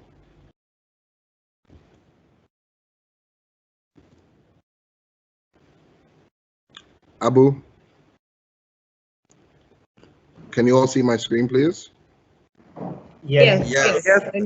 We can hear you as well. Okay, great. Well, for me, I prefer a bit more interaction. So please, you can keep your mics open and respond. Yeah, okay. As you may know, I'm Bernard Victor Ayittey. I'm what's known as a Partner Development Manager. We have two segments for that. We have the ISV and we have the services. So I'm what's known as the Services PDM. And I cover Middle East and Africa, specifically an area called MCC, which I'll tell you about later on. Now, usually before I start, I like to get a feel of the room, understand who I'm talking to, get a better view of the area they want to focus on as being a Microsoft partner, and also try to understand what they want to achieve or where they feel they'll get more revenue from being a Microsoft partner. Fortunately, as we're in an Azure call, I'm going to have to assume that our major focal area is on Azure, right?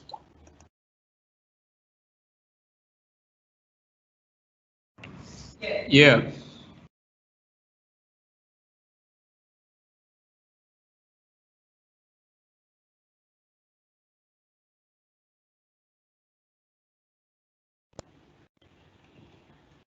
Hello?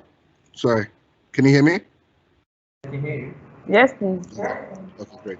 Okay, now before I continue, I have one very important question. Are there any football fans in the house? Abou, is there anyone there who you can say is a big football fan? That usually helps me to. NS. Is that a yes? Yes, there's NS, there's Sylvester here. Okay, and which team does NS support?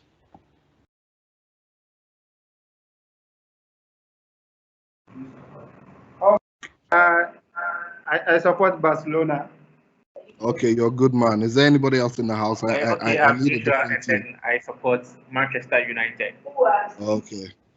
So this call is not for people like Joshua. Manchester United is a sort of team that just looks at opportunities. With Microsoft, we don't just look to build business just based on getting one or two opportunities. We try to establish a full-fledged business. So let's take a team like Barcelona, right?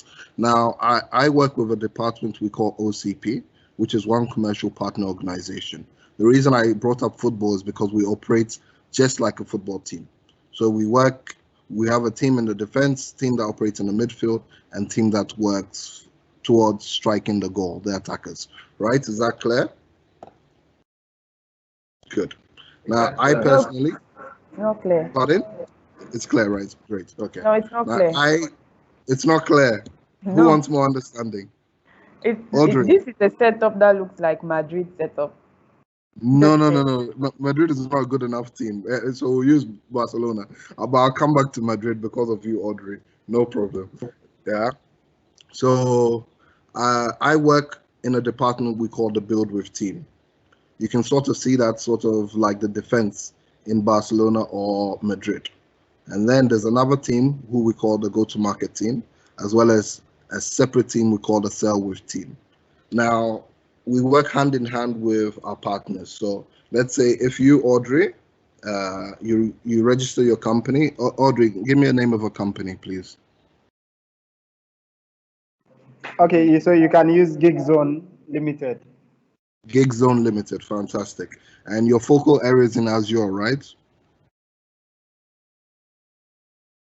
Please come again. Honest. Your focus area is on Azure. Now, is there a particular solution that you feel if you can sell online and it's going to generate you a lot of revenue on the Azure platform? Or industry? Pick an industry. I would take maybe the emailing industry. Maybe Office 365. Okay. Let's stick to Azure as this meeting is more focused on Azure. Oh, okay. But fine. Okay. Yes. Okay. In Azure, maybe I will talk of. Let me say Azure AD. Okay. Azure Active Directory can practically be in every solution. So let's look at an industry like banking and finance. So let's just say your company, Gig Zone, you want to develop a solution which ensures that every every customer of yours in the financial industry is operating in a secure environment. So you call it Gig Zone Security 365 or whatever you want to call it, right? So now with that solution, your technical team, maybe if they're new to Microsoft, they may have some bit of understanding as to some of our tools and services. However, they may need additional support and understanding there.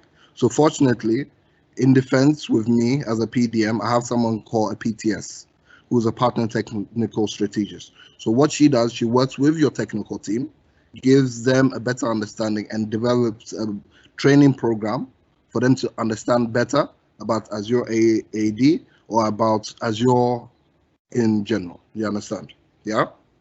So now your technical team have built that solution, Gig Zone 365 security or whatever you want to call it. Now, what's the next step? You want to push it forward. You want to push that ball forward to the go-to-market team. So what then happens is the Microsoft market team, who have well over 20 years of experience in different industries, especially finance and advisory. So they would sit with your marketing team and help you develop the right sort of collateral that would be appealing to that right industry. So now just imagine if Microsoft tweets that Gig Zone has developed a solution for all financial companies across Africa that's going to ensure that there'll be prevention of break-ins or leaks in their security environment. Now, as a company, what would that do for you? Would that help you? Would that give you potentially more business with your customers? Is that right, Ernest? Yes, that's right. That's right. Good. That's fantastic. Yes. So that's the sort of things you get from the GTM team. They do a whole lot more than that, but I'm trying to keep this meeting brief. Yeah. So now the problem there is they will support you with that collateral, but we work in Africa, so people require more than just post or a Twitter feed online that says, hey, your company is great. So then you continue with our marketing team to develop what's known as physical collateral that you can actually put in front of your customer. So then you'd have a document that says Microsoft says that Gig Zone Security is able to do this for you as a customer. You understand? So that gives you more leverage when you present your profile to your customer, right? So now that gives you that step into the door. Now the next thing that we do from OCP perspective, after we push it from the marketing team, we send it to the sell with team. Now, fortunately enough, we have someone from the sell with team in the name of Diane, who's TCM, and she is also Azure focused. So she is actually the best person you would meet when we're actually trying to sell your solutions. In that, she works with customers and she also has a good relationship with partners.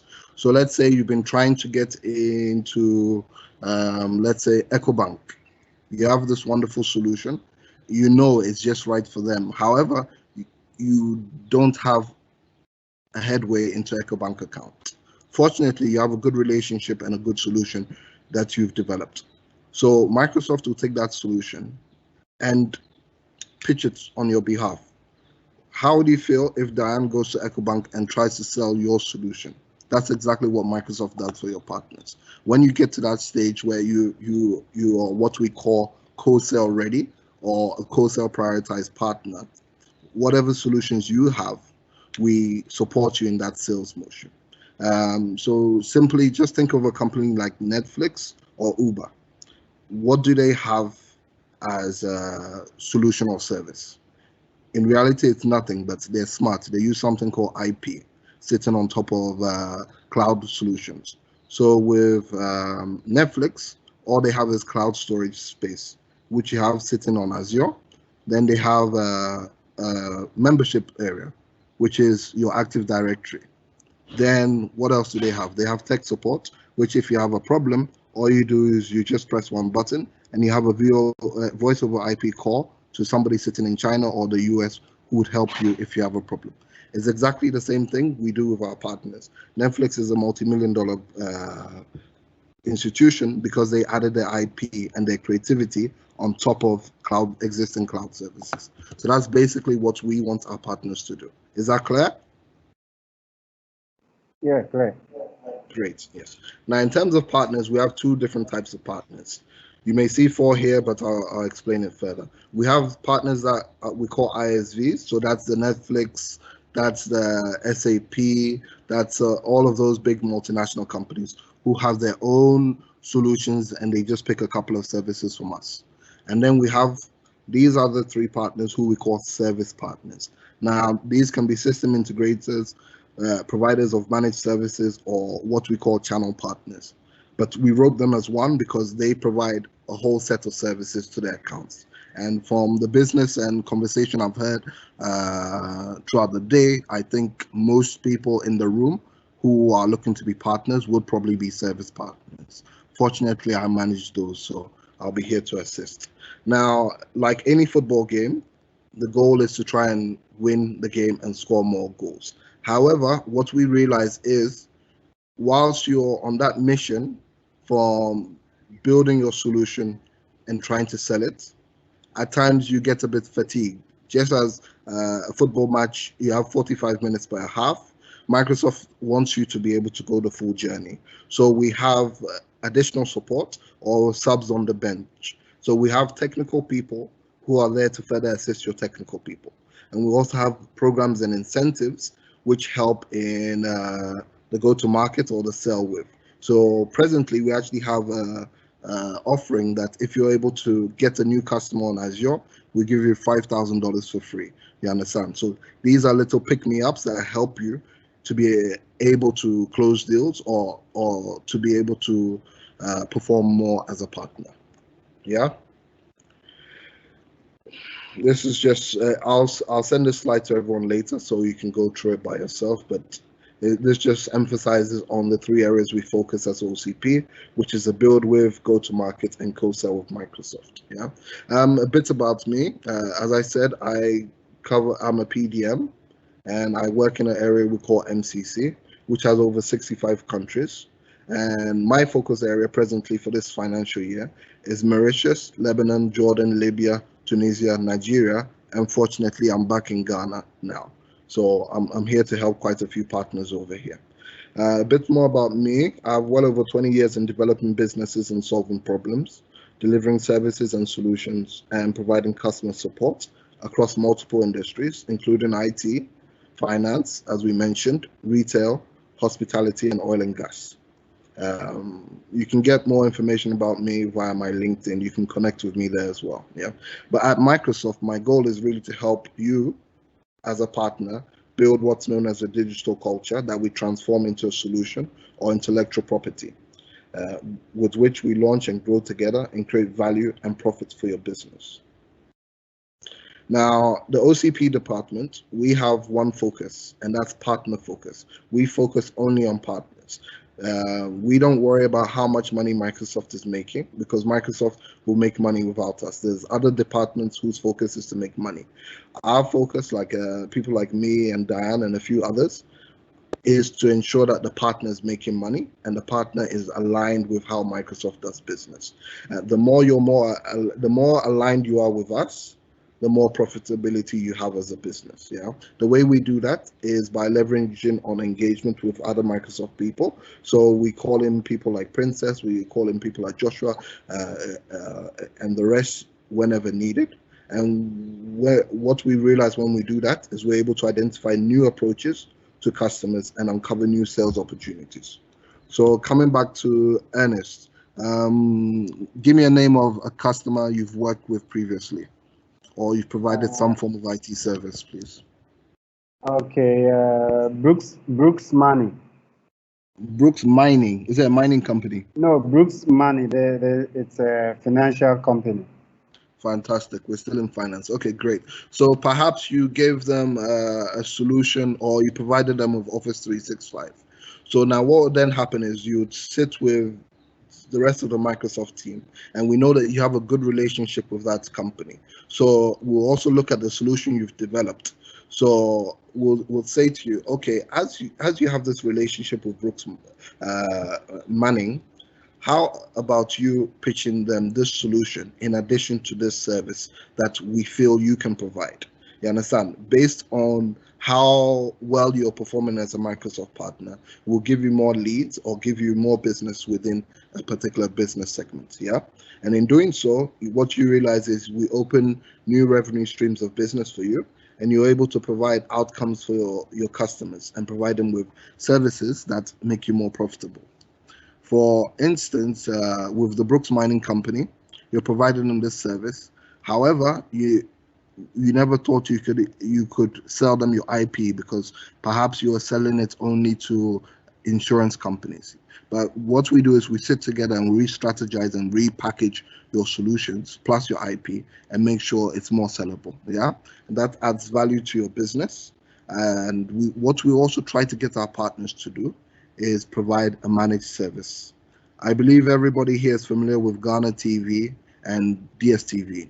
There's quite a big gap between there, right? That's acceptable. Now, what's the difference between GTV and Netflix? GTV is not a subscription service. Netflix, on the other hand, is a service that you pay for what you want, right? So that's understandable. Now, if you look at DSTV and then you look at Netflix, what's the difference? They're both subscription services, but there's still a huge gap. Netflix is providing what they know you as a customer want because they use a bit of data and AI. They try to understand you as a customer. DSTV currently is losing ground. In fact, I'd say if not for the sports package and maybe some of the telenovelas, they wouldn't have any customers at all in Ghana. That's because they don't look at what the customers really want. They just have content and it's just there. Whereas with Netflix, you have content based on what you want. It's on demand. So that's the sort of thing we want our partners to be able to look at and provide. Look for what your customers are interested in, help them to save costs so they see more value in what solution you're giving to them. So that's something we also teach our partners to do. Yeah. Now, I'm sure a lot of you wonder what is it that we get from being a partner. Now, one of the main things you get is a powerful ecosystem, as I've started introducing you to. Another area is innovative products and services, and a shared commitment to growth and profitability. As I said, we have a whole department who is just focused on making the partners profitable. I'm not going to go into so much details now because this is things you can read by yourself, but it just tells you more about our ecosystem and the value we bring. Now, in terms of our products, I like the fact that this call we had started talking about security and identity management, because that's exactly how Microsoft aligns our programs and services and products. Everything is based around security, identity and management and compliance, and that all sits on our Azure. And then we have our GitHub platform, we have our Microsoft Power platform, we have our Microsoft 365 platform, as well as LinkedIn and Microsoft Dynamics 365, which is quite a lot to handle at a go. So what we cleverly did was put it into a few solution areas to help our partners grow in those areas. So we have what we call modern workplace, business apps, and apps and infrastructure. Data and AI is part of apps and infrastructure, but we differentiate it a little for now. Now, what we feel is once any of our partners are working in any of these solution areas, they're able to empower their employees, engage their customers, and optimize their operations, as well as transform their products. Now, the interesting thing is you're able to do this at a twofold level, because you're doing this to your internal staff, you're empowering your team, you're also being able to engage your customers once you're using this. You're also able to optimize your operations and transform what products you have, like the IP I mentioned, the gigabit 365 security. Yeah, but you also do the same for your customers. That's so that it's a double effect for you and your customer.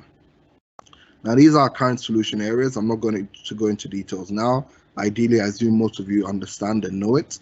Modern workplace and security, business apps, and Azure, which is our bread and butter for most partners. Most partners are making a lot of money on Azure, so I'm really happy that this call is about Azure, because that's where most of our partners are making lots of money by being smart and innovative. Yeah.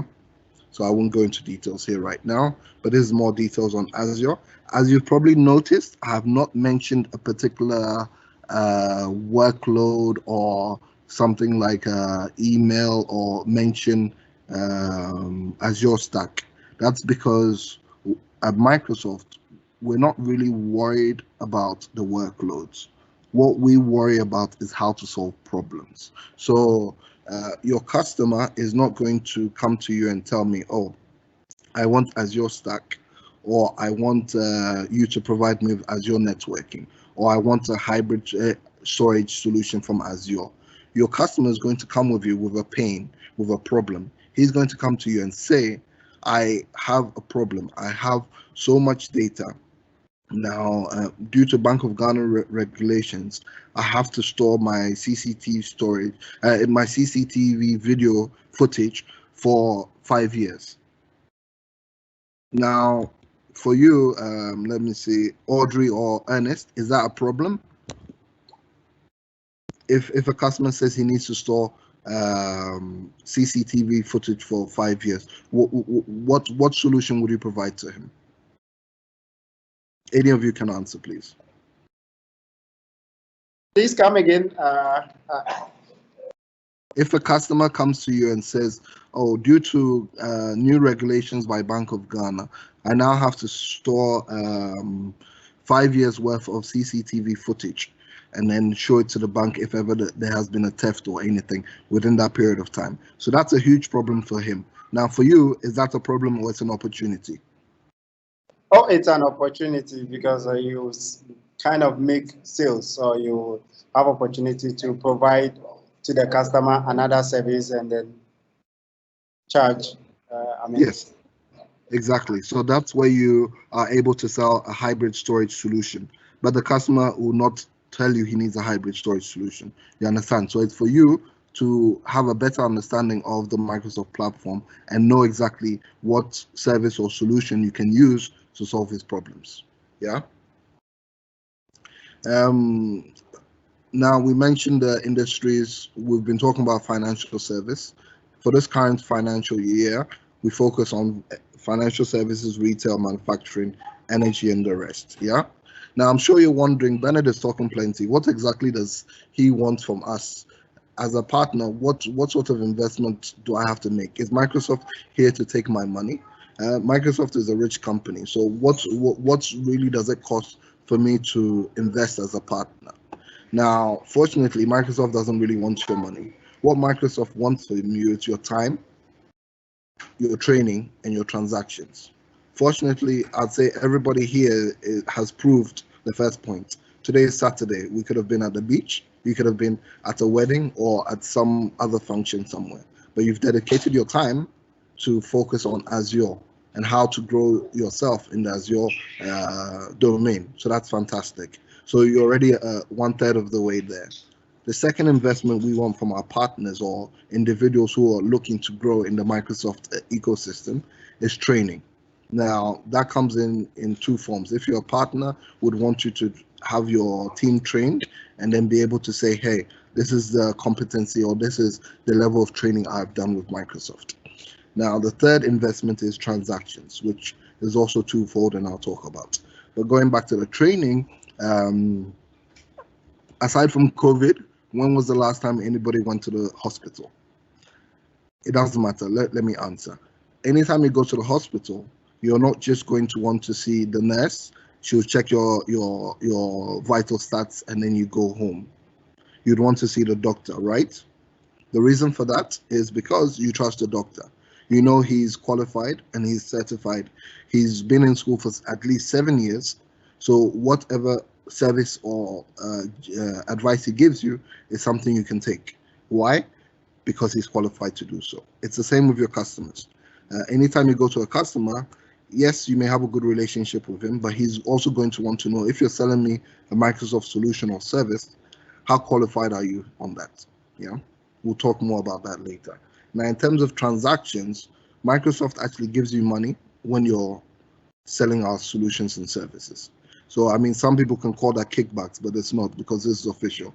This is incentives, not kickbacks. You understand? So the more transactions you do, the more Microsoft gives you. Yeah. Aside from that, the other transaction you pay is what's known as a membership fee, but that we'll get into details later. Now, what do you get when you make all of these three investments? You get value for your money. How you get that is what I call the 3 Ds: differentiation, development, and dollar returns. Differentiation, let me tell you, because in Ghana alone, we have more than 200 partners. It's much more than that, but just imagine you're competing with 200 partners every day. How do you, as a company, Gigabit, compete with them? How do you show yourself different from any other customer?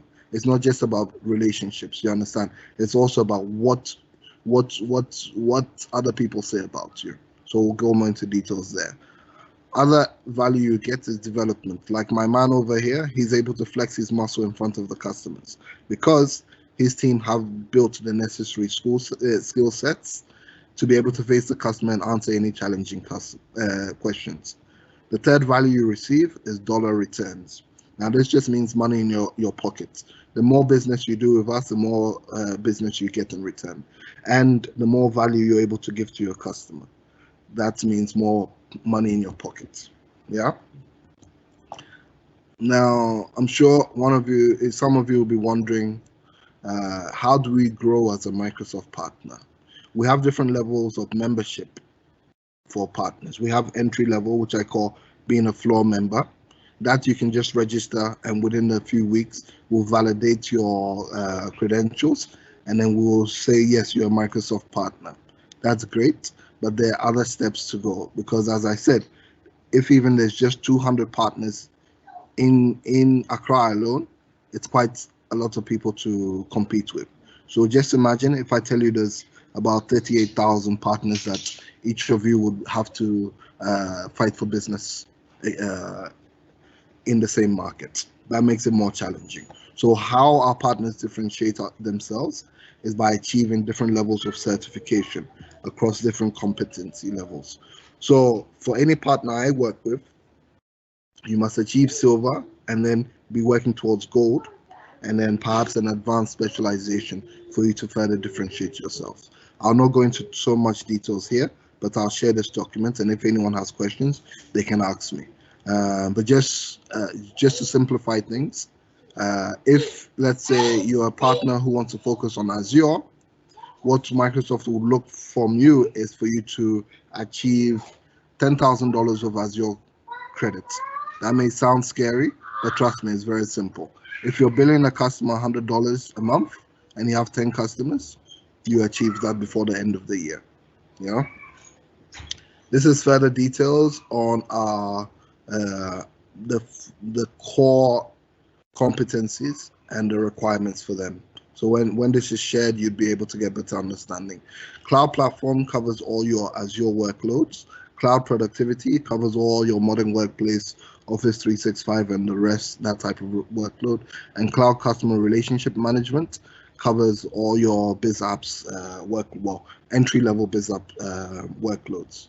And then we have more. We have what's known as advanced specializations, which we'll go into details if we want to get to that stage. Yeah. That at Microsoft, we've designed our platforms to help our partners to grow and succeed. That's why we put in place the right competencies, and we've gone further by adding advanced specializations and something we call Azure Expert MSP programs, which are available for some of our partners when they get to that level. Yeah. And I'm sure you're wondering, okay, if we as a partner, we're making that investment, what investment is Microsoft making in us? Now, what we look to do is we look for long-term investment. So those who support Real Madrid and Manchester United, this is not for you, because you are the ones who want quick win, quick opportunities and flashy deals and players like Ronaldo. We don't like such. We like teams like Barcelona, who have made a huge exactly, yeah. We like teams like Barcelona who have made that investment from infancy.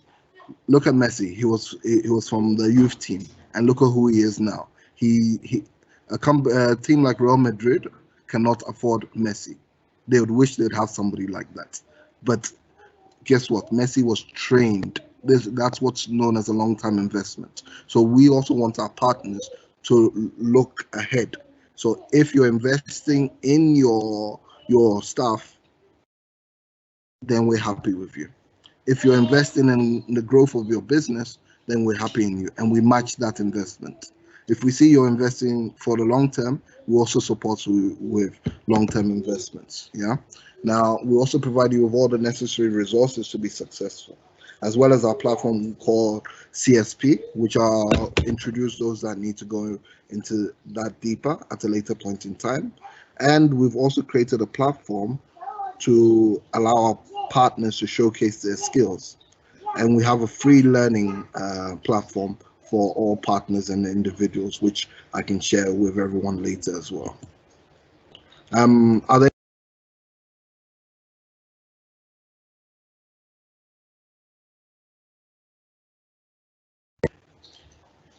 Are there any questions before I go on?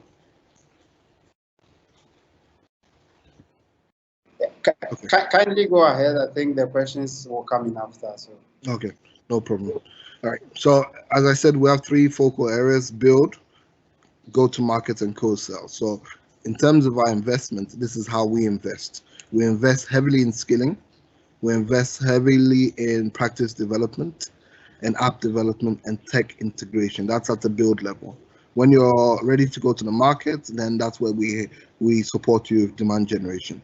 Then when you're ready for co-sell, we support you with our indirect channels, our marketplace. Everyone should take a look at Azure Marketplace. That's a wonderful place where you'd have a better understanding of how our partners are generating revenue whilst utilizing Azure.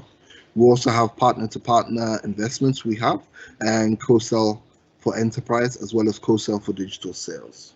Yeah. As we want our partners to evolve, we ourselves will evolve, and as part of our as part of us evolving, we've added more benefits. As I mentioned, currently we have a offer for $5,000 per every new customer you bring on Azure.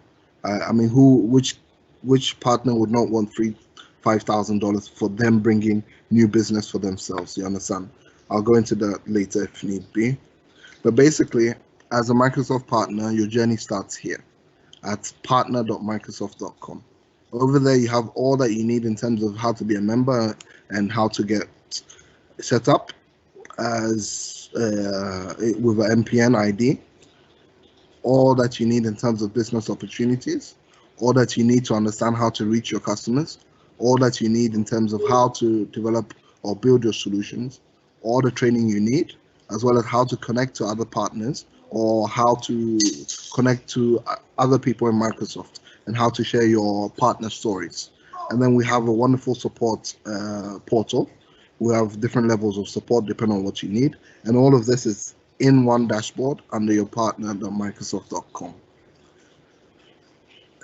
But basically, all that I'm saying is, as a Microsoft partner, what we help our partners to achieve is to identify new opportunities, build solutions around those opportunities, take those solutions to the market, and fuel the growth of your business. Yeah. In this slide, there's more examples and case studies, but due to time, I wouldn't go through. Are there any questions?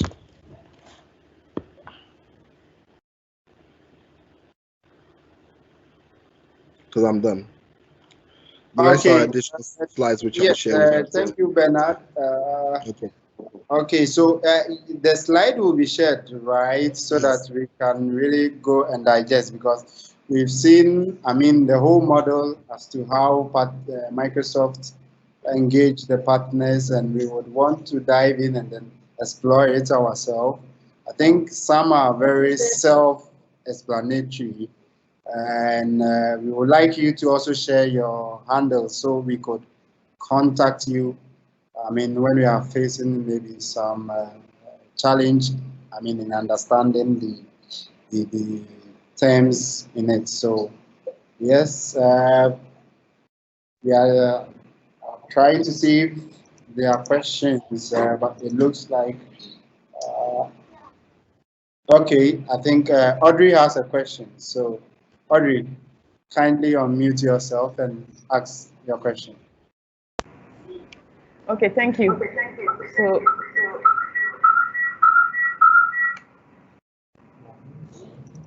I wanted to come back to, I mean, from the beginning of the talk, we agreed that we could ask our questions from, even if we, I mean, from the beginning of the presentation. So, yes. Okay, all right. So my question is concerning the Microsoft Leap program. I don't know if Princess is still on the call, or anyone else could answer it. In Ghana, why does it last 1 week when, I mean, I saw the advert, the flyer, and it says from 3rd to 7th, I guess. So why does it last 1 week when during the presentation I saw that it lasts 16 weeks? Hi, Audrey. This is Princess. So the event is a workshop. It's not the real Microsoft Leap program. So the Leap program takes 16 weeks, irrespective of whether it's in Ghana or in Nigeria or in US. However, this event is that based on the fact that a lot of women are applying for job in tech, but they don't know what they have to do together. It's just like to give them the tip and lead them to know what they have to do to take that right step whenever they want to make that kind of application, or how to position themselves very well whenever they're going into interview. So that's basically what that event is for, and is not for the whole Leap program as it is. Does that answer your question? Yes, it answers my question, my first question actually, because I have more questions concerning the event, okay. The program. So you said it's for everyone irrespective of their background, but you are still looking at the way they are passionate about tech and everything. And then you mentioned that during the process there will be before you get into the training, you have a test that you go through, and it tests your programming languages skills. I wanted to ask, is the person free to choose a programming language, or you have for each event certain requirements that you have to meet? Like maybe instead of JavaScript, you want to train people in Java or Python, or is there any specification? So as I said, I think one of the things I find out that we are confusing the event from the normal Leap program, right?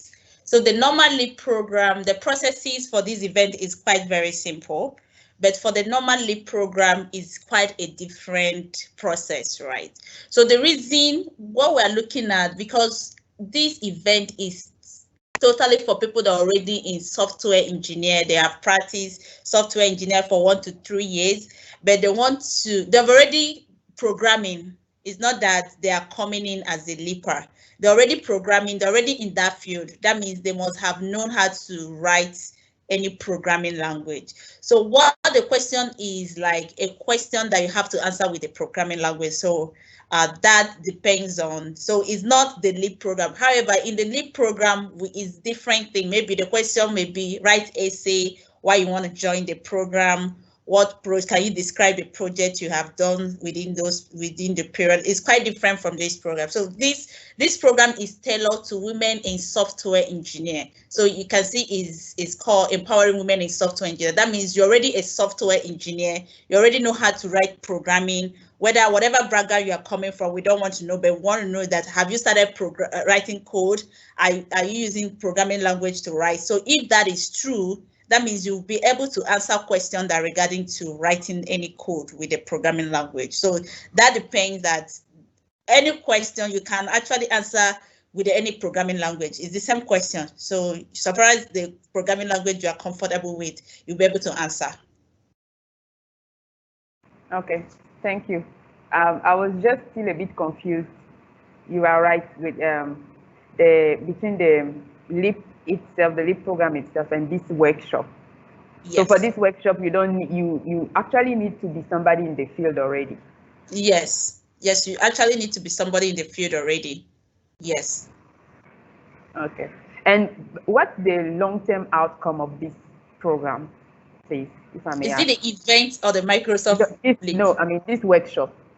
Okay, so the long term is we're preparing women to have that confidence to face interview, whether it's in Microsoft, whether it's in Google, whether it's in Amazon, whatever. Because once we give you that, once we help you to understand what it takes for you to go through interview and pass, that means whatever, anywhere you find yourself as a software engineering woman, you'll be able to, know what to do to get yourself a position in tech. So that's we want to simplify it so that women won't be scared to apply, and they will know that yes, I can actually get in, not just thinking they are. Or sometimes most of them go through interview and they don't pass and they are discouraged. So the long-term interview is that by the end of it, you as a woman can apply for a job and you already know what you have to do to get that job, to get yourself in. So we're just trying to let people to know that.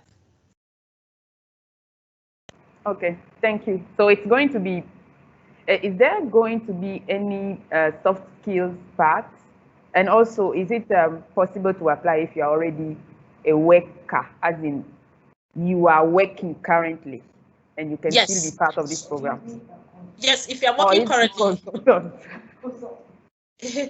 So if you're working currently, you can apply, because what we want to just to train. So maybe your company you're working with is not Microsoft, is not Google, and is not Amazon, is not Twitter. You still want to grow your career, right? You still want to go to that top organization, and the interview process for the company you're working with is quite different from the way Microsoft do their interview or the way Google do their interview. But it's similar. The way Microsoft do their interview and Google and all those is kind of similar. So it's you getting yourself ready to that next level that you want to get in. So irrespective of whether you're working or not, it's a workshop. It's not that you just have to apply, and so far as you have that time to learn. So the soft skill, apart from the technical skill, the soft skill is to learn the interview skills that you need to have. So all the basic interview skills that you need to have, you need to know to be successful at the interview.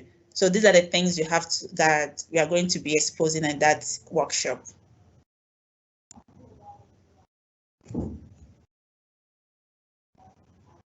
Oh, I was muted. Okay, thank you very much. I have some more questions, sorry.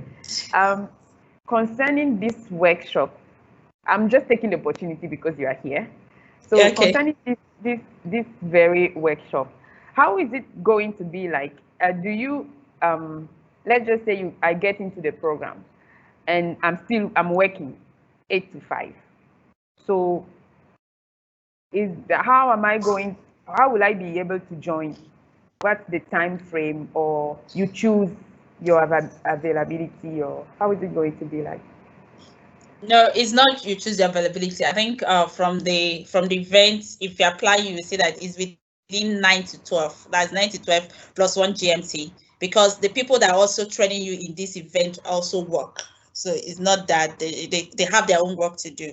So what you have to do, whether you're working or you have to make that 2 hours of your time available. So for instance, if you know that you have your lunch, your break within those periods, you can do the program within those periods, and during your lunch time you can cover your work. So, but it lets for you to know, how do I, structure my time to participate, right? So since it's virtual, you can actually work around it and see, okay, I'm structuring my time, I'm giving this time, and I'm going to do my workload once I finish the event and go back to my work.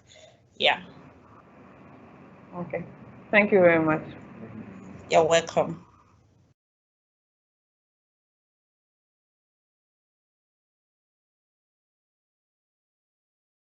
Hello, Princess. This is Abou. Hi, Abou. Yeah, okay. Apart from this program you are doing for the ladies, any other program for the general public, the guys for beginners, those who are not even like students or they just graduated? Is there any other opportunity for them? So for my role, my focus mostly is empowering women in tech, and yes, so all my focus is how do I get more women into tech, and what are the opportunities that is making available for women. I'm sorry, guys, if you didn't find that inclusive. Okay, this is fine. But I know that Bernard and Joshua can have something. I know that they have a robust program where we get to join in for students. We are doing something around student ambassador where they meet students and that, but I can find more details about it and share. Yes, but for definitely for lead program is basically for Nigeria right now is basically focusing on female. Okay, I don't know if someone had the answer to my question there. Joshua and Diane, Dorothy, and Bernard. Can you please repeat the question? My question is that apart from the ladies that program, is it any other program for any other like general public guys? Because a lot of them be asking what are the opportunities for them, what are the programs. And I know about Microsoft Intent for Africa. And apart from that, the student ambassador program. And apart from these two, we don't know about any other program that exists.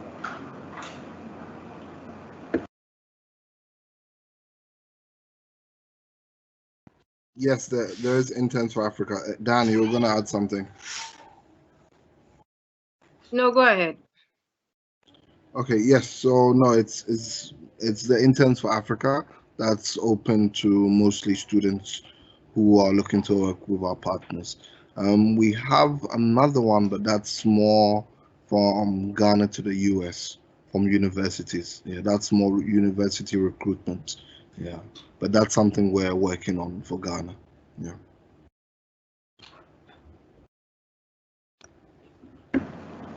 Okay, Dad, how about typically you? what happens is typically what happens is sometimes, you know, before COVID, we had some people come from our HQ into the country and they were actually scouting for program managers, people who can code and stuff like that, right? So it was a whole event on its own where Microsoft came to Ghana specifically to recruit different types of people. So they were having spot-on interviews and so on and so forth.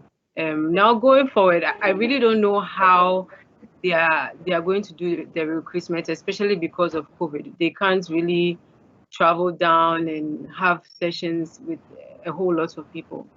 But maybe what we can do is to check in with the team on maybe new strategies that they are using to recruit people from Ghana going forward. So apart from what Bernard has shared, I know this is something that we're doing in the past, but after COVID came, they haven't come back to do any other events. So maybe we can check in with them to see if they are changing their model of engagement in terms of recruiting people in Ghana to the US, and then we can give you that feedback.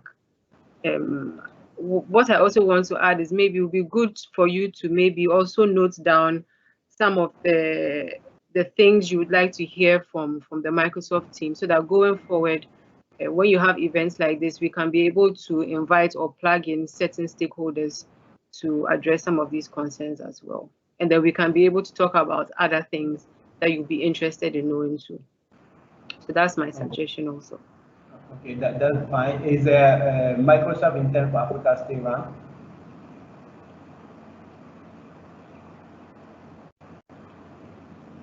Hello? Say that again. Microsoft Intent for Africa. For last year and this year, they did the program because I didn't hear of it when they opened. Does it still run the program? I believe so. Bernard, it still runs, right? Yes, yes, it's still running. Yeah. Yeah.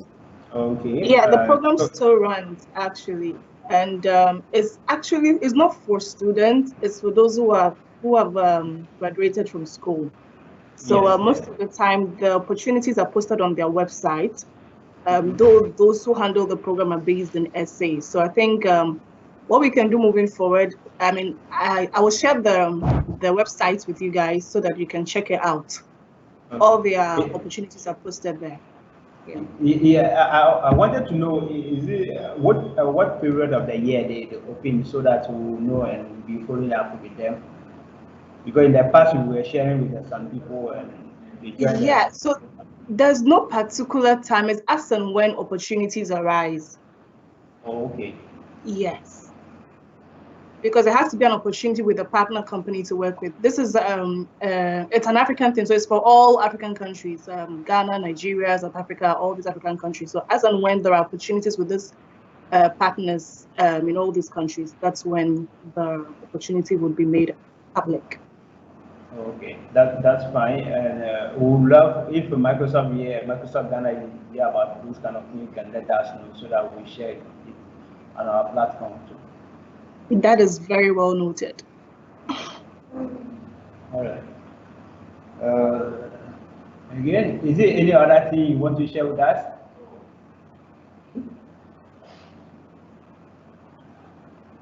No, I believe this is the end of our session. This is the first time Microsoft Ghana and Nigeria team have come together to support you on this particular event. So thank you for giving us a chance to present and speak on different topics. Hopefully next time we'll be able to bring in a different group of people that will touch on other areas that we feel is relevant to Ghana as well. So thank you so much, Abou. Oh, okay, thank you so much. We are happy having you here today. Thank you.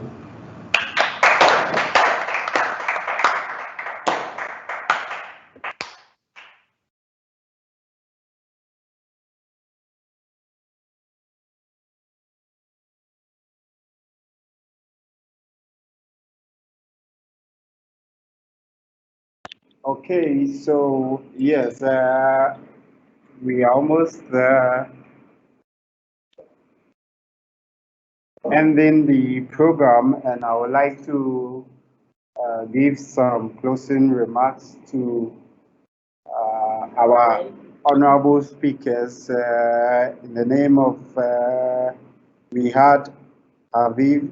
Aviv is from Medsys, and he is into, he spoke on identity, and we want to thank him very much for sharing his weekend with us. We really appreciate him. We really appreciate him. Second, Ronald couldn't get, but I mean, the willingness to share the experience. We want to say thank you, Ronald, for making the effort. We are sorry because we had some technical challenge, so it's really affected how the event was run today. We really want to apologize to our speakers and members. Moving on, we had Mohamed. Yes, Mohamed did a good delivery, and we want to thank him as well. And then our fourth speaker, Alistair, who also presented on how to implement zero trust in Azure and security in our, I mean, in these times is very, I mean, key, is a key area which you can't neglect. So yes, he did a very good job on that presentation. We would want to thank him. And to the whole Microsoft Ghana and Nigeria, we say a big thank you to, I mean, coming out to share your experiences where Dorothy started. She gave us her life, her career experience as to how she felt. Diane also gave that experience, and you don't hear this often. So when you have, I mean, opportunity to hear people in such position talk about their life experience, we really appreciate that, and want to tell them that yes, we will be expecting more of, I mean, their career experiences to be shared for our community members to also know that yes, they can also be there. They can also take this career path. They need not to be like scared in some of these big, I mean, career paths. So we want to thank you, the whole Microsoft team, and our members as well for making this event a success, even though there was a lot of challenges at the background. But at the end of the day, we've been able to run the event, and without saying much, I would like to also thank the organizers, our community leader, Abu Conde. He's been doing marvelous job here for us, inspiring the youth and also bringing on, making the industry very, I mean, welcoming, because some couple of years, I mean, you don't get communities, I mean, engaging IT professionals, but here we are. Now we have a platform, and I think it has also motivated other communities to spring up. So yes, we want to say, Abu, thank you for the vision. We also want to thank our other organizers. Joshua has been helping us with our social media platform, and he's doing a marvelous job. He sometimes also helps in the organization of the event. Yes, moving on to Chesco. Yes, the guy who makes us nice on the artwork. If you see those posters flying on this social media platform, you should know that there is a big man behind it called Chesco. I wish he could come on video. Yeah, he's very good at giving us a good look. Yes. So he is a member of the champion teams. That's how we call it. Yes, and to our honorable ladies, I mean, you can't run anything successful without getting a woman behind you. So yes, we have Audrey and Ruth, who have been doing marvelous job in terms of the organization of the event, coordinating with speakers. I mean, it's very wonderful. It's very wonderful. So please, again, I have to thank the speakers because they did a wonderful job, and we want to thank Herve for making us public. So yes, it won't end here for sure. There are other programs coming, and we are saying we will contact you more often to share your experience for us. So I will leave everybody with a good evening, because we've entered into, I think it's about, time is okay. We are almost entering into 4. So we would say thank you.